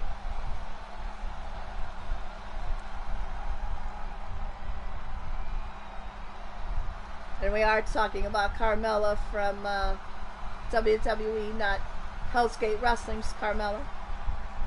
Good vibes and good thoughts to them. As now Rhea's Judgment Day partner comes out, Dominic Mysterio. And from San Diego, California, weighing in at 200 pounds, Dominic Mysterio.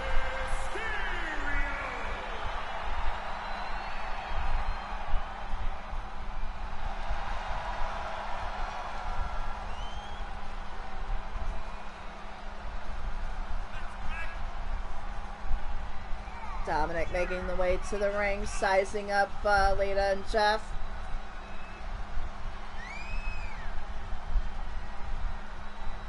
And like I said with the other mixed tag earlier, that's fine, Grinder. Absolutely. As I stated earlier, this is mixed gender KO. If there is a DQ with one of the males touching the female and DQing their team, this team's win will not be a win, it will be stricken. And there will be no re-going overs, no rematches, it won't be a win, it won't be a tie, it won't be a draw, it will be like the match never happened. Because I don't agree with that. So the ladies started off with Rhea. Lita right off the bat with Rhea, but Rhea coming back on Lita. Picks up Lita, plants her back first to the mat. And now tags in Dominic, so we'll see Jeff now. He wants to protect Lita there for a little bit. Tried to stop Dominic's force, but Dominic said nope. Flips on to Jeff as he lays in the middle of the mat on his back. Still has the advantage over Jeff. Taking boots to Jeff. Yeah, I probably did, Shulky. I probably did. As now Dominic puts boots to Jeff's back.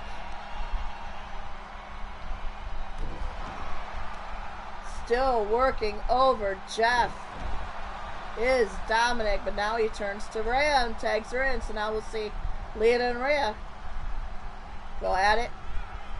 Rhea with the slight advantage so far. Lita has yet to kick it in and fire up. I don't know what's with her right now. She's a little off. As Rhea flips her over her shoulders and plants her. As Dominic now has got a match in a match. I don't know what the hell happened there, but Dominic is on Jeff. And we've got a fight outside the ring with Jeff and Dominic going at each other. As Dominic just back planted Jeff to the ring. Now Lita takes over on Rhea, misses, and Rhea capitalizes on that miss. As now picks up Lita, puts boots to her gut.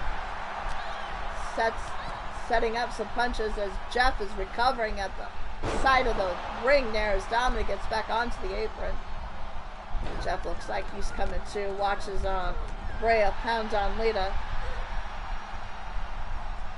As now Dominic is tagged in and Jeff steps in and wails on Dominic, taking up where that fight left off of the outside of the ring.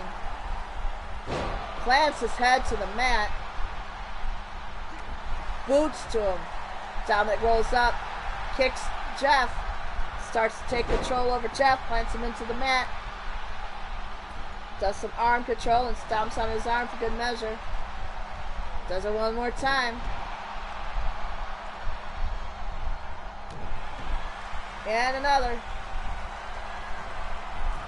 Now Dominic to the top rope. Lands chest to chest with Jeff on the mat. Rhea looked like she was going to get involved, but thinks nothing better of it. Jeff picks up Dominic. Dominic flips Jeff into the ropes. Does a 619. Catches Lita with his foot and breaks open Jeff, who is bleeding. Lita is like beside herself right now. Dominic going to the top rope. Drops onto Jeff, knocks Jeff out. That's it. Dominic and Rhea take the win, giving WWE the win of the day for 5. Here are your winners, Rhea Ripley and Dominic Mysterio. But never fear, we still are up 13 to their 5.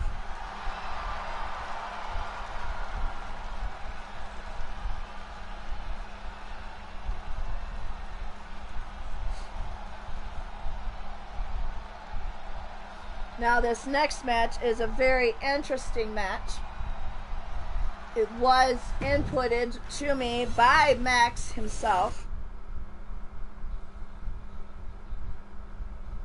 And he chose to take on a person that he styled his wrestling on. Was one of the ones he looked to when he was building his career. Wanted to be factioned after. Max wanted a fight pit match with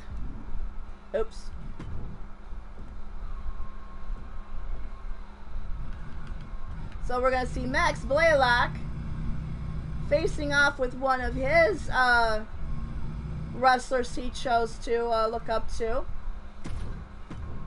And that is AJ Styles.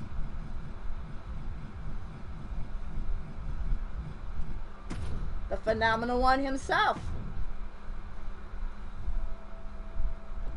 So we will see if the Death Ride is phenomenal or if AJ still is phenomenal. We have HGW Max Blaylock versus WWE AJ Styles in a fight pit match. Who you got? Place your bets in the chat.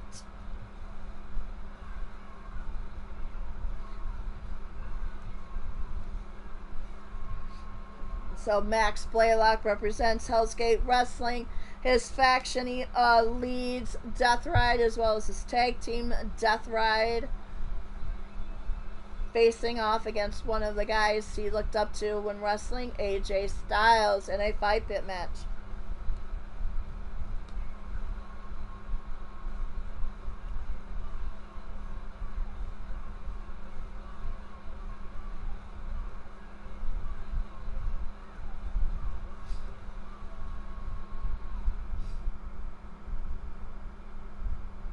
You won't get the $5 if it was a DQ. Well, there's another mixed tag coming up, Sulky, so you still have time for that DQ $5 win. But as always, coming to the ring first is Hell's Gate Wrestling's own Max Blaylock, the Cajun Magician Champion. From our tribute show back in April, he won the Royal Rumble for the Cajun Magician. And Bubs Hellcat won the Voodoo Witch Doctor. Belts in honor of and in tribute of Jack Bayou.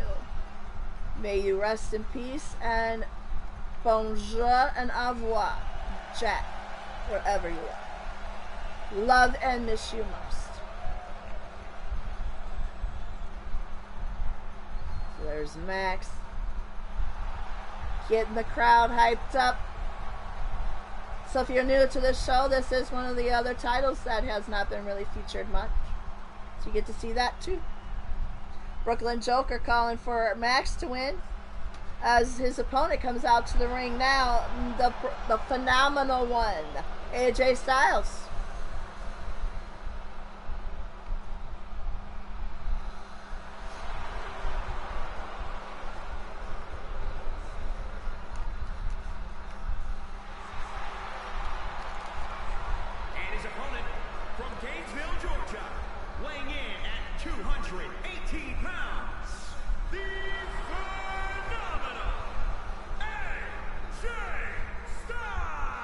And I know both men were looking forward to this match. I know before the show there was some conversations between the two men, full of respect, of course. There was no discontent on either one.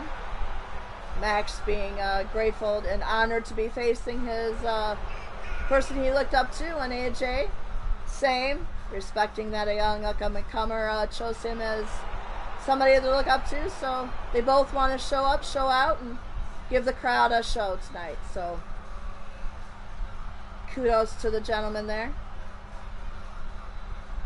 showing great sportsmanship.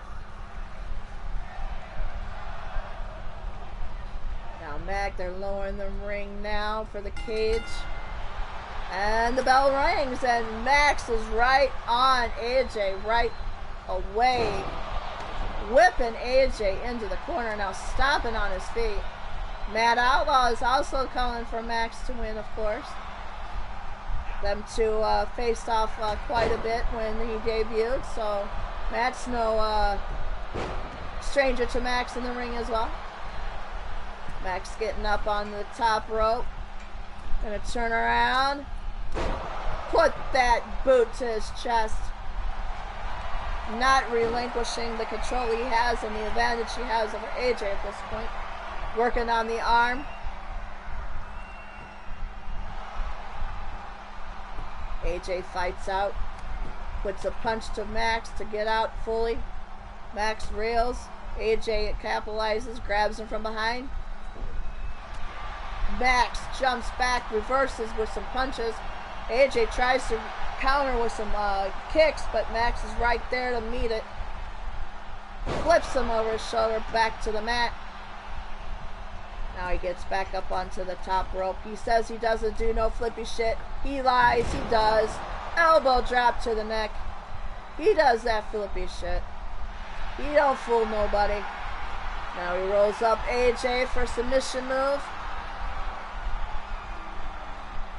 Will he tap?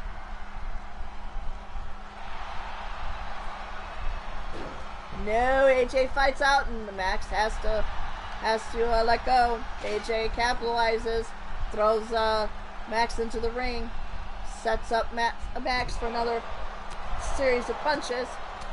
As Max does the same thing back, so he can get into the ring. Sizes up AJ, goes in for the kill shot there. Boot to the, then works on his arm, trying to get him to wear down, to either have him submit or knockout. AJ's fighting it though, saying, "Listen here, younger." Max has got AJ. AJ reverses with some kicks. Max reverses with some punch. Picks up AJ, flips him in, lands him on his back. Gets up on the middle rope, saying, "You can see me, I see you, I'm coming for you." And misses. AJ still reeling, so Max didn't really lose anything with the miss. He still has some advantage here going. Sets him up on the top rope. Elbow drop to the neck again. Getting the crowd pumped, Death Ride style. I see Shadow Press and Andy and all the crew over there rooting him on. As rightfully so. Scoops up AJ, plants him into the mat, sets him up. Plants AJ face first to the mat, doesn't get the knockout though, but still, he's going for another arm control submission. AJ taps. And that's it, folks. Max Blaylock gets the 14th win of the day with that tap out of AJ. And of course you see Max getting the victory, but you do see AJ walking into the ramp, walking backwards, recognizing his win, and Max recognizing him back. So good sportsmanship even after the match. I'm pretty sure them two are going to go out after the show and have a couple beers and live it up. But there's your winner for Hell's Gate Wrestling, Max Blaylock.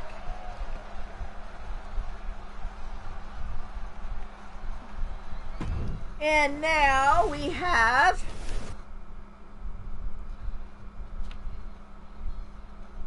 a tag team, trio tag team.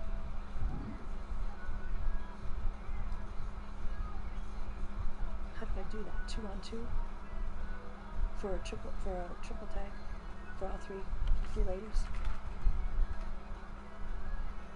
Black Hearts.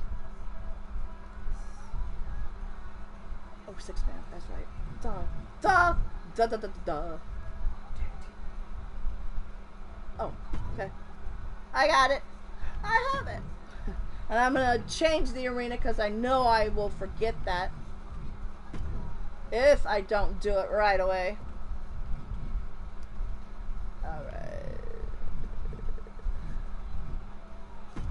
Alright, we have on the left, representing Hell's Gate. Let me get to the custom people. I cannot see from here. There it is. We have the Blackhearts. We have Miss Ivy Pine. If I can find her. Oops. Miss Ivy Pine.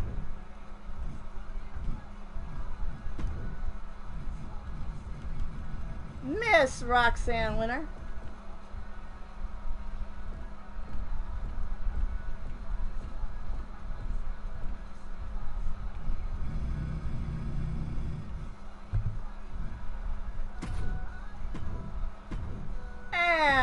Miss Victoria, which was right here, Victoria Hart, taking on, of course, who would they want to go up against? I mean, come on, Damage Control. We have, where's Bailey? Where's Bailey? Bailey.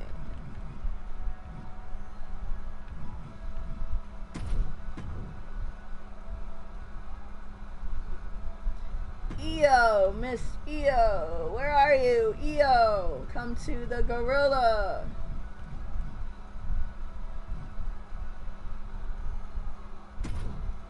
And Miss Dakota, where are you at, Miss Dakota? We're gonna go down and up. Dakota, where are you at? Come to the gorilla. You're being paged. Dakota Kai. Get ready, folks. This is going to be one hell of a ride. We have Black Hearts on the left representing Hell's Gate Wrestling. Damage Control on the right representing WWE. We already have Grinder saying Damage Control. Trash Hearts have no chance. Chance pun.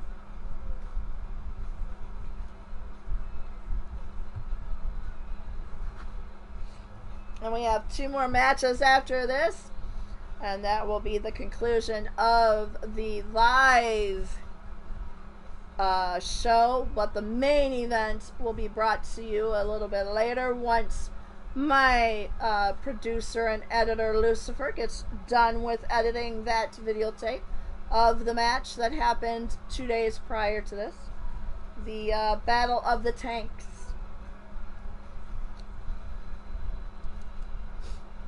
Zerk, welcome to the show.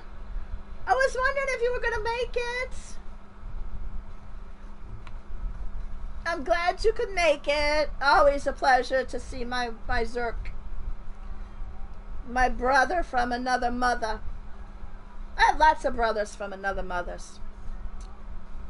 I'm very well protected, Tiny.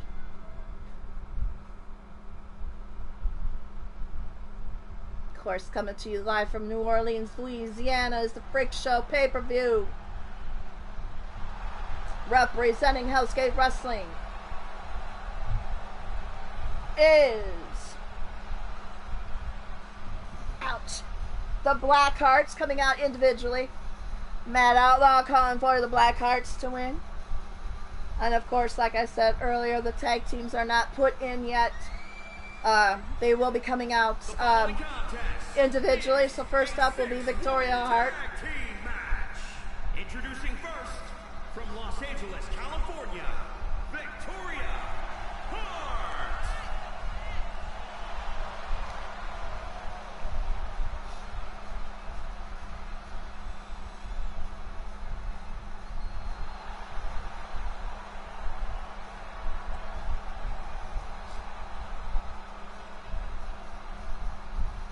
Victoria making her way to the ring, waiting for her tag team sisters to enter the ring as well. Next to the ring, 2/3 of the team is Roxanne Winters. Roxanne Winters.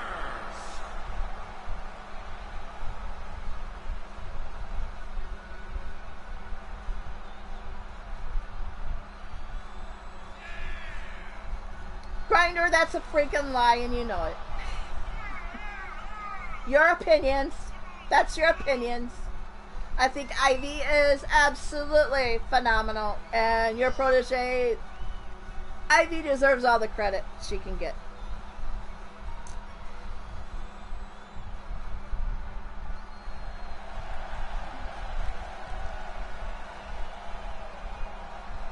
Oh, Shalky just sneezed and the sheet went up, making her look like she's floating. And making up the last portion, certainly not least of them, is Miss Venomous Ivy Pine.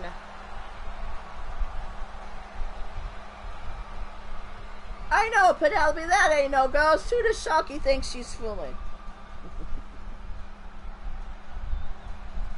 And from Toronto, Ontario, Canada, Ivy Pine.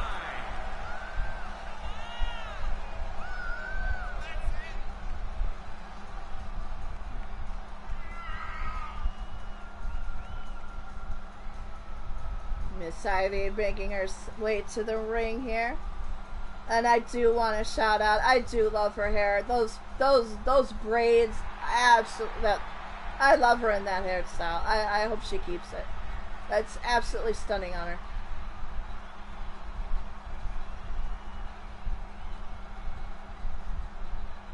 You should have painted yourself white. You should have. Yes, you should have. Or invisible paint would have been even better. And now coming to the ring, first is Bailey of Damage Control. From San Jose, California, Bailey.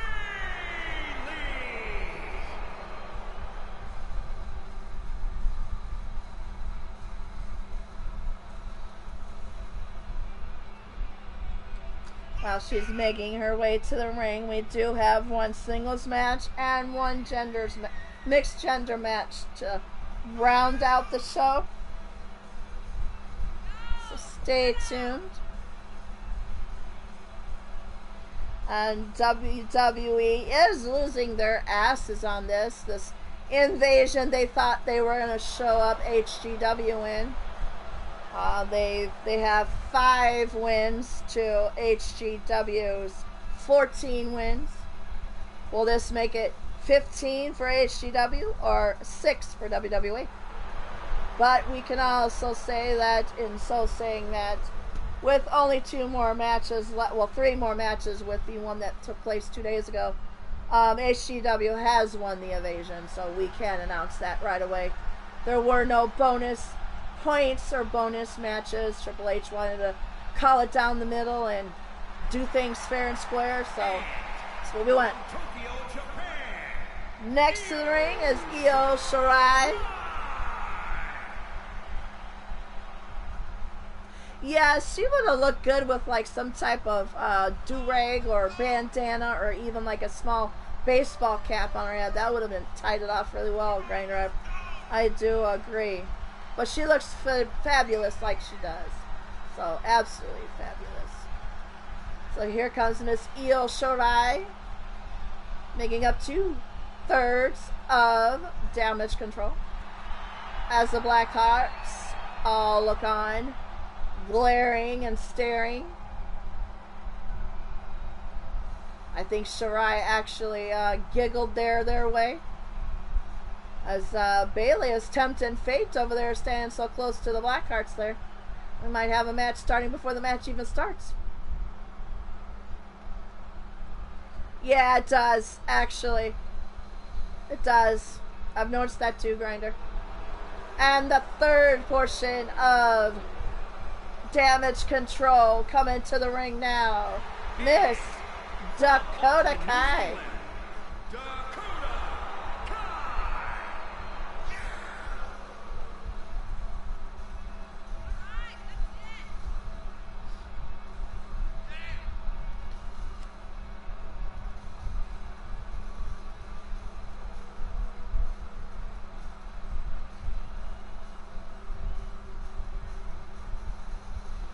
Dakota Kai gets ready and roaring up the crowd. The Blackhearts take their position by their corner.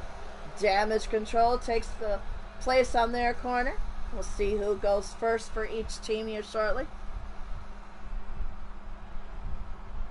Yes, it does turn into a beanie. That really does suck. Bailey and, I do apologize, Victoria, that's it, start us off.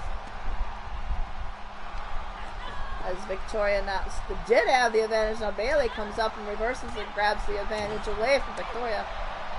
Flailing some punches Victoria's way. As you can see, just Ivy just glaring at the other corner. Roxanne looking over. Ivy gets in the ring to break it up. Io in there to, oh, and then pushes Ivy right in the middle of Bayley, who then takes over onto Ivy. Does not keep her concentration on Victoria, and yeah, Victoria now has the advantage over Bayley in the corner turnbuckle here. Lifts her up, lets her go before the 5 count. Picks up Bayley. Bayley tries to reverse but doesn't. Gets a back planted to the mat as Victoria now tags in Roxanne.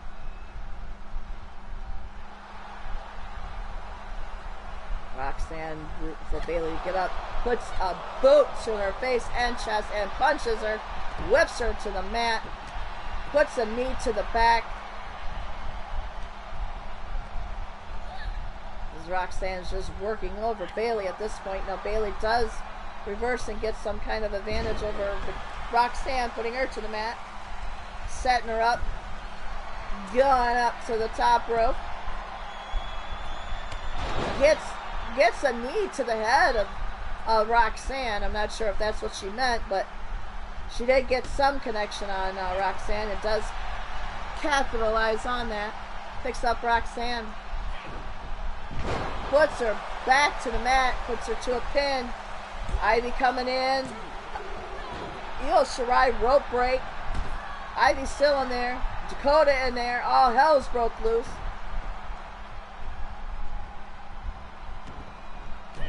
Oh, wow. Yeah, I don't think she would have looked good like that either. I like her that small. That's a fun fact. Yeah, fun fact. As now Roxanne takes over on Dakota. Goes over to the ring. Tags in Ivy. Let's see what the Venomous One has in store for Dakota, and takes off right. Oh no! Elbow to the face of Ivy. Now Dakota has the advantage over Ivy, slinging her into and over the rope. Now Victoria, oh, takes after Roxanne. Now Victoria's on the apron, smack talking. She gets put back on the mat for good measure. Dakota standing in the ring. A count out is called with the ref as Ivy's taunting the crowd over there, who I guess flipped her the bird. I'd say go after him, but then you'd be counted out. So now Ivy and Dakota are matched up now. The girls are on each side. Now Roxanne belts Dakota for good measure. That was a good one. Well played there.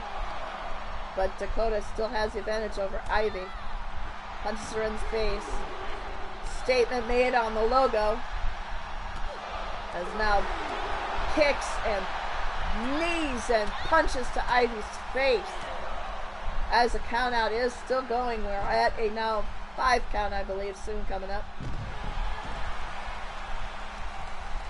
As Dakota is still working over Ivy on the logo of Hell's Gate. Statement being made, I think, hidden by Dakota. As Ivy still trying to fight back, gets thrown into the ring. Dakota still with the advantage.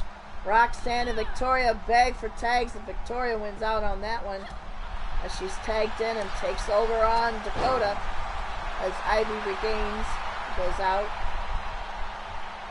Dakota on the mat. Victoria riling up the crowd with a boot to Dakota. Walks up to the top rope, setting up Dakota. Io wanted a counter, but thought better. Victoria gets a connection and tags in Roxanne, who comes in. Still the advantage with the Blackhearts on this one. Roxanne taunting, saying, "Screw you, bitch."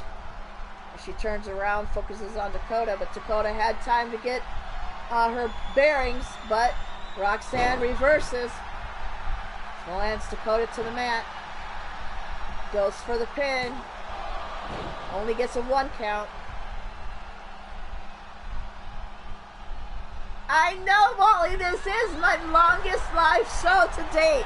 You are absolutely correct. Thank you, Wally. My fun fact.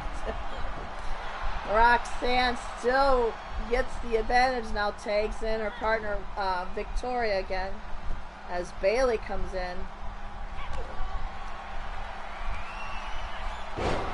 Bayley plants Victoria into the mat, goes for the pin. Io coming in to save, but doesn't need to because there was a kick out. Bayley still with the boots to the head, advantage over Victoria. Picks up Victoria, wanting to get her to tap. Dakota coming in to do, I don't know what the fuck she's doing, but made Bayley release, and that's all that matters because now Victoria can capitalize on whatever that miss thing was. Victoria for a pin. Gets a 2 count. Crowd going too sweet. Now Victoria goes in, tags in Roxanne, who picks up on Bayley where Victoria left off with some boots. Picks up Bayley, flips her back, goes for a pin. Gets a 2 count.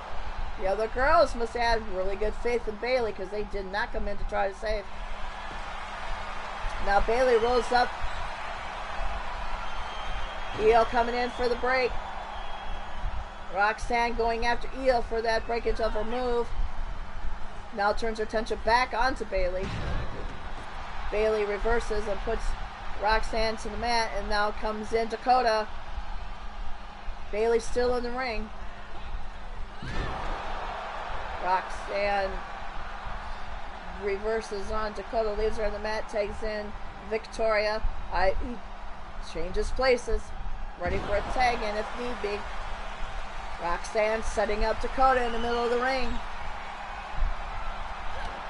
Puts the knee, picks up Dakota. Plants her face first in the mat, goes for the pin. Here comes Io, here comes Roxanne. Io for the break. Ivy and Roxanne take offense. Io with the shot on the ref gets told, you better get back out of the ring or it's a 5 count. Dakota still with the advantage over Victoria though. Here comes kick to the face. Another one. Chokes her in the middle of the turnbuckle in that corner there. Leaves Victoria reeling. Let's go before the 5 count. Rolls her over. Goes for a pin. Bayley is over there for support. Gets a 3 count, and that's it. Damage control with Dakota Kai. Take the win. Making the wins for WWE now 6.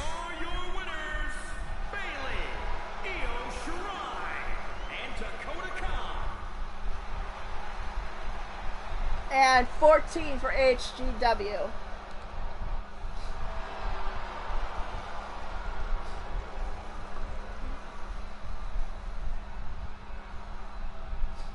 Alright. We'll let these guys have their due victory. But it's all in vain. They can win 2 more matches, but they'll still lose the day. So next up was a special match. Oops. One too many. I pushed the buttons one too many times. It is going to match. What did he want? It's getting dark in here, so I do apologize. Steel cage. I think I have a steel cage. I'm just trying to find it.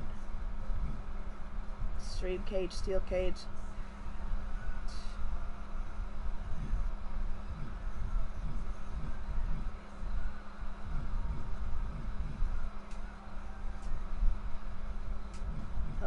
So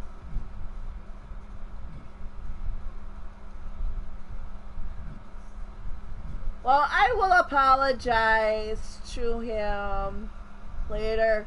I have an extreme cage steel cage, so that's what we're going with. It's easier. I do apologize. I know Mrs. Boo fucked up on this one. I do apologize, Jester. You know I still love you, dude. But it's going to be an extreme cage. He wanted it sub only, but he's going to get it extreme. It's going to pit HGW's own Jester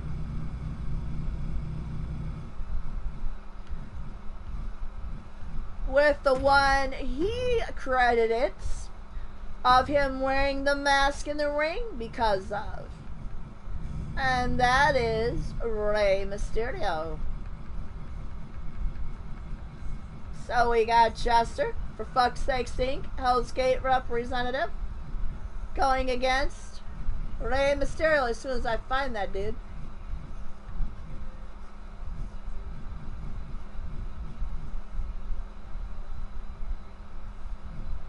I want a cool ass one. Oh, that cut. Nah, let me go back. I personally like this one. So we're gonna go with this one. Alright, who you got? Place your bets in the chat. We got Hell's Gate Wrestling, for fuck's sake, Inc. representative Jester. On the right is Rey Mysterio, WWE representative. Who you got? Place your bets.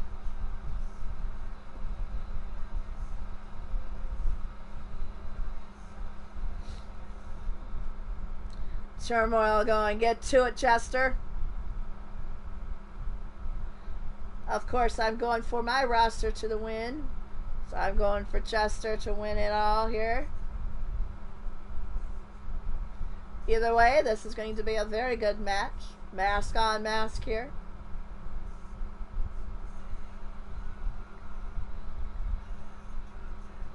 And we'll see who wins the day here on this one.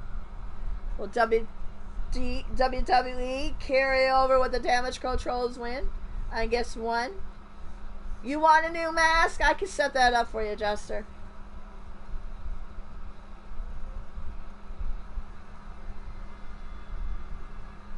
I'll DM you after the show.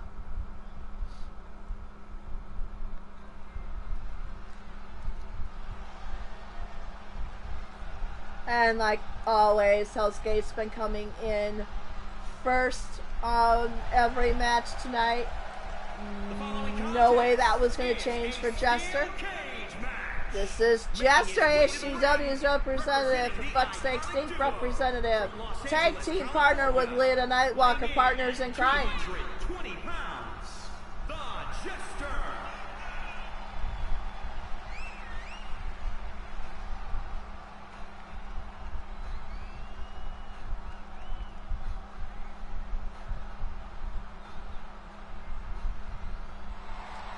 I mean, I could possibly try. I don't know how it would work, but I could possibly. I have the mask from your logo as just a PNG itself.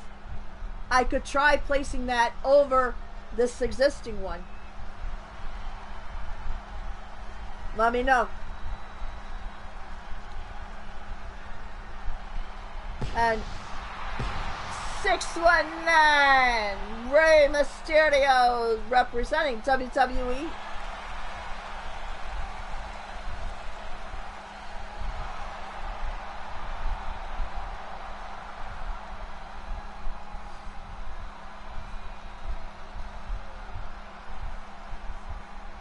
And his opponent from San Diego, California. And I do believe this is the highest commented show in HGW history with 628.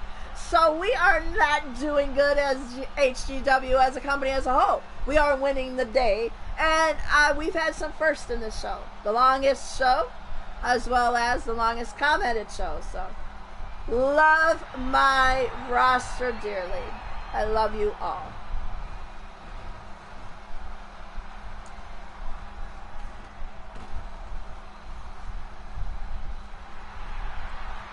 Rey Mysterio is now getting the crowd just ready and rolling here. Once again, the cage is being lowered. This should be no escape. Bell is wrong. And right off the bat, Rey Mysterio on Jester with the advantage. But don't ever sleep on Jester because he will come back on you.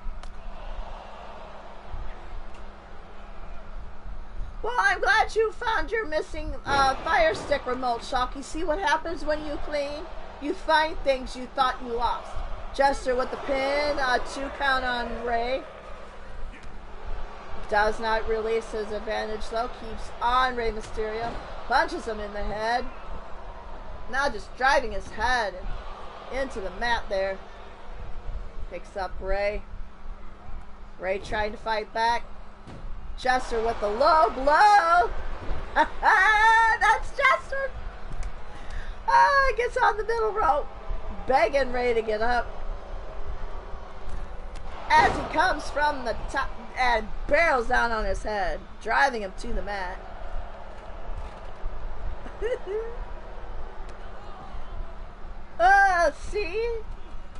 See what happens when you clean those, Shocky. You find things you thought you had lost or thrown away. Imagine that. Jester going for another pin, gets a 1 count, 2 count. Doesn't get the 3-1 though. Still capitalizes on his advantage. Still takes control of Ray. Gets him in a submission move. I know you said sub only, but this was extreme. I thought you deserved extreme cage. Sorry for rewriting it. No, it was the fact I didn't have that other cage done in my universe, so outside of universe, I had to go with what I had custom matches for. It's Jester still with the control over Ray. Ripper calling for Jester for the win. Jester does still have control, had control. Oh, just taunts Ray. He's still taking care of business though. With that stomp to Ray. Picks up Ray. Hits him in the head, knocks him down, goes for another pin. Gets a 1 count, 2 count, and 3 count. There you have it.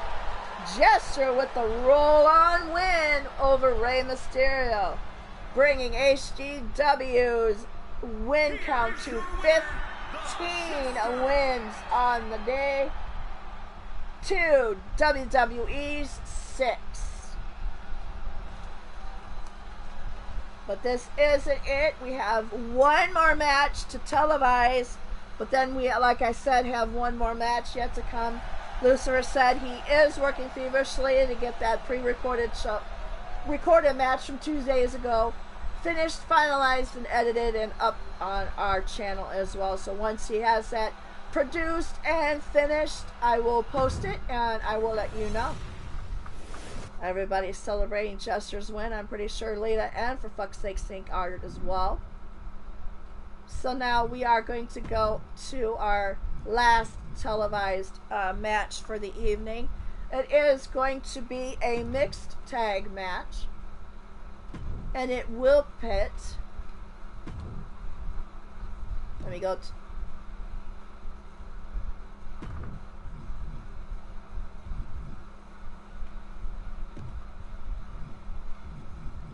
It will need to be here in the right arena, so let me get the right arena going.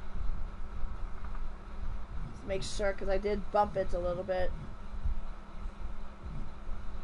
There it is. Alright, it's going to pit HGW's own Bagwell's, which is made up of Jake Bagwell. So let me find Jake. There he is. And his lovely bride wife, Whisper Bagwell, going up against, and I was shocked but not shocked at their picks. Whisper wanted Stephanie McMahon. And Jake said, alright, I'll see you, Stephanie, and raise you. The person that did choose to have this this invasion. I gotta find him. I don't know what he's listed under. So the ones that brought on the challenge of the invasion of WWE, Mrs. Stephanie McMahon, and Hunter Hearst Helmsley. And where is he at? What is he under? Shit, I can't find him. He has to be under here because he's listed there. For fuck's sakes. Is it under written out Triple H or? I don't remember if it's under spelled out. Yeah, it's spelled out. And Triple H. So who you got? Place your bets in the chat. We have the Bagwells representing HGW against the ones that wanted and called for the invasion, Stephanie and Triple H. Let's see who wins.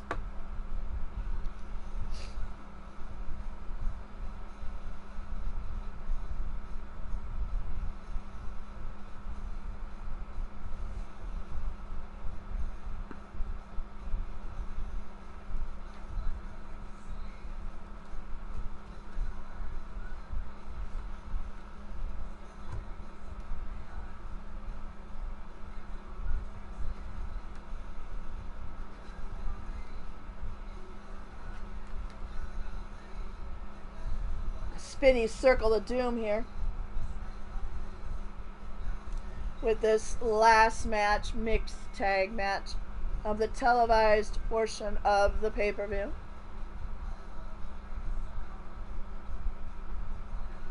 And I will announce that the last match as well. I left it as a surprise to announce on the televised portion. So I will introduce what that match was.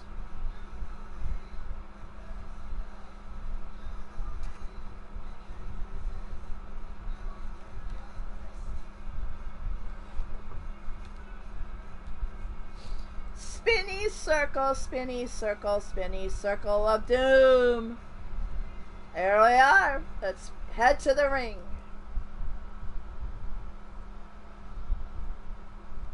Alright, first off, as always today, is Hell's Gate representatives. First up, we have the lovely Miss Whisper Bagwell, making up the team of the Bagwells, who not only are representing HGW, but also the faction Dark Knights.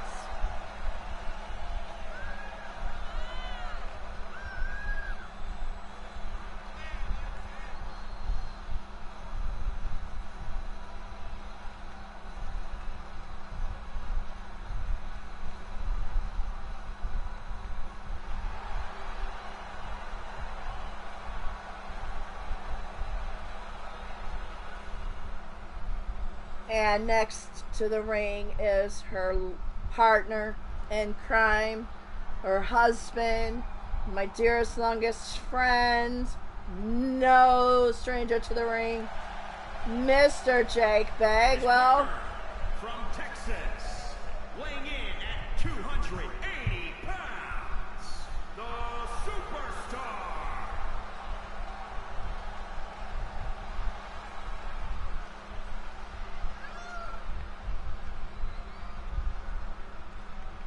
Coming down, focused, determined, staring down a ref that was going to talk trash and probably scared the shit out of him, literally and figuratively. Walk into the ring.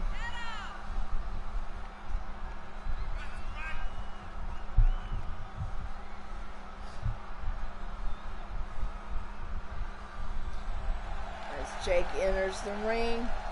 Whisper looking on. We await their opponents from WWE Invasion.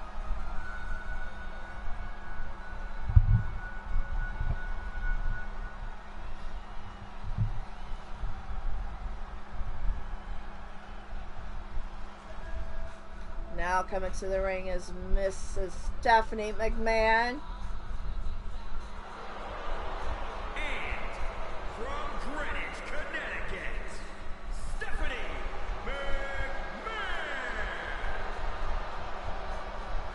Coming down to the ring in her ring gear.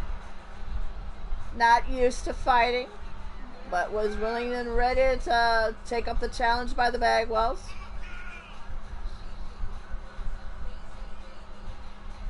confidence bestows her.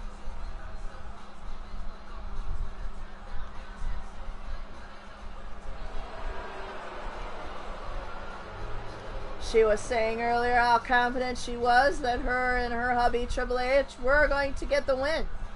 So there was some trash talk on their part heading into this match.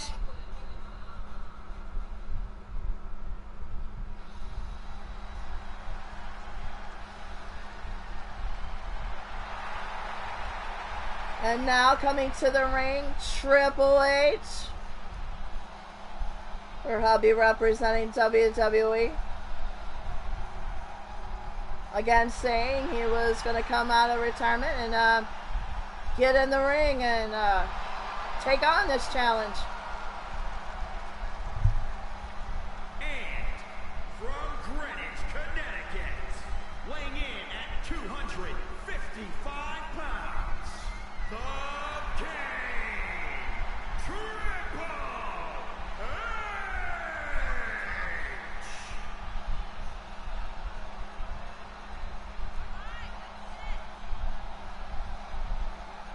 Go! Yeah, they're calling during my show. What can I say? I do apologize for that, but yes, that was that was the Mandalorian.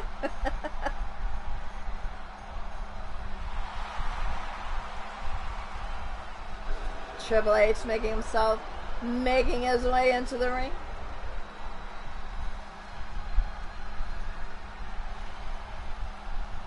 Again, as all of the mixed tags have been, KO for the finish. If there is a DQ on the man's part, the win will be stricken and will not be counting as a loss. It will not be counted as a draw. It won't be counted as a win. It will be as if the match never took place.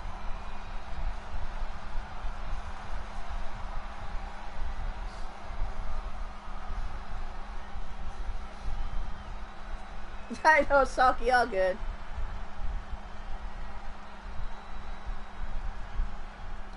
Looks like the ladies facing off with Stephanie right off the bat with the control over Whisper. With some knees and punches and kicks on Whisper right off the bat. Not relenting, just keeping on her, not even missing a beat. Plants Whisper on the back and now laughs at Whisper. Oh my God, I told you these guys were trash talking before the show. Stephanie and Whisper and Jake and Triple H. Now Whisper takes control over Stephanie for the meantime. Plant her back to the mat. Now stomps over and says, okay, Jake, your turn. Now Jake goes after Triple H. Jake getting the advantage over Triple H from the start. Plant him on the mat back first. Picking him up. Back to the mat again. Triple H. Oh, he almost hit the ref, Jake did. Allowing Triple H to almost get a reversal, but no. Jake still has control and drops Triple H to the turnbuckle. Triple H rolls over and gives punches to Jake, letting him know how he loved that. And an elbow to the chest as Stephanie looks on. And we got some stomps on the knees to the arm as he tags in the lovely Stephanie. And now Whisper come in the match. Stephanie picks up right where she left off, but Whisper counters and throws Stephanie from the middle of the ring into the corner. Stephanie tries to get punches, misses, and Whisper still has control over Stephanie. Picks her up, flips her over, back to the mat. Stomping on Stephanie. Picks up Stephanie.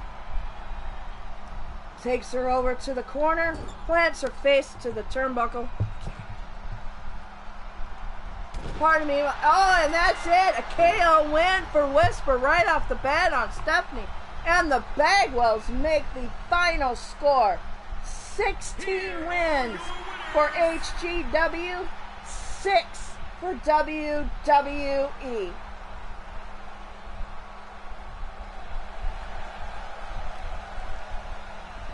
And I will let these guys celebrate as the rest of HGW surrounds the ring in also celebration. We won the night, we won the day. But I will say that there is, like I said, one more match to the night, and it was the big one everybody's been talking about. Battle of the Tanks. Pink slips were on the line. It was myself calling out Shotzi, because, you know, she called my tank a piece of crap. Well, let me tell you, bitch, that tank was gifted to me by my youngest son, Joshua, and no one gets away with calling that tank a piece of crap. Not even you, bitch. So, pink slips were on the line. What kind of match, you say? It was a unique, one-of-a-kind, never-before-seen matches in Hell's Gate Wrestling. It was, the arena was devoid of all crowds, and this is what Lucifer, my producer and editor, is editing in. The crowds you will be seeing in this match were placed into him by computer generated, because the crowds were devoid, all wrestlers were devoid. The only people that were allowed in this arena at the time was myself, Shotzi, and the ref of the match. It was a Hell's Gate Wrestling 3 Layers of Hell match. The first of 3 matches. You had to win 2 of the matches. At least 2 out of the 3 matches. The first layer was a 2 out of 3 falls tables match. The second match being the last man standing, no time limit. Hell in a Cell. The third match was an I Quit submission match, only Hell in a Cell, if it came down to that match. Who won? Who lost? We'll see and soon find out once Lucifer gets that match edited. But I want to thank you all for coming to the show, this big pay-per-view. And as Wally was so gracious to say, it was our longest televised show in HGW's history live, because we have had pre-recorded, but this is the first longest live I've done. My voice sounds like it. And with 647 comments at least, it was the highest commented show in HGW live show history. So I want to thank you all for coming out. I love each and every one of you. Like Mord and the rest of us say, we don't get extra chances in life, folks. Love each other how you would want to be loved back. Don't ever go away mad. You never know when that person you're mad at won't get a second chance, and tomorrows are never guaranteed. So say love to your loved ones, hug your children, call them if you must, because we never get a second chance. Love, peace, hugs to you all, and from the top shelf, this is Tiny saying, night y'all, love my roster!